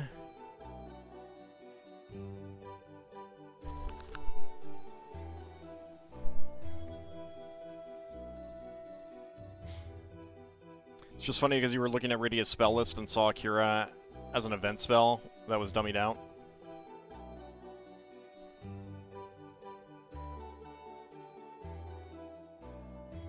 I always find it interesting how they'll leave stuff in like that that's no longer accessible because it's no longer accessible, and yet it's like, you know, why not just remove it entirely?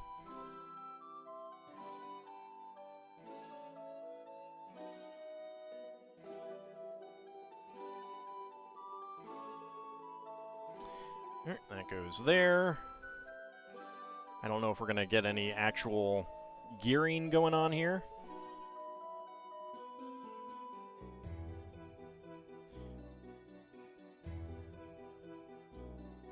By two a plate and a 1x1 there.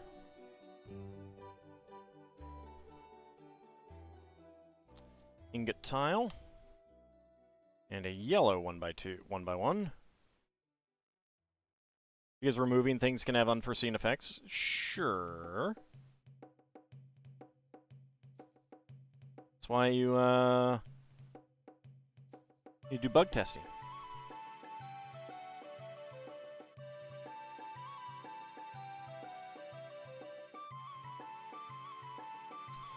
And a black one, there it is.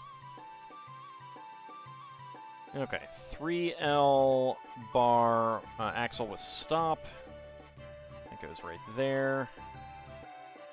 Get another gear here. Friction axle pin. And another gear.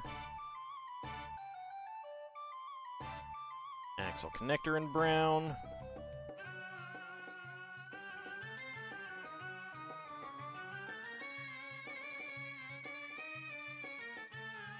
I guess there is going to be some gearing here.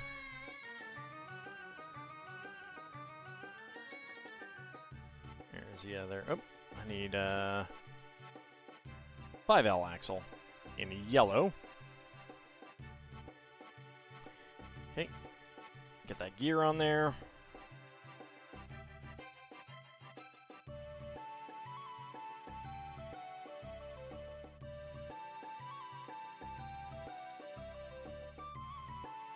1x2 brick, and now another axle connector with friction.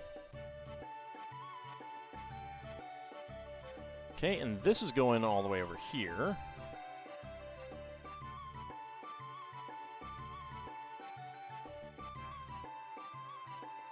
Okay.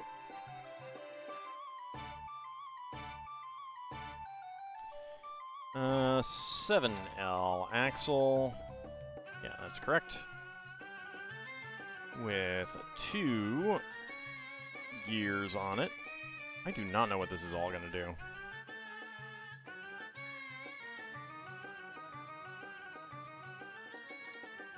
Like, oftentimes you know what you're working on, even if you're not sure exactly how it's all going to work together. You know, for example, that you're working on the transmission of a Lego car kind of thing. Here, I have no idea what this is for.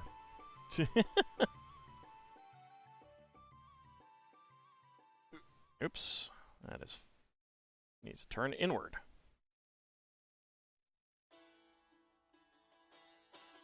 Overbuilt your space platform again. It's averaging about 240 space science per minute. The rest of your base is producing the others at about 60 per minute. I don't see a problem. Science is good. All of the science.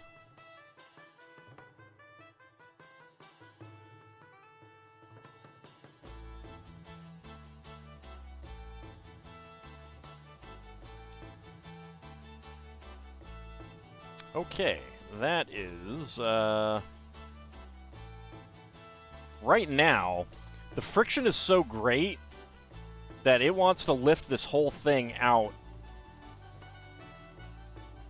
rather than turn it, so I have no idea what this is going to be.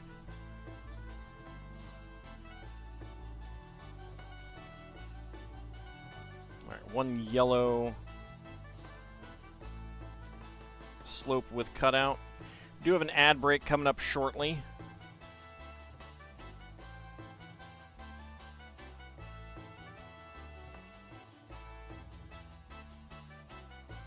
There's another slope. And then we have some yellow tile slopes in there. There we go. Nope, a 1x1 down there as well. Isn't scientific research great, though? Isn't that what you want? Lots and lots of scientific research? I don't know the game, so I don't know. Getting into the Fabul event and just want to yell at Cecil to stand at the entrance and swing his sword at all the monsters? Yeah, but that doesn't necessarily work, because they could overwhelm him.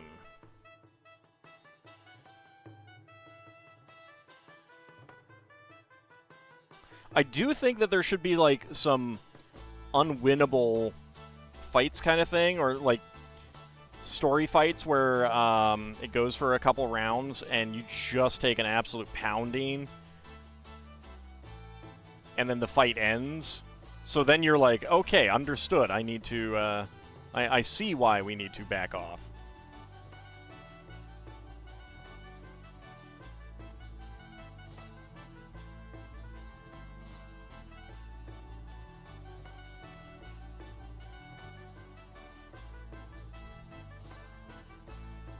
Like, I was talking to a guy about his Spelljammer game, and he was talking about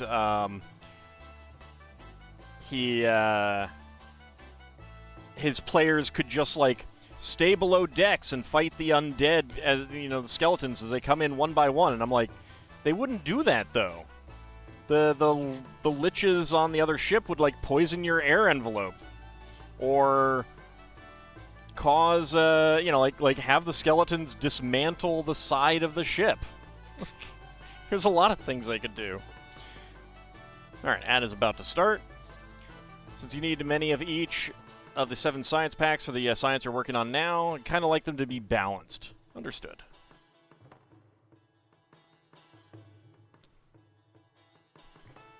Literally have a store right there with infinite potions. but it doesn't have to have infinite potions. Like, you could go into the store and it'd be like, I'm all out.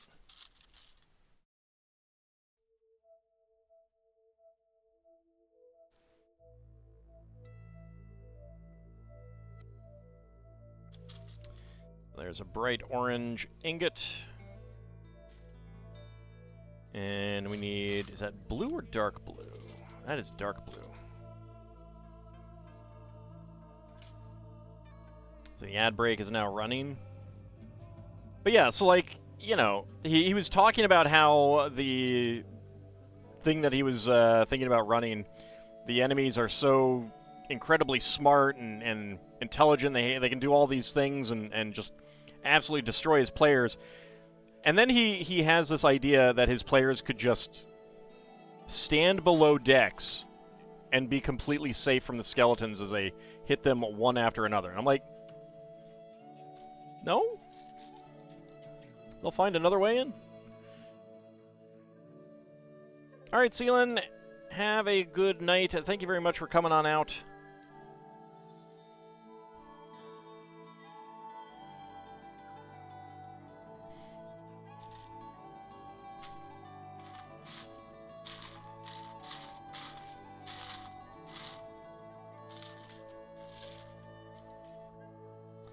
Be a player, make an alt account, go to other Discord's forums, trick alt into revealing all his tactics to you.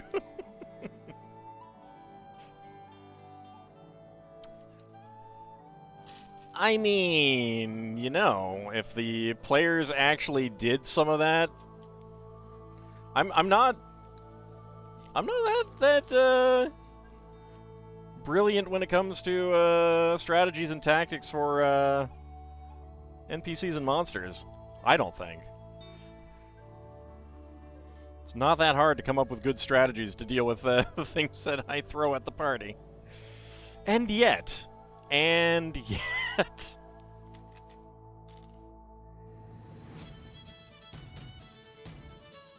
Just find it funny that Cecil is so powerful he's beating bosses before they become issues, but the Fabula event, oh no, event at Fabula makes player lose. Yeah, I mean, it's gameplay story separation, and there usually needs to be a better way of showing the player how powerful the forces are.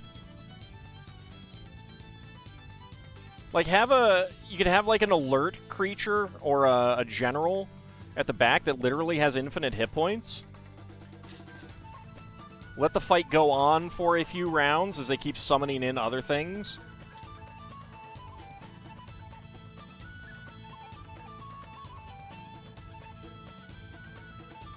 You know, to indicate that it's like a human just bringing up more troops as opposed to an actual monster.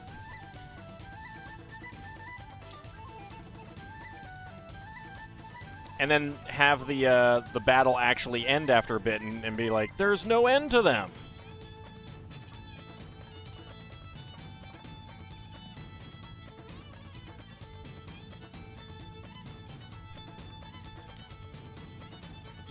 Like, you really should... They're in JRPGs, they really do need to make it a little bit more clear to the player when things are just really too dangerous. But when you have easy fights, and those fights are easy normally. Alright, ad break is done, so we'll put that aside. Like, those fights are easy just in a normal, everyday, non-grindy run through the game.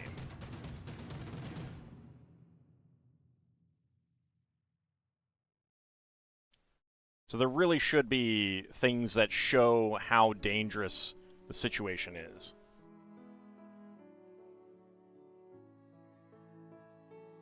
But without it being too cheesy.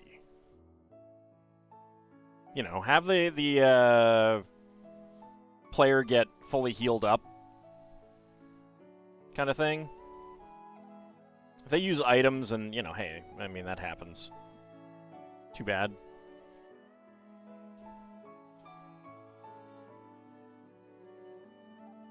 Yeah, and he's more than capable of handling it all alone.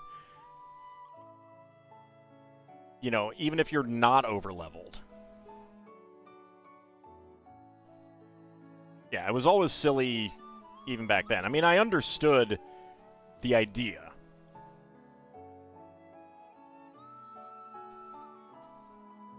But yeah, you should really have a clear view of why it's dangerous.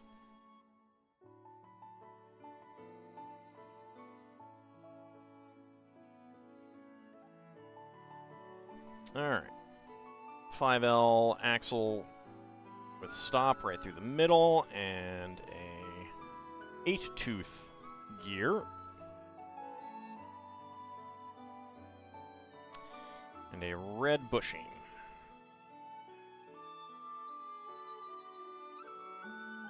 There we go. Okay. 8L axle in black.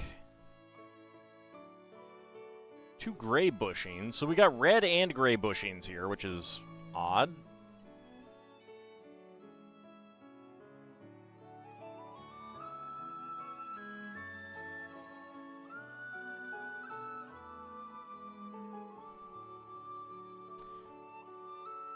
Well, the castle is no longer full of monks at that point. They did have all of their... Like, it's just the trainees and Yang at that point. All of their regulars were killed. I guess maybe the guards could theoretically be regular monks. But definitely the idea is that there aren't that many of them left. Like that, they do make that point.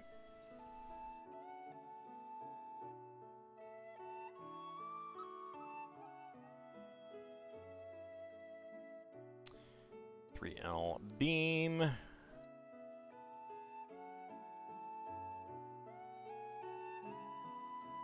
Stay in there.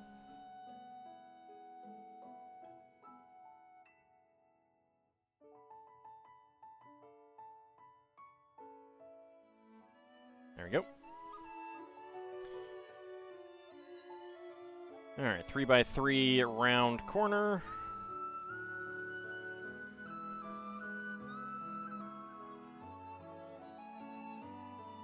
Just set the monsters on fire. But she'd run out of MP.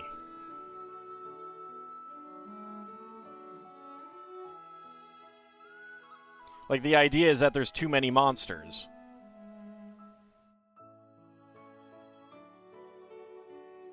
But yeah, the game doesn't do a great job of showing that. It tells you that, but it doesn't do a great job of showing that. And it really should show that.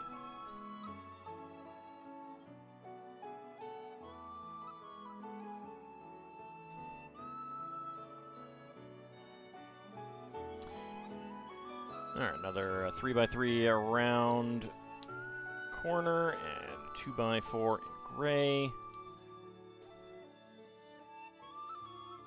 She would take a bunch out, but...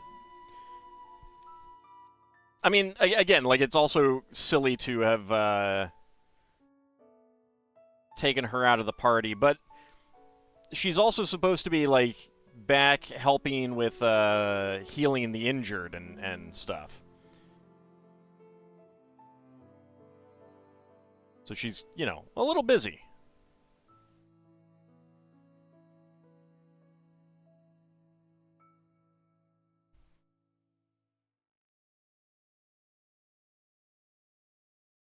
She needs her MP for the healing.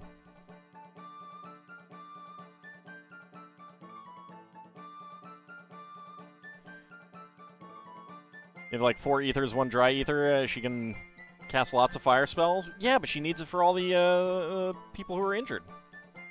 Gonna be injured.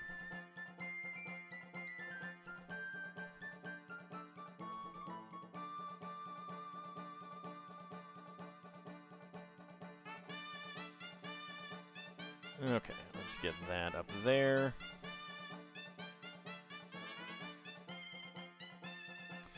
That will not stay, but see how long we can keep that. Put these plates on.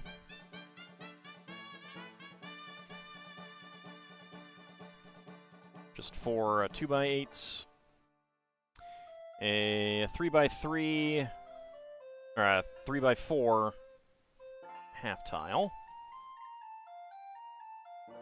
2x4, or 4x4, 4x6, 4x4 round, quarter cylinder.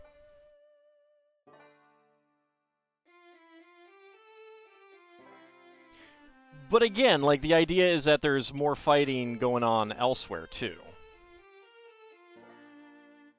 Like, they did drop bombs on the castle.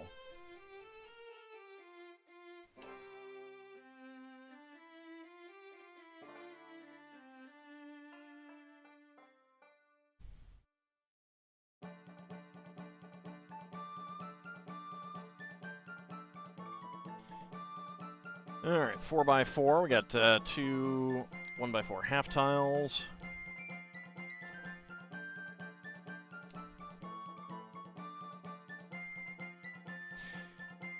Like, if that was a like, if you had a novelization of the game, like, it would be very clear that, you know, Rosa and Rydia are tending to the wounded, and there are more enemies than they can take, they can face.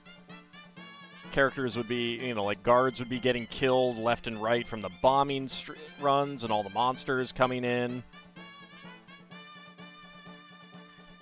It's basically just an issue of, like, sprite limitations and not great visual storytelling.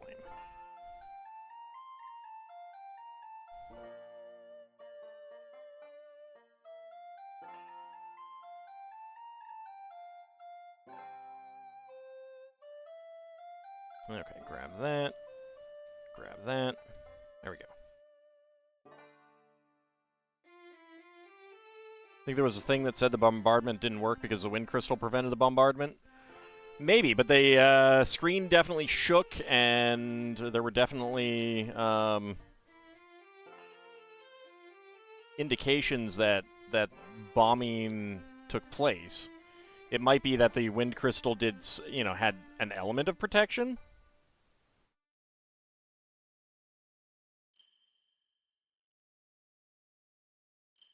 So people were injured, maybe some killed, but not enough to make it an effective strategy, perhaps?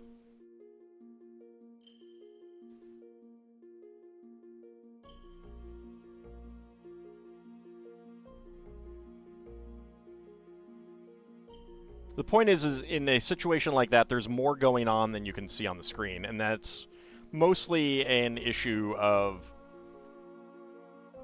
storytelling and you know, console limitations.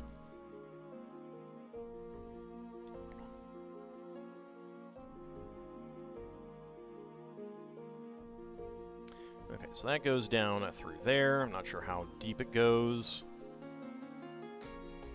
Probably just to the end there.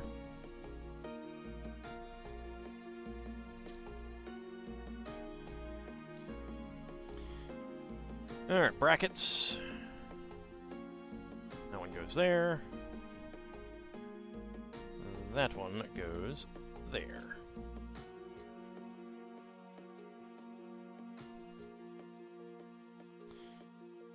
Alright, 3L beam, double friction pin, and a 1L beam. If there is a novelization, I haven't heard of it. There might be a, like, sometimes there's, like, fan books, like books for the fans. Like you get with Xenogears Perfect Works, the various Final Fantasy Ultimanias. And that kind of product will oftentimes have that kind of discussion. Talk about it like there. Alright, this goes through here. I don't know if there's anything like that for Final Fantasy IV, though. Might be before that kind of thing existed.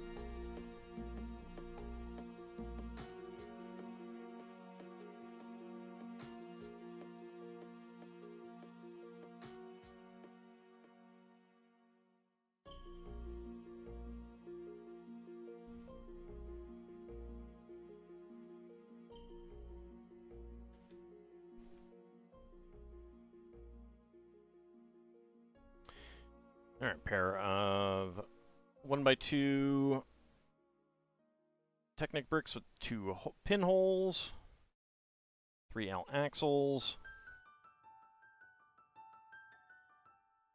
and a 2x4 across the top.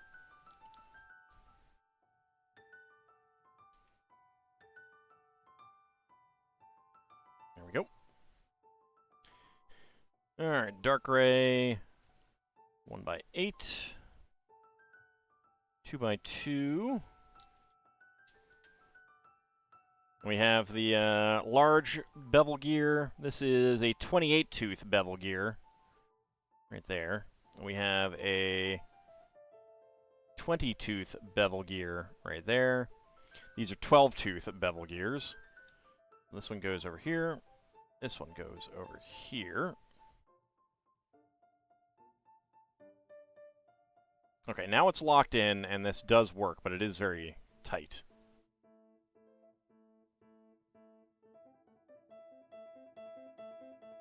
There was a statement saying that the wind crystal protected the castle from airships, and that even years later, Rydia had PTSD events related to fire, even though she was mostly over the fear of fire.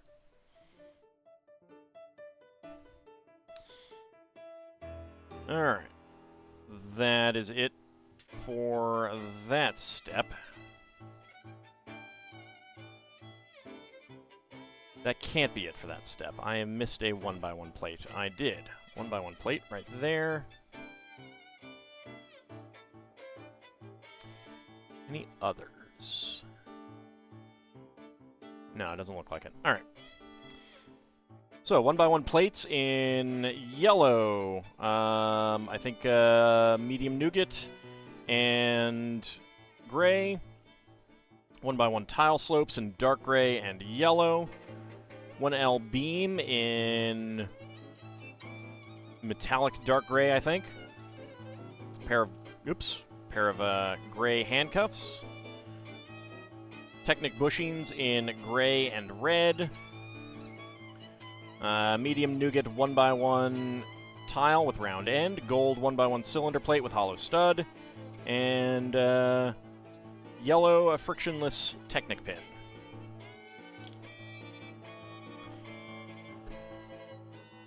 Okay, so 16 and 17.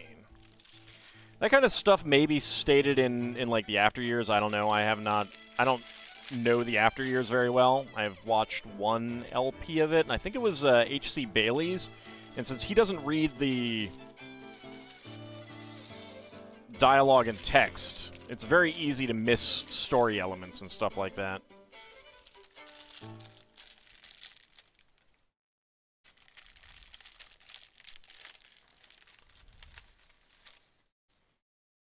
Nope, head, come back here.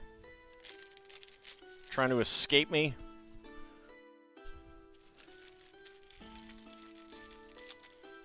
Bad head. Trying to escape.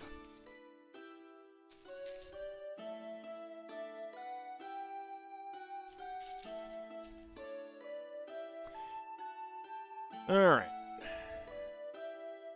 Turn this around.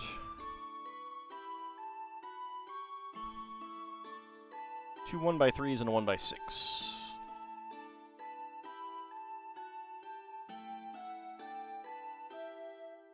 1x3, 1x3, and 1x6. There we go.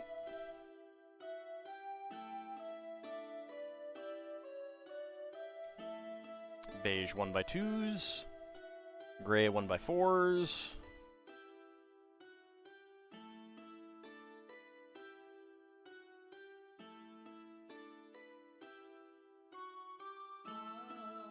Okay, over here, we're getting a 2x3 brick and 2x3 plate. Double stack of corner bricks. 1x2x2 with a sticker on it that I'm not putting on.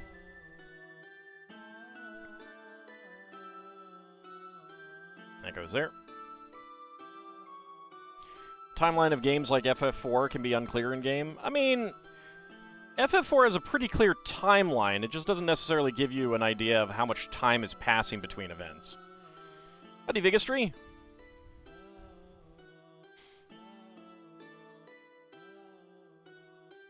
I mean, I wasn't saying that kind of thing for criticism, just, like, for my personal,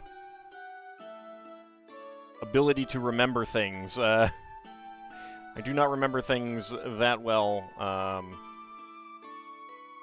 if I'm, you know, looking at something else and looking up to read the dialogue. Because I usually watch LPs when I'm doing other things, like planning how to murder my players' characters in Spelljammer, or sorting Lego, or, you know, that kind of thing.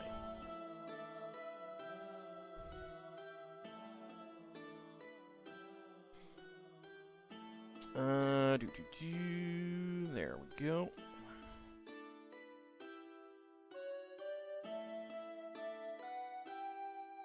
And another...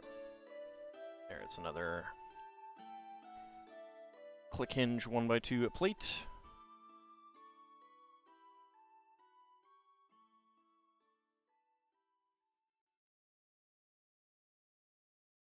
One by 4 arch right here.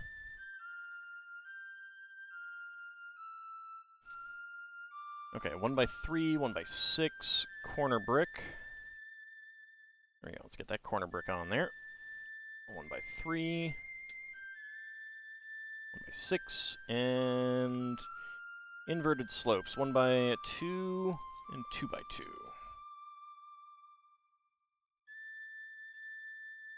There we go. All right, gray 1x4s.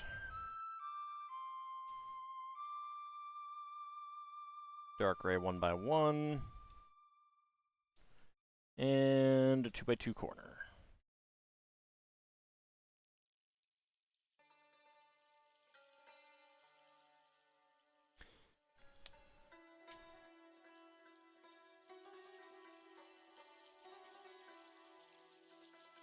One by 4 there. 1x4 there. And another click hinge. Plate right in here.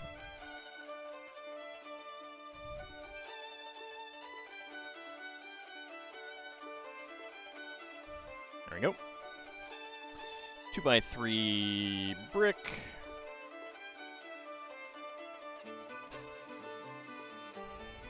Hey, Rosa can go adventure if she wants.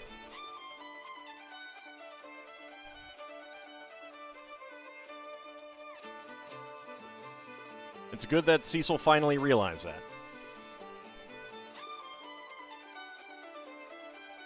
Let's see. Even if it did take until the end of the game.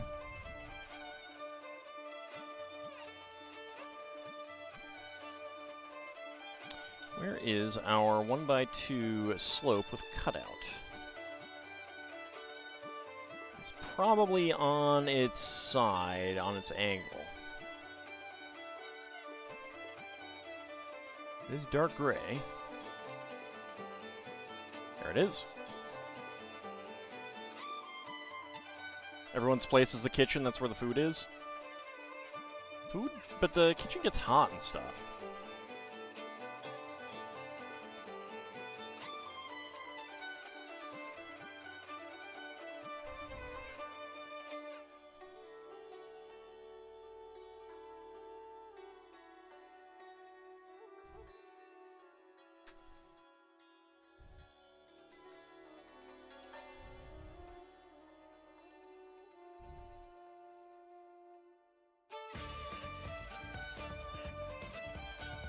I think that he did realize, I mean, considering that he did that once before, too.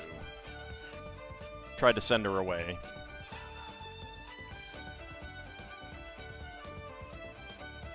I think it's safe to say that at that point he did realize that it was dumb to try to send her away again.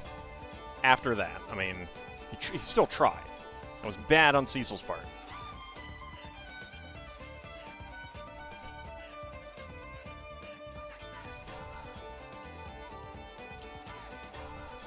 But Mom, I don't want to save the world again. I did that last week.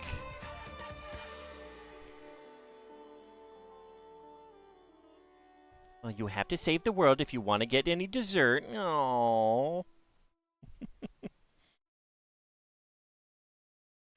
I think it was after she was down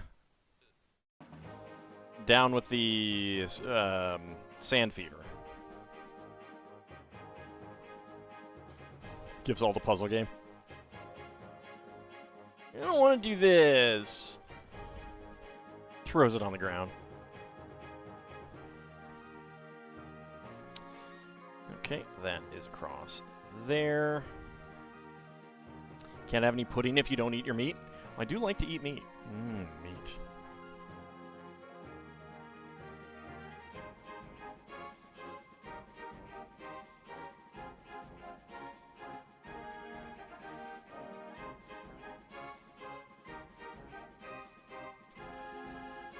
Oh.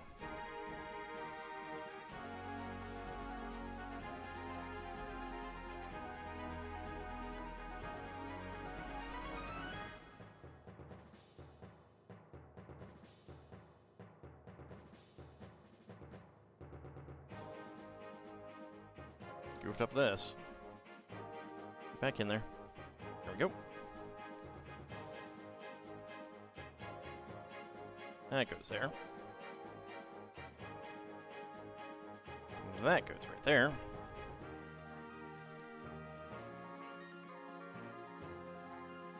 There we go. I know. They're so rare.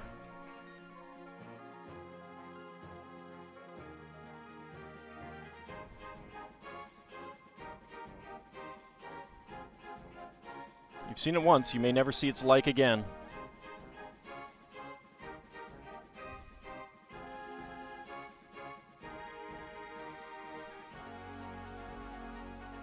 By 6 arch there.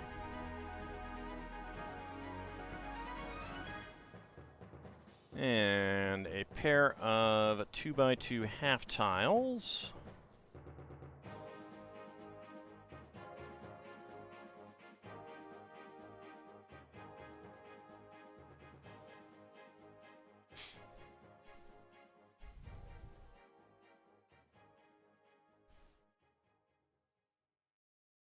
And this one goes right there. Alright. A medium nougat half arch. A pair of 1x1 bricks behind it.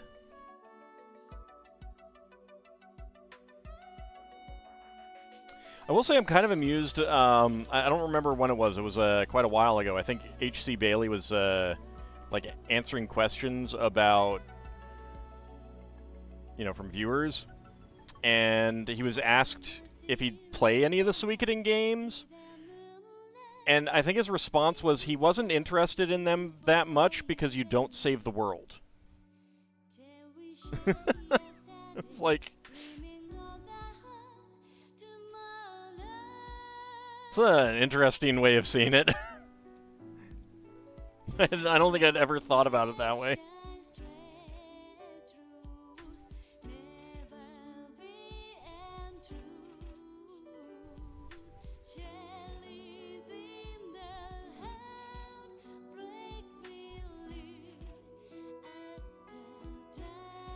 There we go. Get that on there.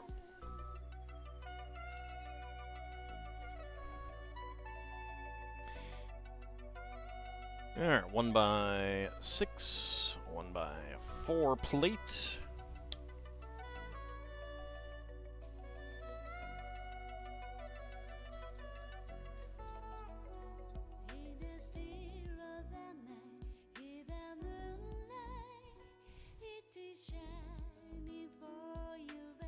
My back's getting a little sore.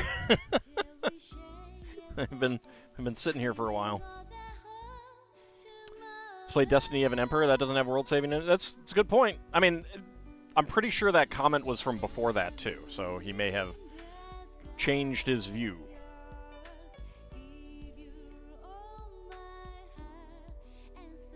Did you bring enough for the whole class, Bahamut? What about those poor souls amongst us that have no Mandarin oranges? Once again, keeping everything for yourself. So mean.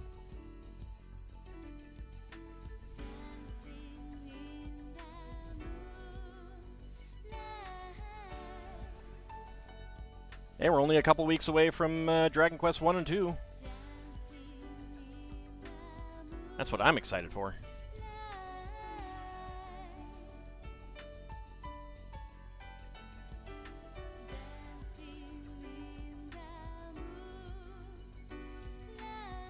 Alright, 1x2 with side studs. There it is. See, I say it, and then I see it. It's sometimes how it works.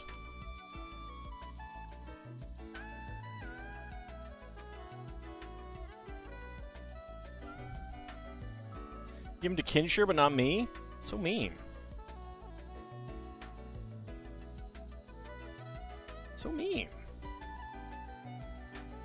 Brought an orange to work once, but didn't eat it after 2 years. Its consistency was that of a hollow plastic ball. Ew. Probably indicates that, well, I was about to say that the fridge should have been cleaned out, but I suppose it's possible that was not left in the fridge.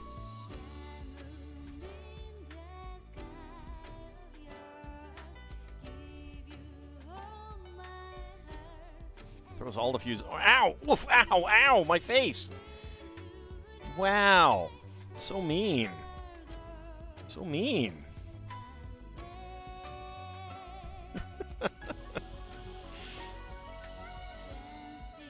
I love twisting everything. So much fun.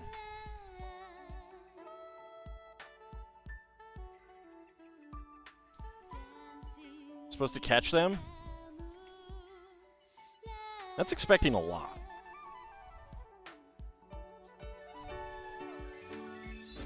Not really you. It was petrified into plastic that smelled like orange? How? That thing should have been rife with penicillin.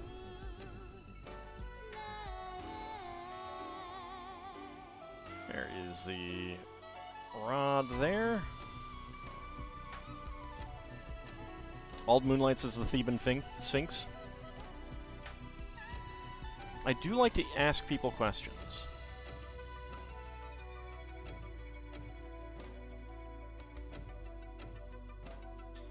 Getting 4 of these.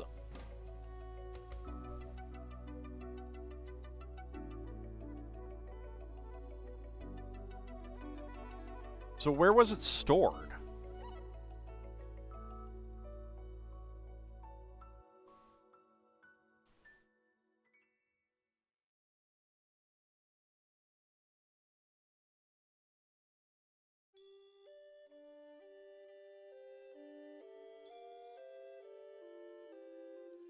These are all the exact same. Yes, they are. Okay.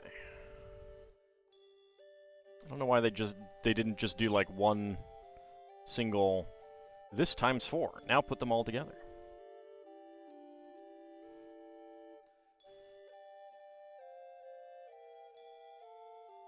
Substitute orange for lemons. Might need to adjust other ingredients a bit like sugar. Yes, yes. Double sugar. Because I say so. Because everything's better with sugar. Everything.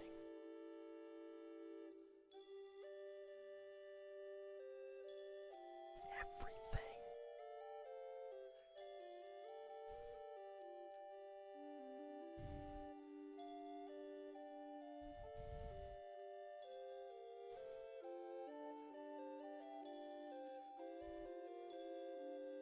Alright, we got the 4 steps done. There we go. 3 and 4. Oranges are sweeter generally, so you might use less sugar. That is heresy, sir. Less sugar.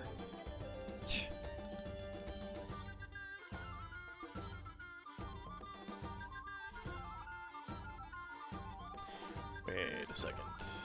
Ah, no, okay. It isn't the same. There's one fewer plate on there. Oh, so we talked the other day about the Black Hole, I think. The movie. I did finally watch it.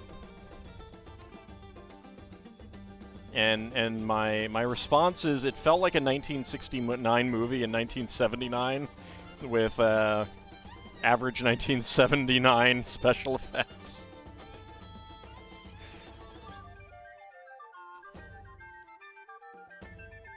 It might have been in Discord that we saw it. And I know it also came up in another unrelated Discord. Alright, gold 1x1 cylinder plate with hollow stud, a bright green flower. But we were talking about sci-fi movies. So I finally watched that.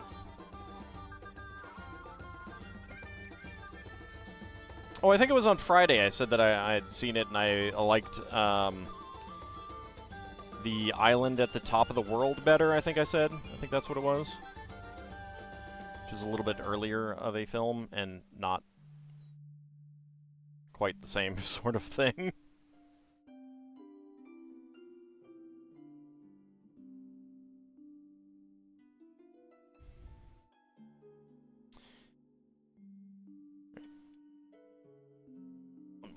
There. I mean, I wouldn't say that the Black Hole was bad, but it definitely doesn't hold up as much as some other movies. It also felt like a less well-done version of 2001. Obviously, some significant story changes, like between the two. Like there's story differences between the two.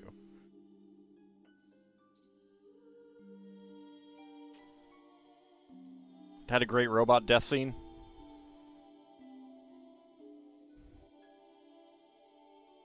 Was that Bob or was that? Are you talking about Bob or Max?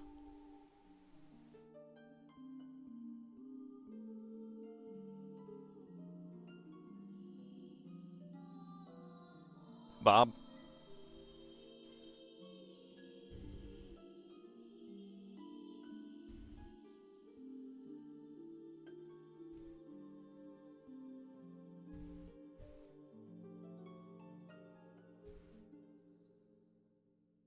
I will say that I was all prepared to like Ernest Borgnine's character. I was prepared to. And then near the end happened. And I was like, "Aw, man. I was liking Ernest Borgnine's character." Cool Lego crossover Hero Quest playset. That way when you roll the dice, it doesn't knock all the monsters and furniture around. It's supposed to use a dice tray or something.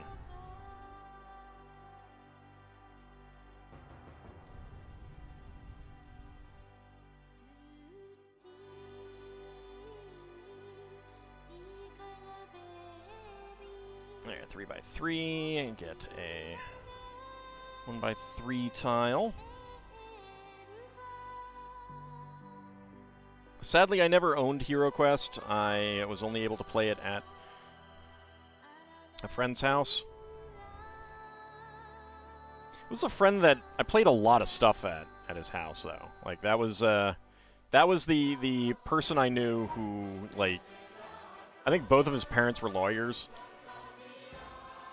So they had a lot of things.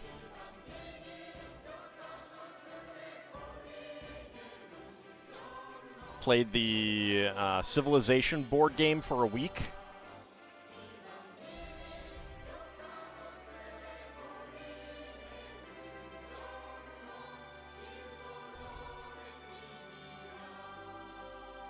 Black Hole novelization, it made Bob's death more sad and showed what Vincent was thinking. It felt very telegraphed, and also, and I couldn't help but think to myself, like,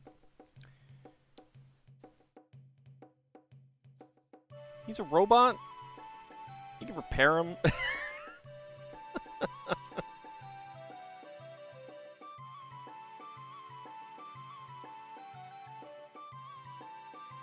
Oh, shoot. Let's go ahead and turn that. There we go.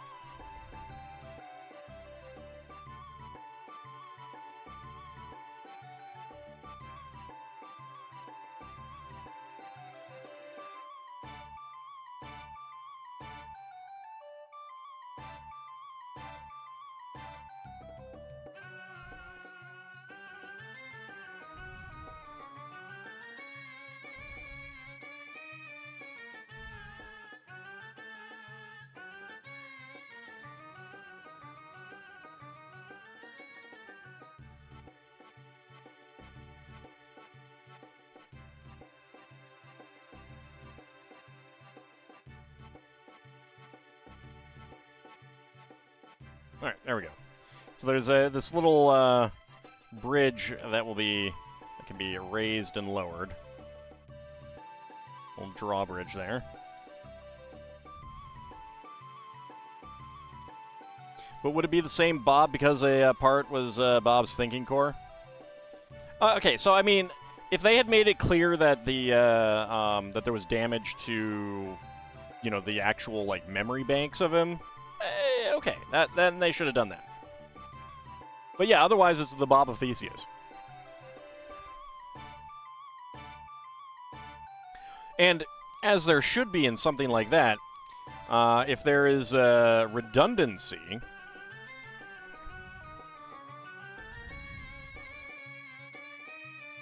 if his memory cores are in a RAID configuration,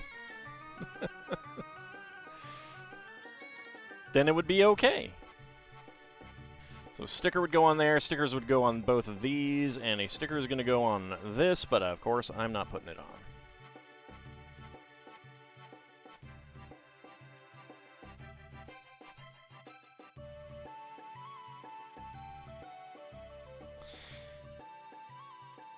I mean, but like they knew about redundancy. Did they do a RAID? No, but this is supposed to be the future. Next, Ald will tell you In Search of the Castaways was an only middling film. I think that's on my to-watch list. I haven't watched that in a very long time.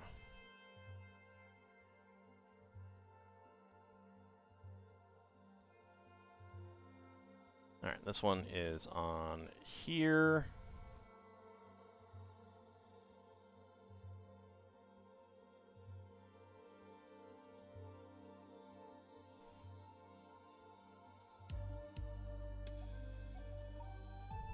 Brother has a Hero Quest add-on that was only released in French? Ooh, neat.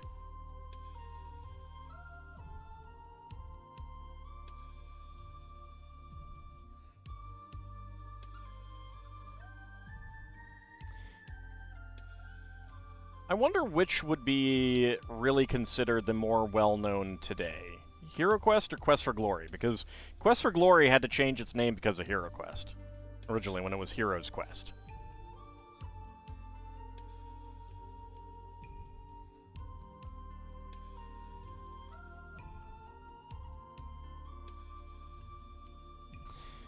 Okay, we have a small train wheel here. I was not expecting that to be... I didn't even notice it. Slide through along the axle, and then a trans light blue head for a lamp.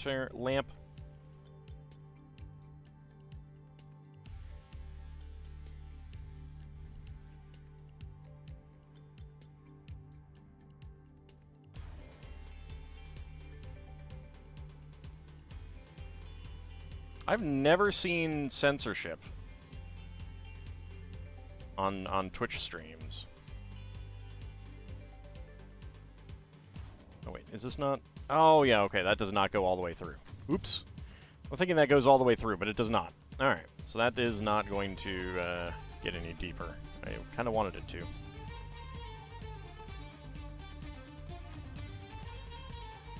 Okay, that hangs down there. We get a gold ski pole here. Get that on there.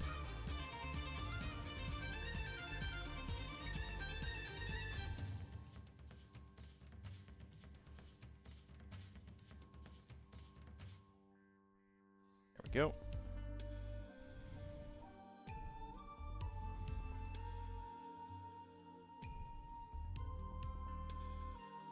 One by 1/4 cylinder tile there.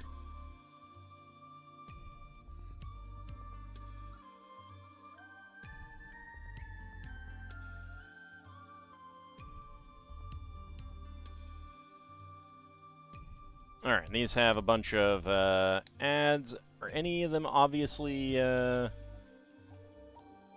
things that I recognize? Not offhand.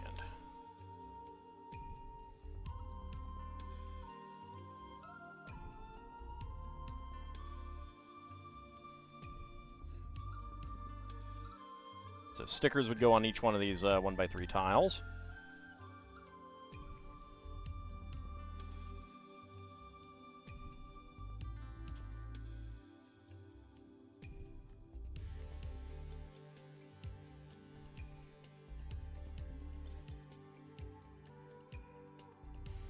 There we go.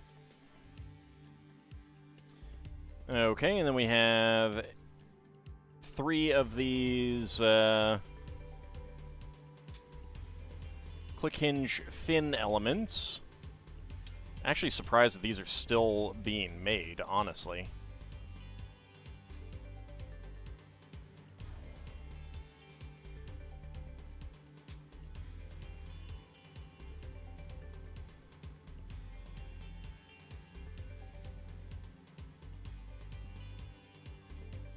Okay, good.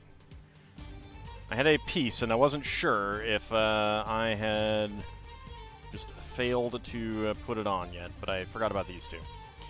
Alright, let's see. We want to be on this side. Yep. Alright. Bring this down.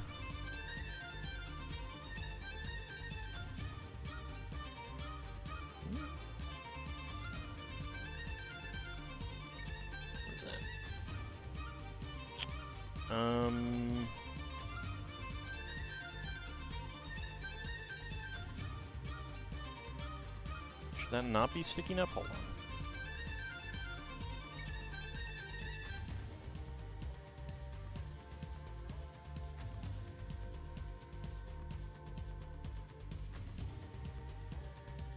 No, that should be sticking up.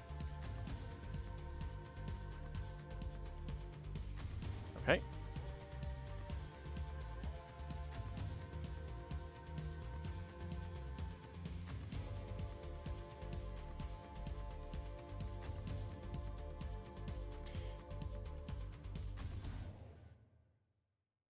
That is... Where's that trying to go?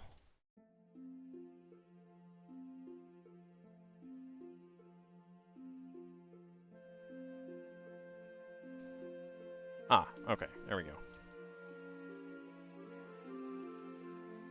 Okay. Ooh. Oh, okay. I think I see what's going to happen there.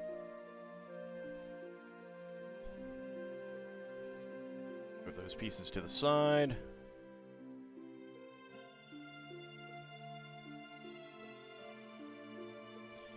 So I think that the thing that this elevator operates with, I think this is going to plug into the things that are sticking up here.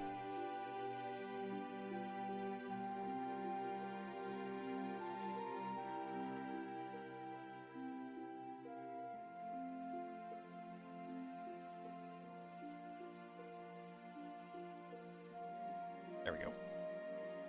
Everything looks good now. And yes, this gets slid right in there.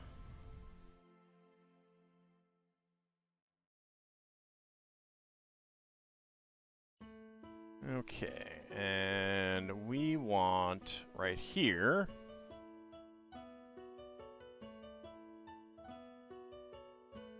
Let's take that out. There we go.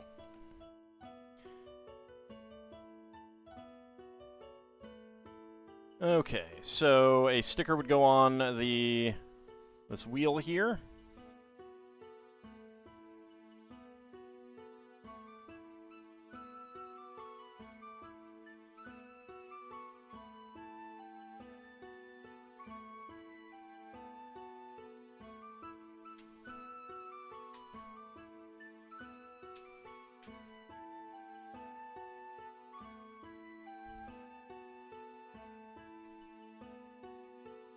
I'm not sure what that... It does not seem to, like, be blocked by anything, so I'm very curious about that. Oh, okay. Now these are folded down at an angle.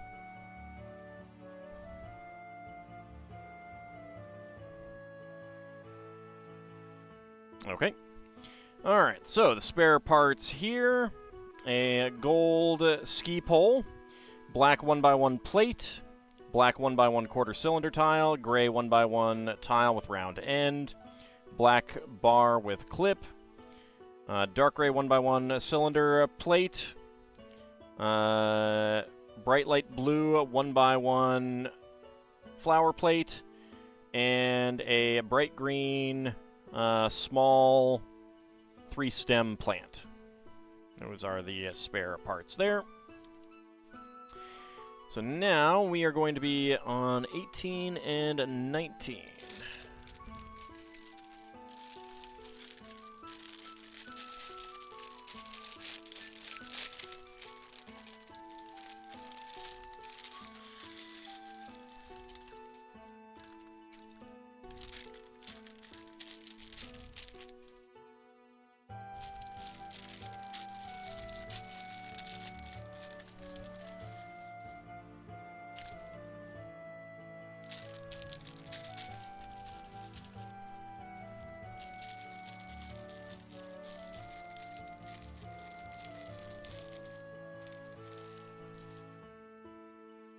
There we go. Alright, we got a pan in there. Also another bag to do.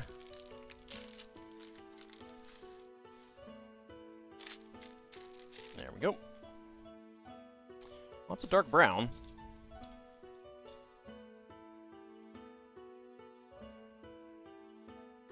Does not sound like cloth. Ah, okay, that's string. Yeah. Alright. Makes sense. Thought that might have been it. Alright, we got another minifig to do as well. Let's go ahead and grab those parts. Those gold katanas.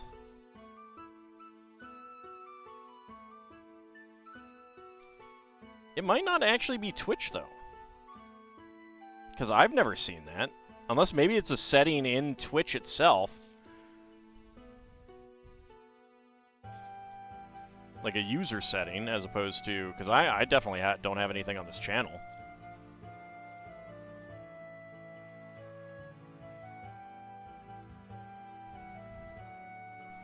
Like, I don't have this channel set up as adults only, but I kind of figure that it's not really going to be something that very young people are exactly interested in, so... Has the party ever been to Gray Space? They were just there for quite a while, yeah.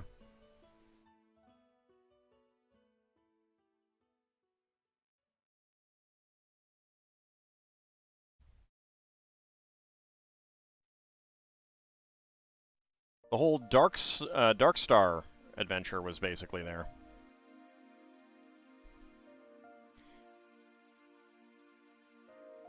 Alright, let's see. 3x3 corner plate. Dark brown, a 1x1.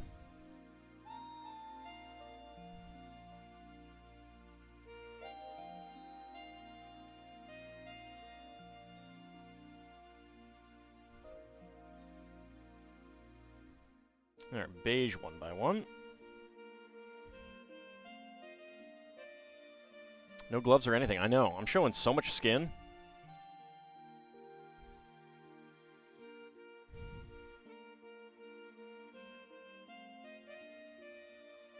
Victorian era people would be aghast at how much skin I'm showing.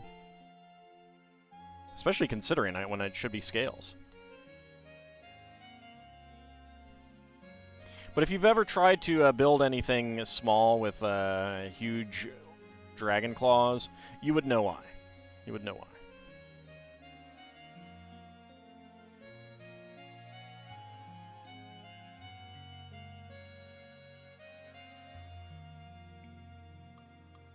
No. Can't make me.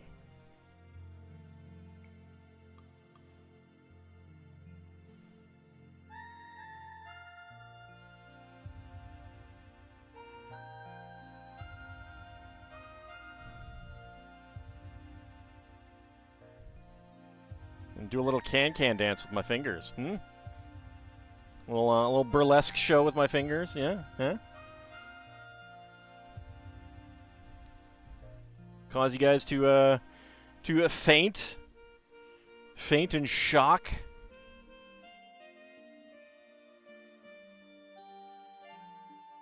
Who needs manual dexterity? Well, most of us, actually. I suppose it depends on what your job and hobbies are.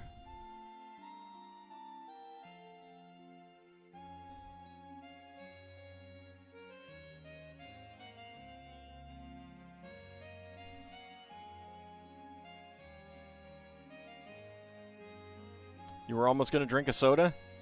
Well, you should know by now that is not something that you should do when you're watching my streams. And LPs. Just wait.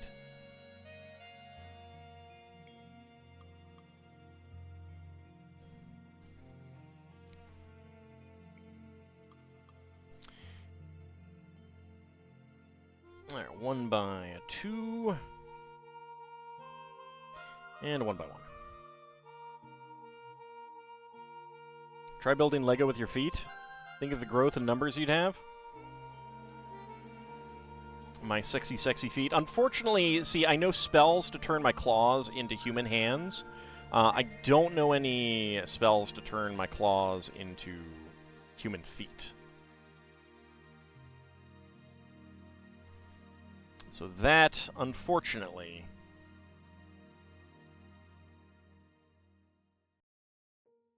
will not be happening.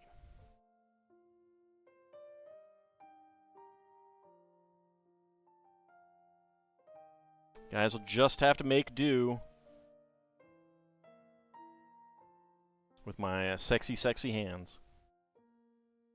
I'm a dragon. I don't need somatic components. I just use verbal.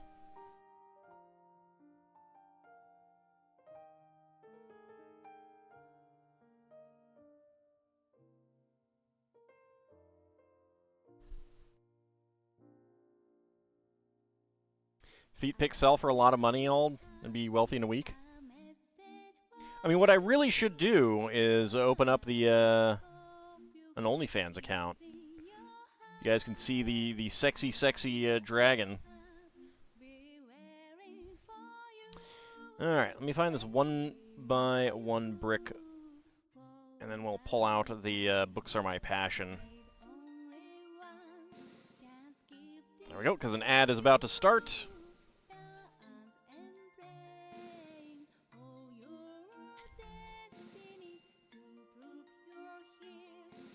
Howdy up, Cody. How's it going?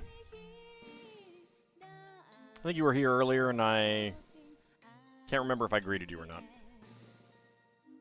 I have been streaming for a little while. Just put those in there, actually.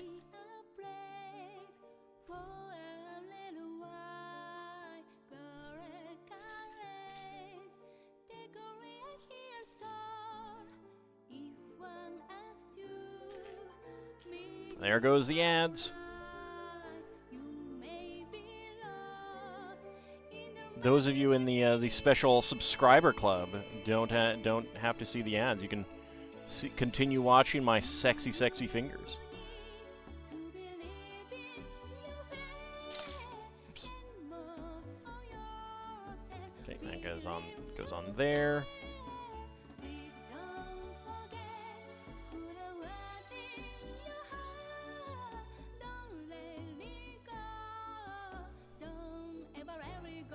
So this bookshelf has a gold book and a flesh book. It might be the Necronomicon. It might be the Necronomicon. Apparently you're subscribed now? I'm not seeing it. It may not always play ads, I don't know.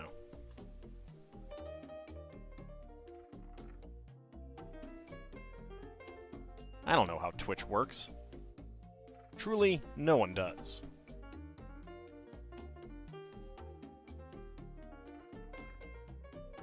Used to like flesh books, now you have the internet?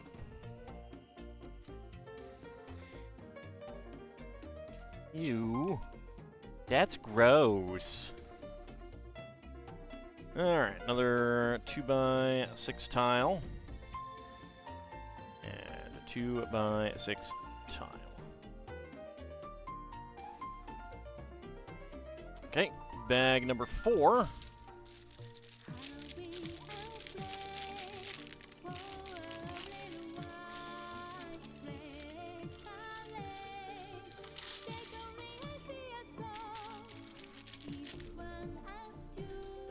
Oh, it's a lot of fun to get an emerald tablet and send it off to China when you already have one.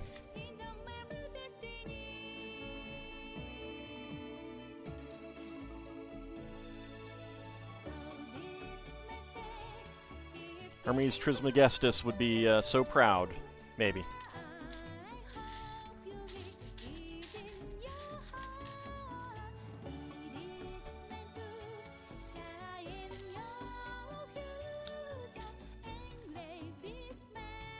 I have no idea if he would be or not.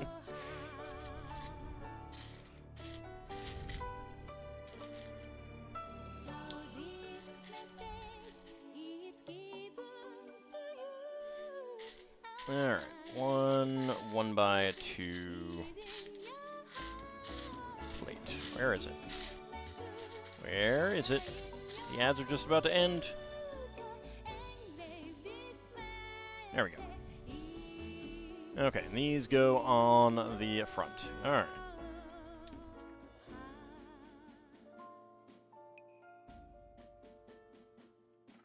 This does mean that the, like the cross pieces of the bookshelf stick out farther, which is a little bit weird to me, but oh well. Alright. Ads are done, so we'll go ahead and put that away. It'll probably be the last time we do that tonight. Oops.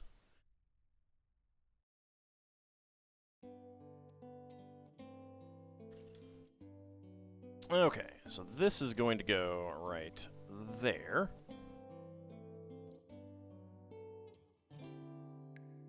Send the second one over afterwards. Now there's nothing you want to use the points on again. Well, I mean, you might as well have them attack someone, right? When in doubt, have China go to war for you.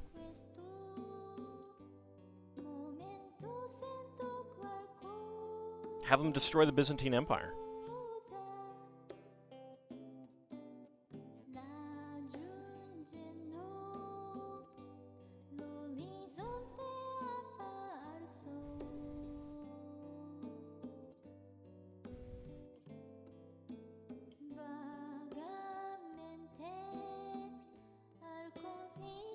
It's almost overpowered, really, being able to do that. Surprisingly, that is not an option. Oh.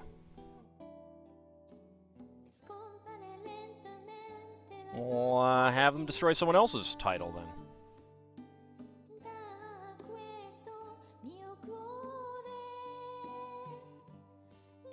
Or do you not have enough points for that at all?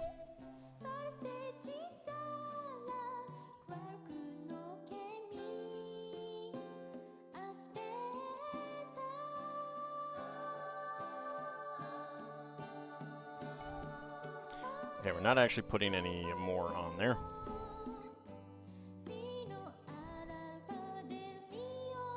I thought they would go after anyone based on titles.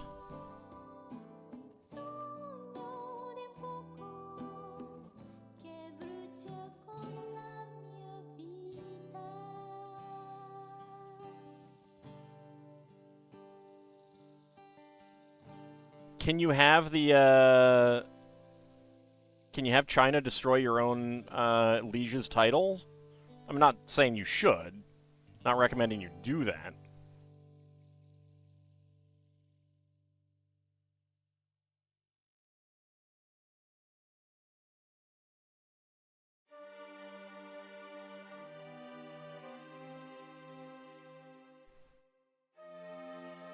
But I've never been a vassal and had enough points to do that.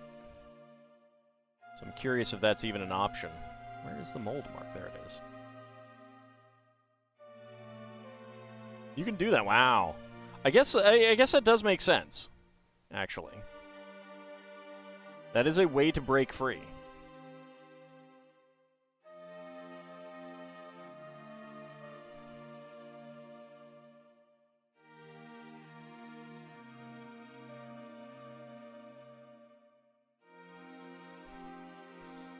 Alright, let's see. A 1x2 plate, a 1x2 brick. 1x2 plate. And 1x2 brick.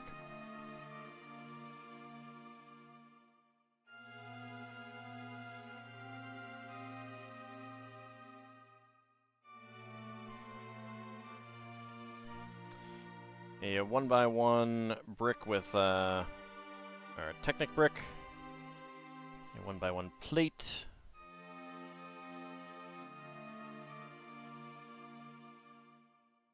Oh no, I wasn't recommending you actually do that. I was just wondering if it was a possibility.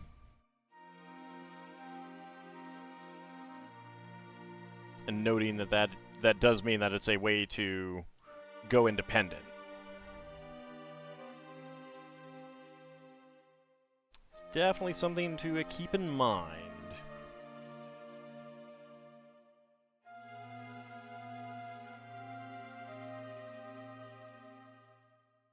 Okay, then this goes on right there.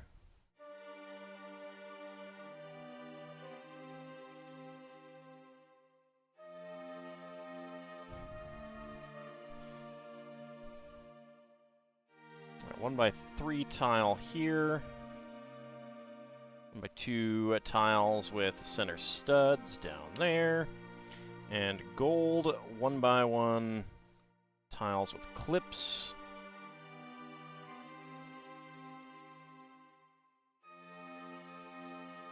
And we get a 4L axle with stop in dark gray. Where are you? There it is. Slide that through there. For some reason.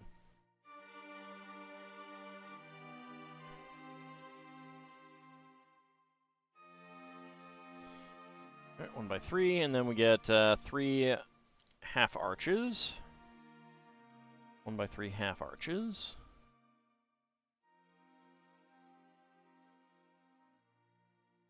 And an inverted slope in black. There we go.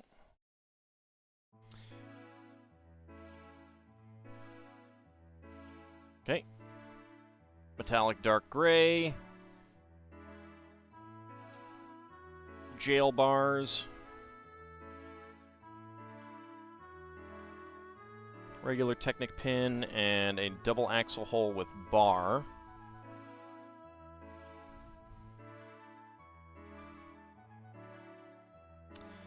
I'm guessing that this is going to be some sort of, like, latch or lever thing.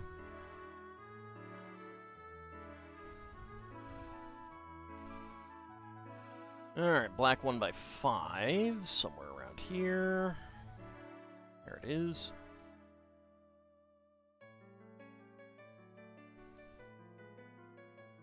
You having more fun as a vassal than an independent ruler?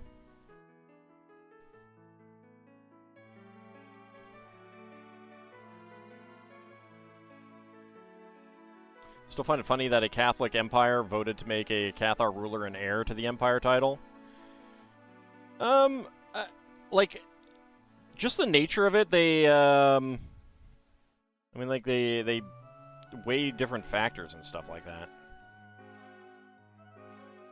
Meaning that you have more positives than negatives in their view. Could just be that your character is just so charismatic. That's how you can roleplay that. Cornwall Uber Owls? I think you mean whales, sir?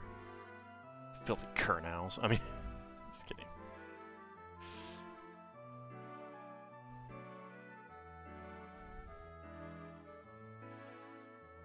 Get in there.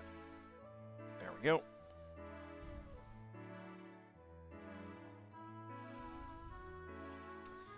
I think there was a game I had where Cornwall was a problem for me. I had, like, early on, I kept trying to beat it. Well, yeah, they must stick together by becoming my Welsh vassal.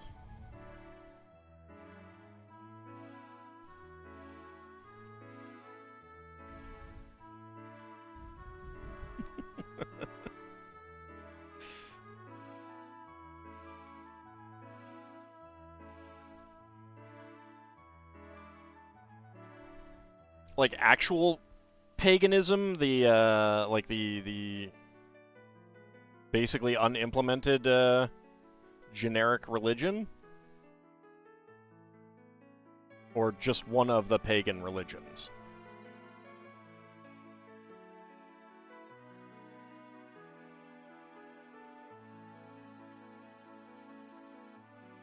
Ah, Norse. Okay, Norse or something. Yeah.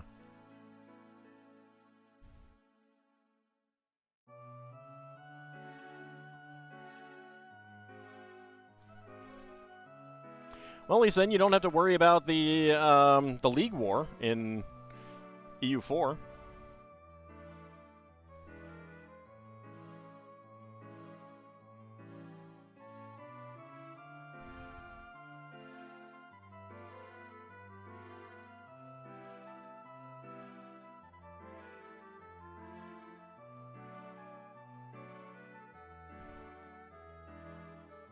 And another 1x1 up here.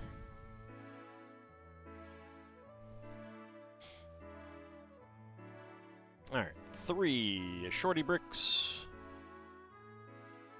with dark brown 1x1 plates.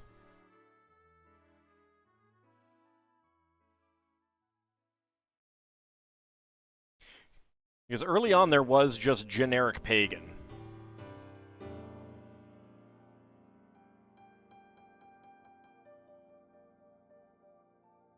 Okay, there's a mold mark. There's a mold mark. And there we go. There's a mold mark. Perfect.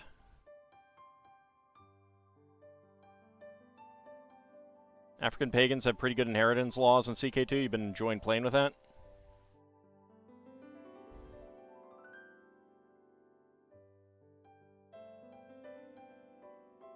Anything's better than Gavelkind unless you are an overlord of someone with Gavelkind.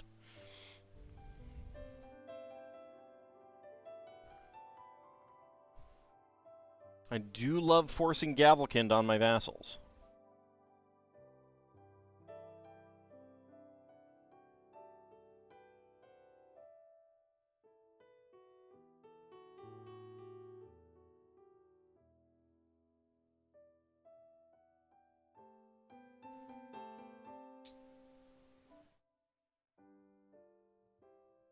Alright, dark brown window panes and white window, or dark brown window frames and white window panes here. There we go. another dark brown, or a tan 1x3 plate.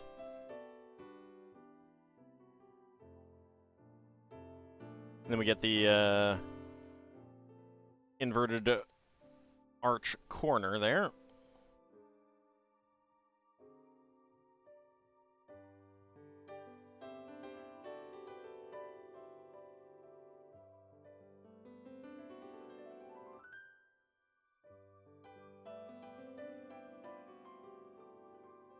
See, I tend to like the Ultimageniture just because if you live a really long time, then you're not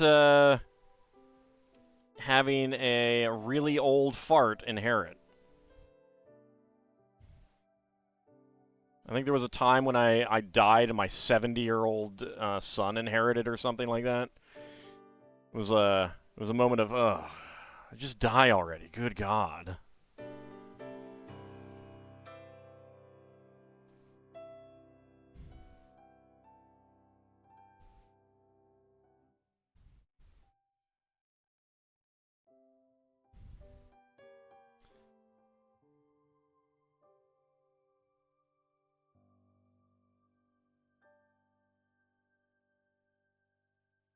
One by two plates.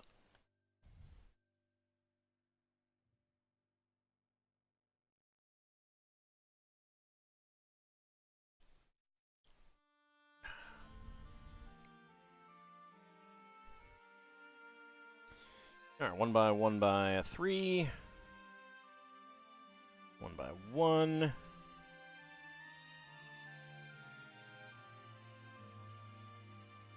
Okay, 4. 3, 4 of the shorty bricks.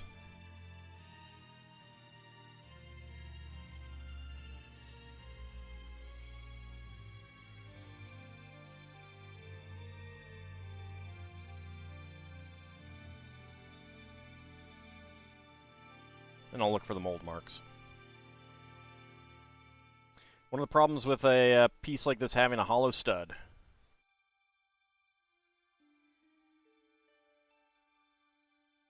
No other really good place for a mold mark to go.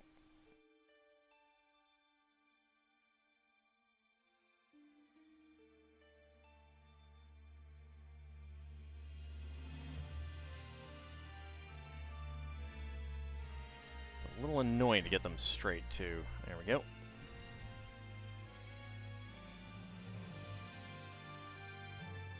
Nice. All right. There we go.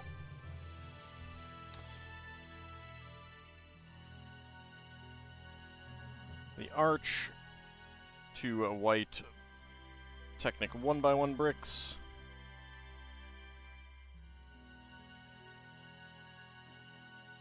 And then the 3 window panes again.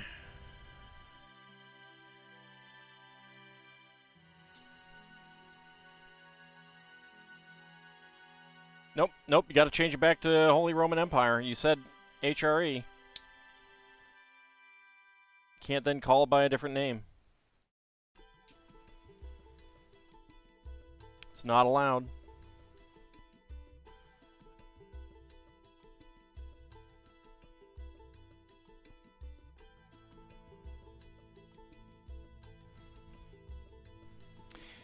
Alright, let's see. 1, 2, 3, and the corner.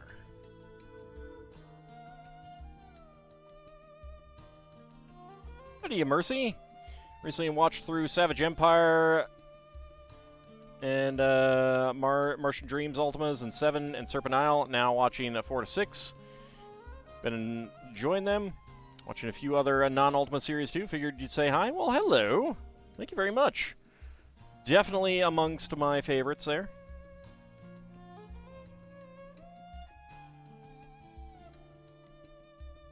There we go. Get that on there. This is getting rather tall here.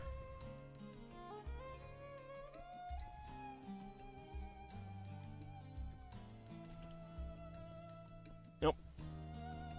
Lost that. Let's slip that back in.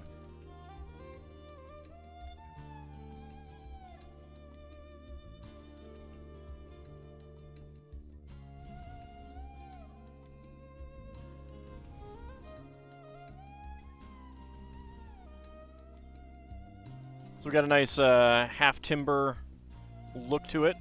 Although I think this is going more for an Asian style. Yep, fell out again. I thought I was holding it. Don't you hate it when your wall just falls out? It's so annoying.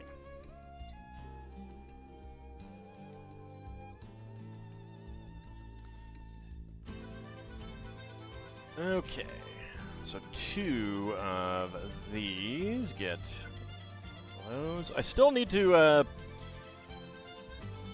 play, probably on a stream, the FM Towns Ultima 6 with voice acting.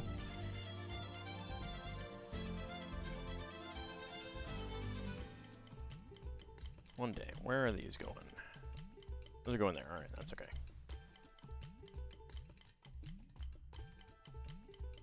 Yeah, I need to get to the underworlds at some point as well.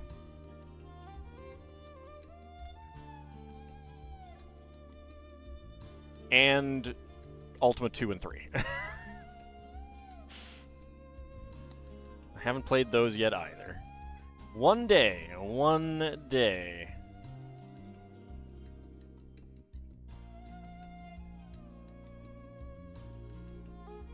And what?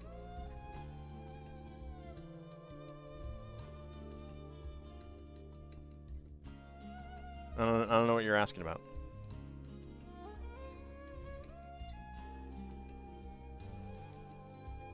And what? I'm not familiar with that.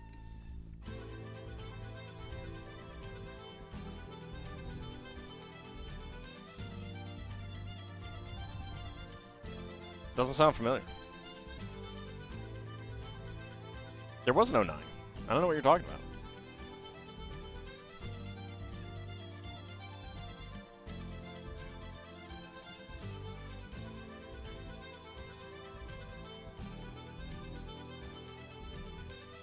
There we go, and there we go. All right, some little planters here. Not full of peanuts though.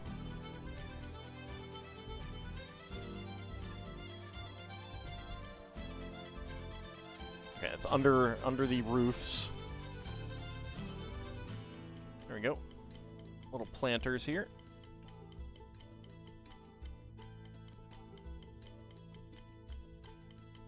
What's a paladin?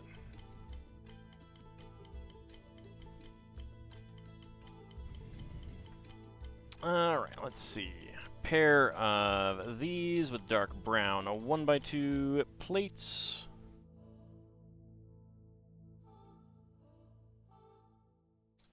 That right across there. And that right across there.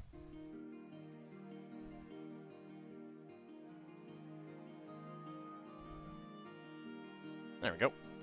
1x2 plates to connect up the arches. Black 3x3s.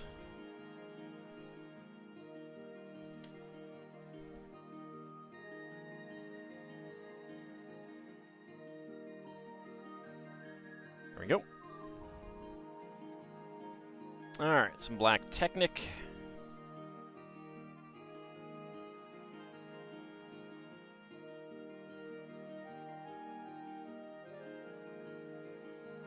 Alright, friction pins and the friction pins with axle holders.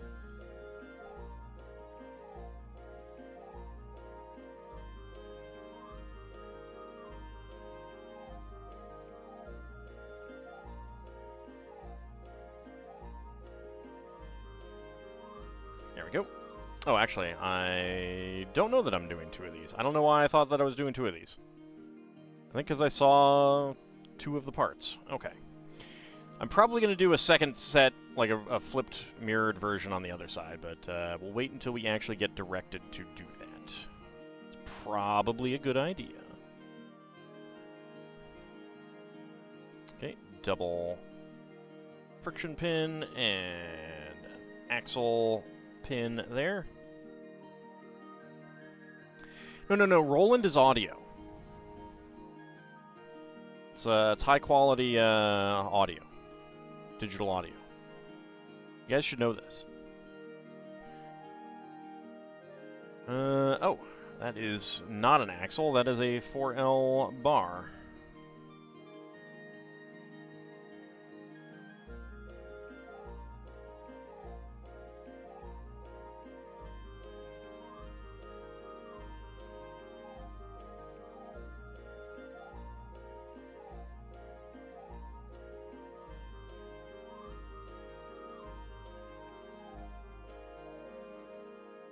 There we go. Now the other 2L beam.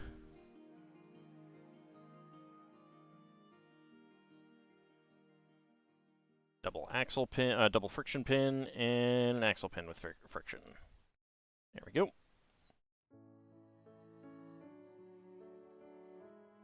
You want to be a peer of Charlemagne? Too bad.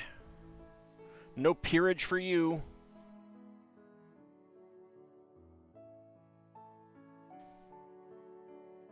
Okay, this goes right there. Interesting how that's off-center.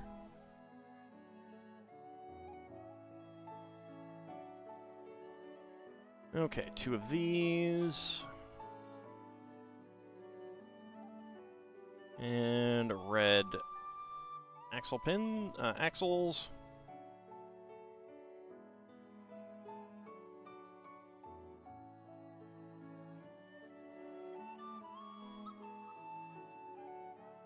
All you can do is peer at Charlemagne. You cannot be his peer. Here's a thought. Since we have a jury of our peers, does that mean that everyone who serves on a jury judging you has peerage?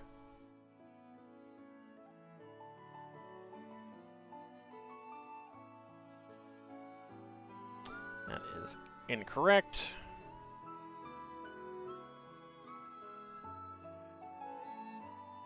There we go.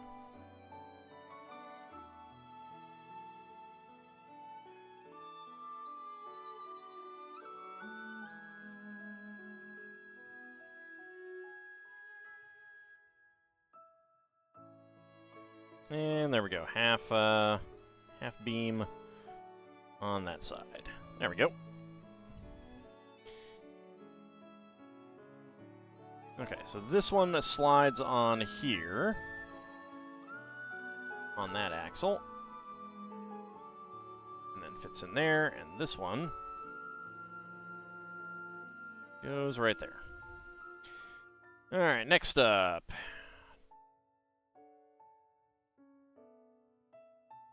There we go, get an axle connector there. Okay, I will probably tie this because there aren't too many other uses for string, and I have a few spares, so...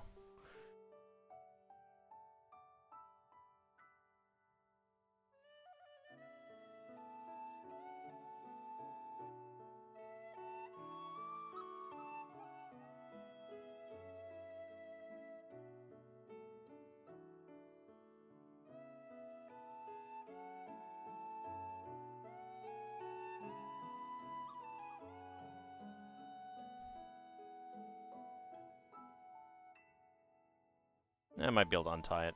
Maybe. Theoretically.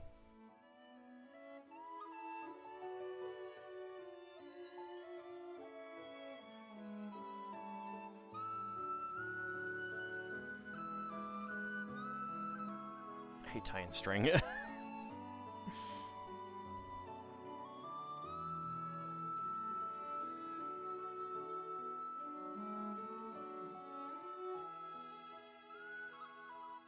Get through there.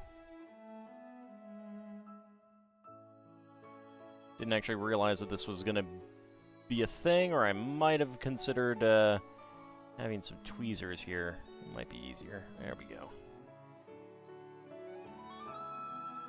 There we go. All right.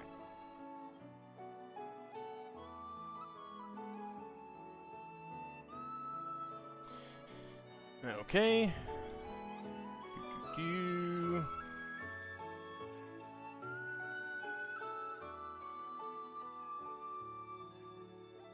Grab that.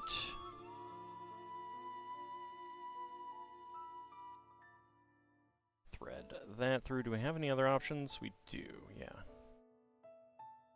There we go.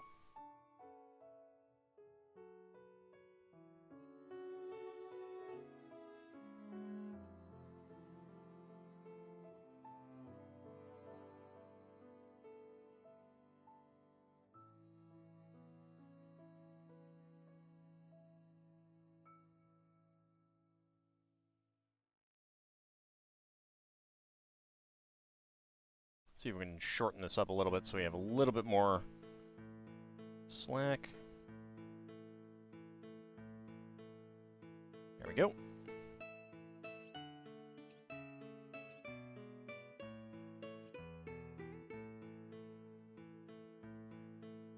As many of your CK2 games trying to get as many bloodlines as possible. But aren't bloodlines really adorable creatures too? In their own way.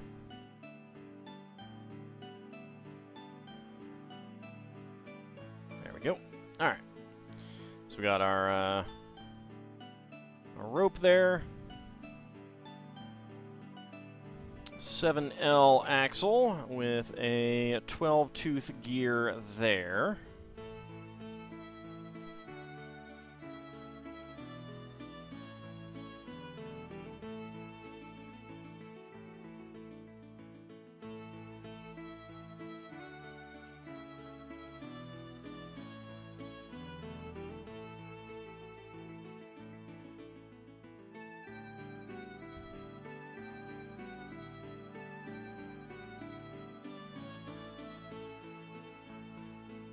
Alright, there we go. Let's go ahead and bring that in.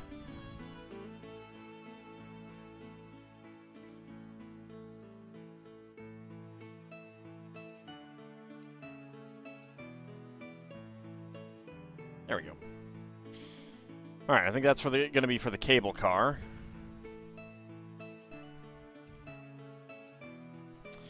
Alright, 4x6 half tile, 4x4 with cutout, and 2 inverted slopes.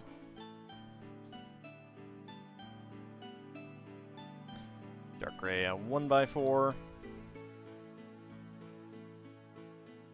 I mean, bloodlines just have great benefits, so yeah, if you can get them, you might as well try.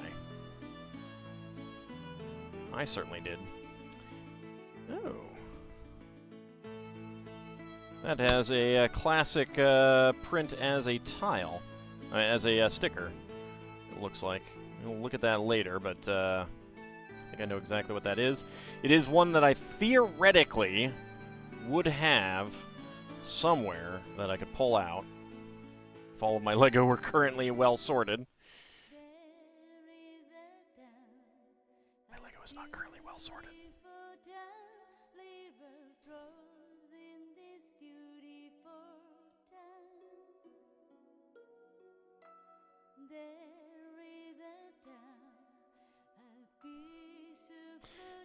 So it's a classic little 4 buttons and a little screen.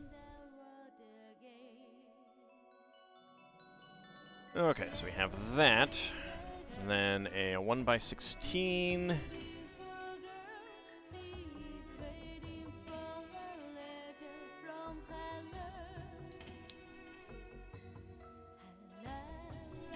Where's the 1x4 tile? Oh, there it is. I thought it was part of the mat.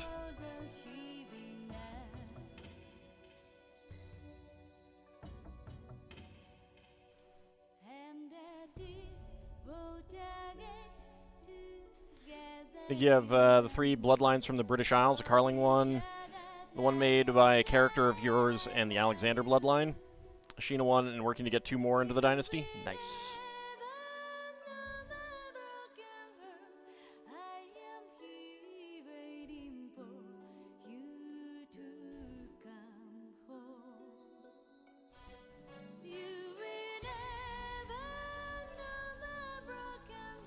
Okay, so that gets in there. And 1x2, 1x1 with clip.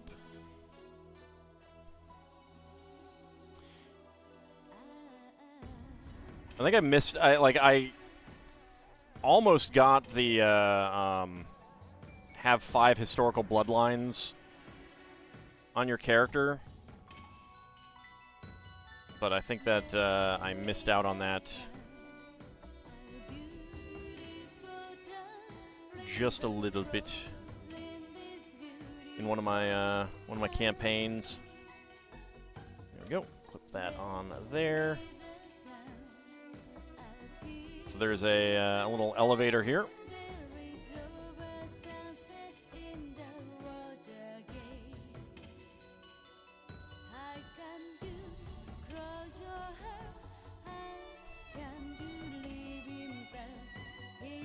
Okay, next up.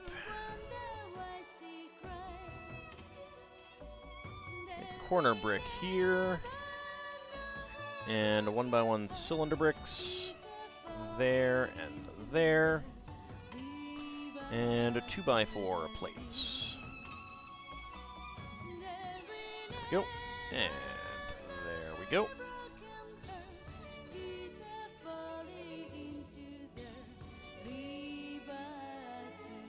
Ah, that explains why that is positioned that way. We have, okay. That is a friction with double axle pin. That on there. 1x2 with friction axle pin. With the 12-tooth gear. Then we get the 20-tooth gear on here.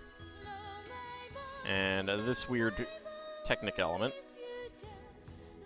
Basically a 4-tooth cog originally. There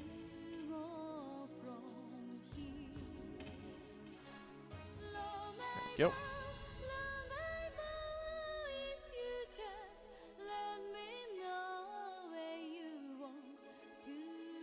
So that right now is the method for turning it.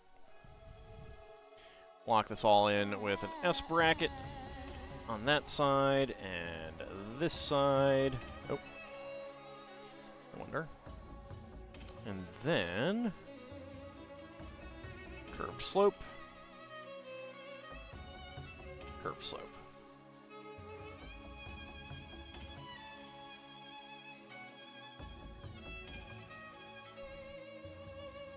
Two by three. 2x3 and 1x4 curved slopes. There, there, there. Oops. That seemed like that was coming out a little bit, and right there. It might be. It probably need to. It's probably the like just making some automatic changes as it's getting close or something like that. I don't know a whole lot about color settings and things like that.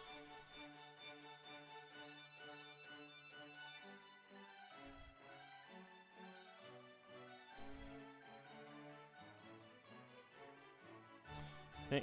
1x2. I think it's just because everything's so close. I do have some new lights that might help as well that I need to set up.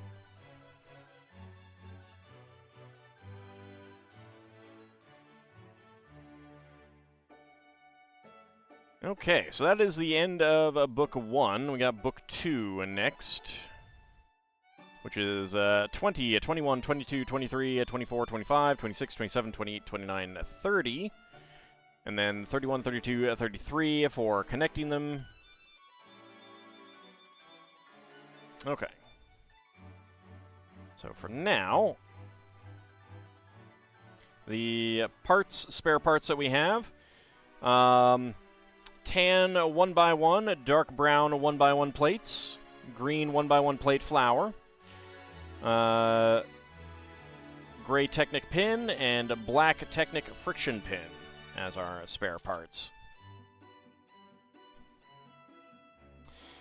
Okay, well, that is bringing us pretty much to the close. Let me go ahead and move some bags around here a little bit so I have better access to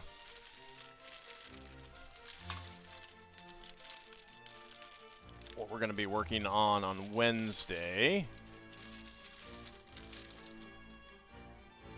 There we go, and easier access to the minifigs, because it is that time.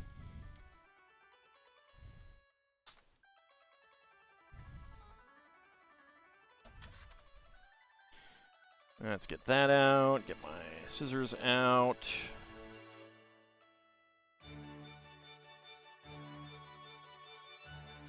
Okay. So we are still looking for one more minifig here.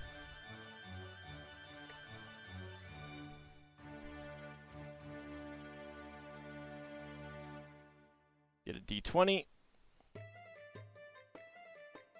Move the others close by. Alright, 6. So, 1, 2, 3, 4, 5, and 6.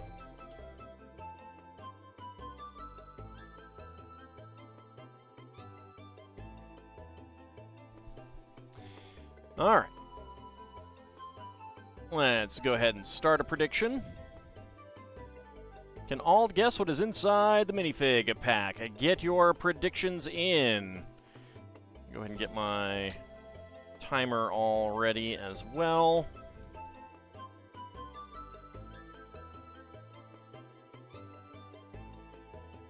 There we go. Timer is ready.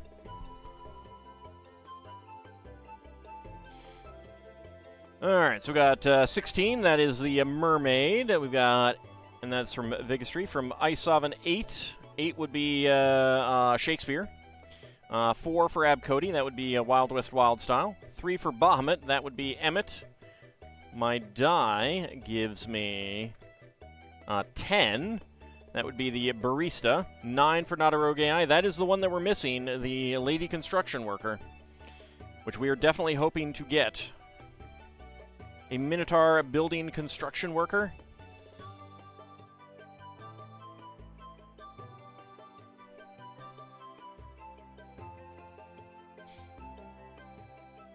Alright, get your predictions in. Can I guess what is inside the minifig pack?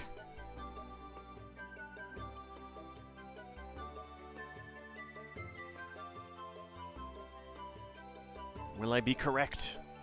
A Leonin Construction Inspector? Plantagenet Fanboy?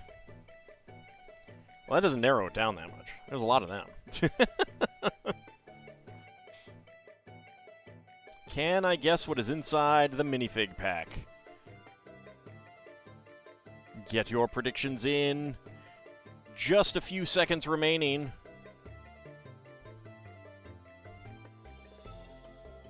Alright, let me get my timer all ready because it is about time to go. Just a few seconds remaining. Okay, and predictions are now closed.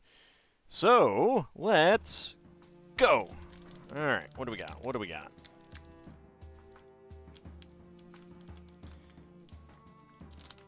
Let's feel a piece that is that okay. 14.9, we have President Business. I felt his hair. His very unique hair.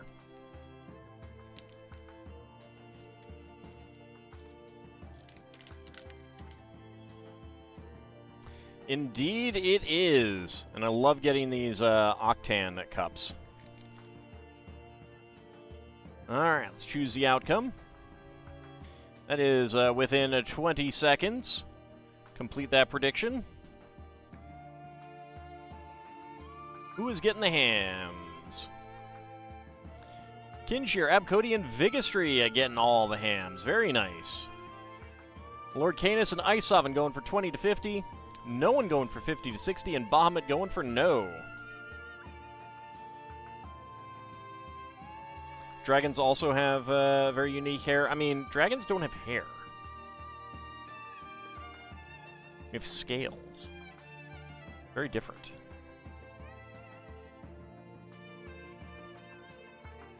Let's see, he's had his coffee, so he won't be quite so angry. There we go. There's his squared off and octagonal hair. And ready to drink his octane, high octane coffee. I'm sorry. All right, so that is our third. It is so weird that we have not gotten that lady yet. So weird. I don't know where she is. All right, next up, we've got a Series 13. Lucky number 13, which we've gotten a lot of without actually delving too deeply into the set. All right, let's see. That's a 5, so that's going there. We'll do a D20. 2. All right, 1 and 2.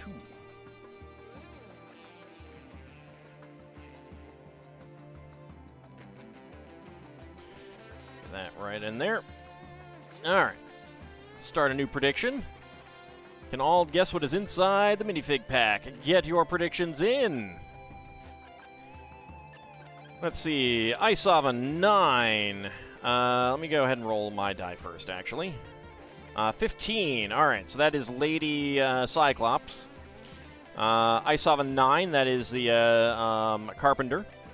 8 for Bahamut. That is the Egyptian warrior. 6 for Vigistry. That is the Lady Archaeologist. 14 for Nadaro Guy. Hot Dog Guy, he's just trying to figure out who's responsible. He's just trying to figure out who's responsible. A Taco Minotaur and a Burger Leonin. So the January minifigs are all animal costumes. I hope that we get in the future an all food costumes set. That would be pretty great. Ab Cody going for 16. That would be the space bounty hunter guy. So get your predictions in. An obese guy on a couch? Are you just talking about yourself there? I'm kidding. I'm kidding. I'm mean. Minifigs could be a little more diverse. There's been minifig prints that are kind of showing off some obesity. Little tight shirt or a little bit of hang over a belt.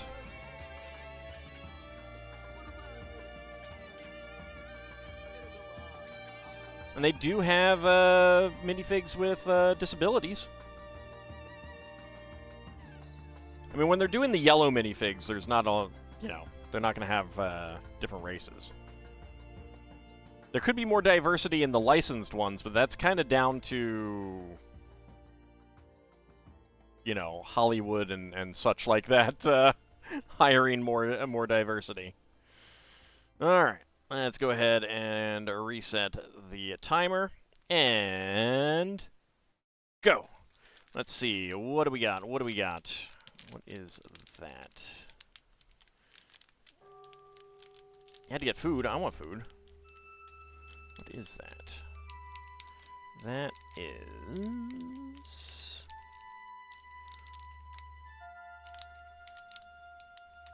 Oh, all right. 21.88. That is the Egyptian warrior. Howdy, Minor Trader. How's it going?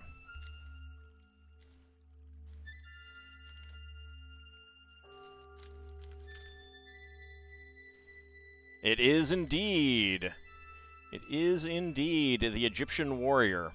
Also, I think that this is without printing. They're using this as a for ladies in the medieval thingamajig. I don't know what it's called. So pre-dual mold.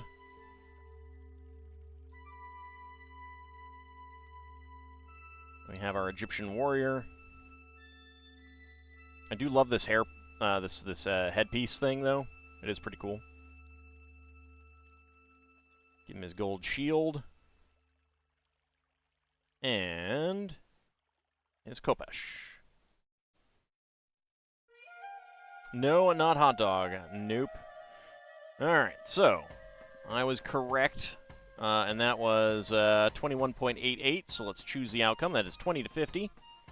Complete that prediction. Who is getting the hams? That is going to be a Lord Canis, Abcody, and Vigistry getting the hams. Very nice.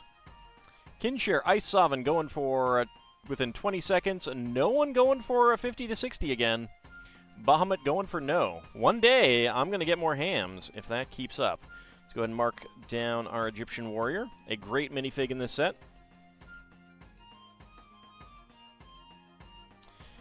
Okay, so that is that set done. And now for the final minifig of the night, the non-minifig.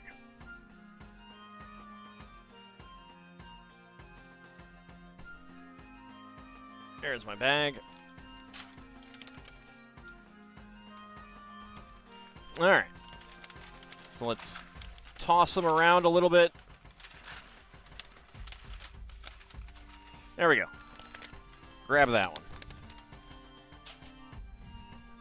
There's not too many left. Can all guess what is inside the minifig box? Get your predictions in.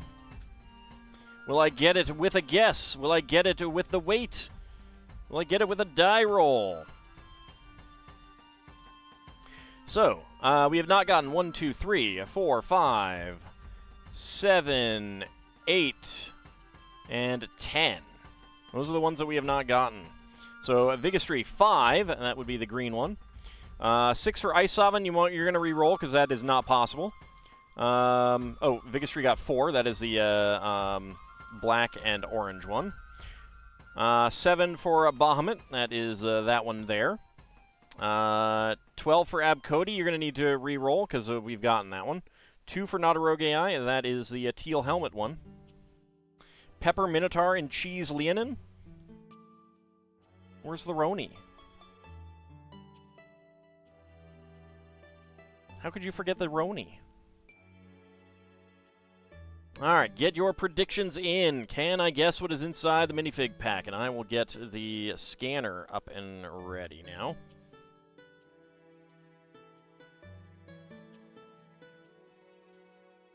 The other's getting pizza? I guess that's acceptable. Rerolled, got 3. Alright, that is the red one. That might be Ferrari. The Roni Ronin. Yeah, I'm pretty sure that 3 is Ferrari. So go ahead and get your predictions in. Can I guess what is inside the minifig pack? 8 for Abcody. Alright, so that would be the blue and gray one there.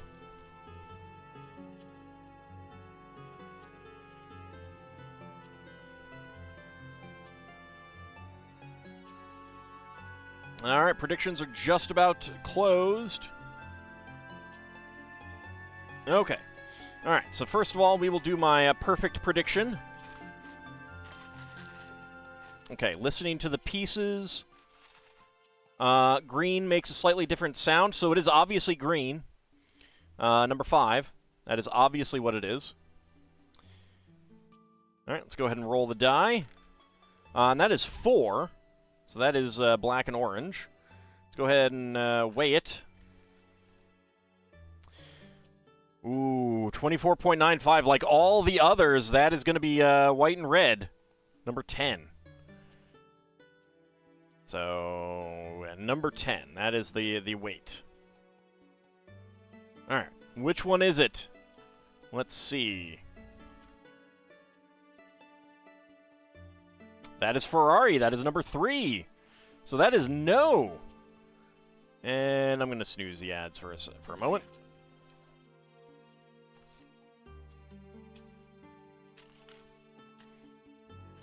One of these days, Ald is going to be right, and then he has to change his guess to something other than green. I know. A terrible day when I can't guess green.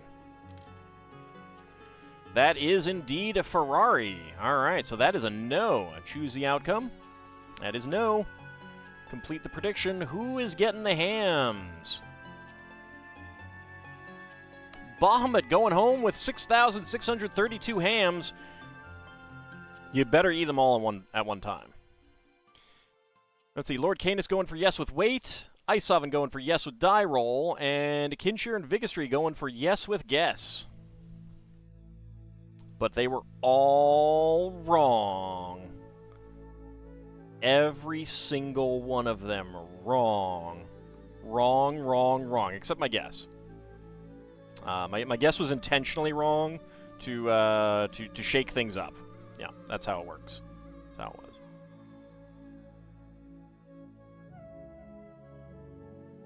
They're getting pickled for later eating? You disgust me.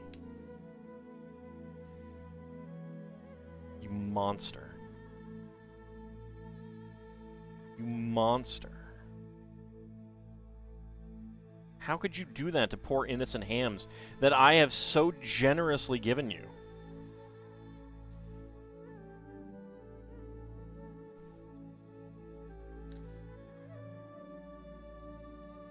That's true, you are a dragon, so I guess that does go without saying, doesn't it? Should choose my words more carefully. Alright, so that's that. The funny thing is that I have a lot of Ferrari Lego stuff, because they had a fairly long-term license for a while. Ah, Ice Oven has redeemed Feed the Dragon. Nom nom nom nom nom nom nom nom nom nom nom nom nom nom. So good. Nom nom nom nom nom. Yum yum. Alright, got another white head to go on here. Oh no! It's the whiteheads from the Briley Witch Chronicles. Alright, so we do have the new trans black color for the visor there. That's cool.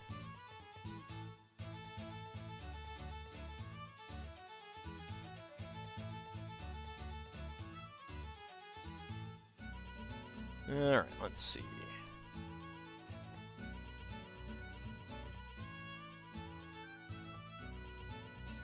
I can get the get that part on, and now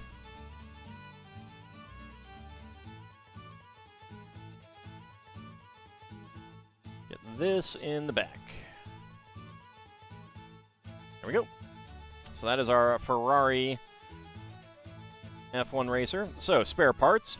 Red 1x1 plate, red 1x1 tile soap, red 1x1 quarter cylinder tile, red 1x1 cylinder tile with top peg, and a black 1x1 cylinder plate with underbar. It is underbar. Alright, so let's go ahead and mark that down since we did get that one. That is the Ferrari car all done. Alright, so that is going to wrap us up for tonight. Funny how at some point your die was right. Yeah. Too bad you can't wager on that. Somehow reminded of Happy Meal toys from back in the day that were just something small and simple like a basic car. Oh yeah, every time there was a Lego Happy Meal, I wanted so much McDonald's. I got quite a few of the last one that I recall in the early 2000s. That had affectionately called Grimace Purple Lego pieces. Really only one, but... So will Seagull Chicks make the soundtrack cut? I mean, Stupid Ducks is always going to be on here. Anyway, let's go ahead and get a raid. There's still a lot left of the Ninjago City Markets, so we're probably going to be working on that Wednesday, Friday, and maybe next Monday too. So, good choice. Alright, let's go ahead and get a raid going. Who shall we go visit? Let's see. Who is on that I want to go raid? Let's go to Hungry Goria. She's playing the Resident Evil remake on GameCube. So let's go ahead and head over that way. So I want to thank you guys for coming on out. I shall see you next time. Thanks for watching, everyone. We will be back Wednesday and Friday for more LEGO building, and Saturday for more Spelljammer. And then we will return on Monday as well for some more LEGO building. See you next time, everyone.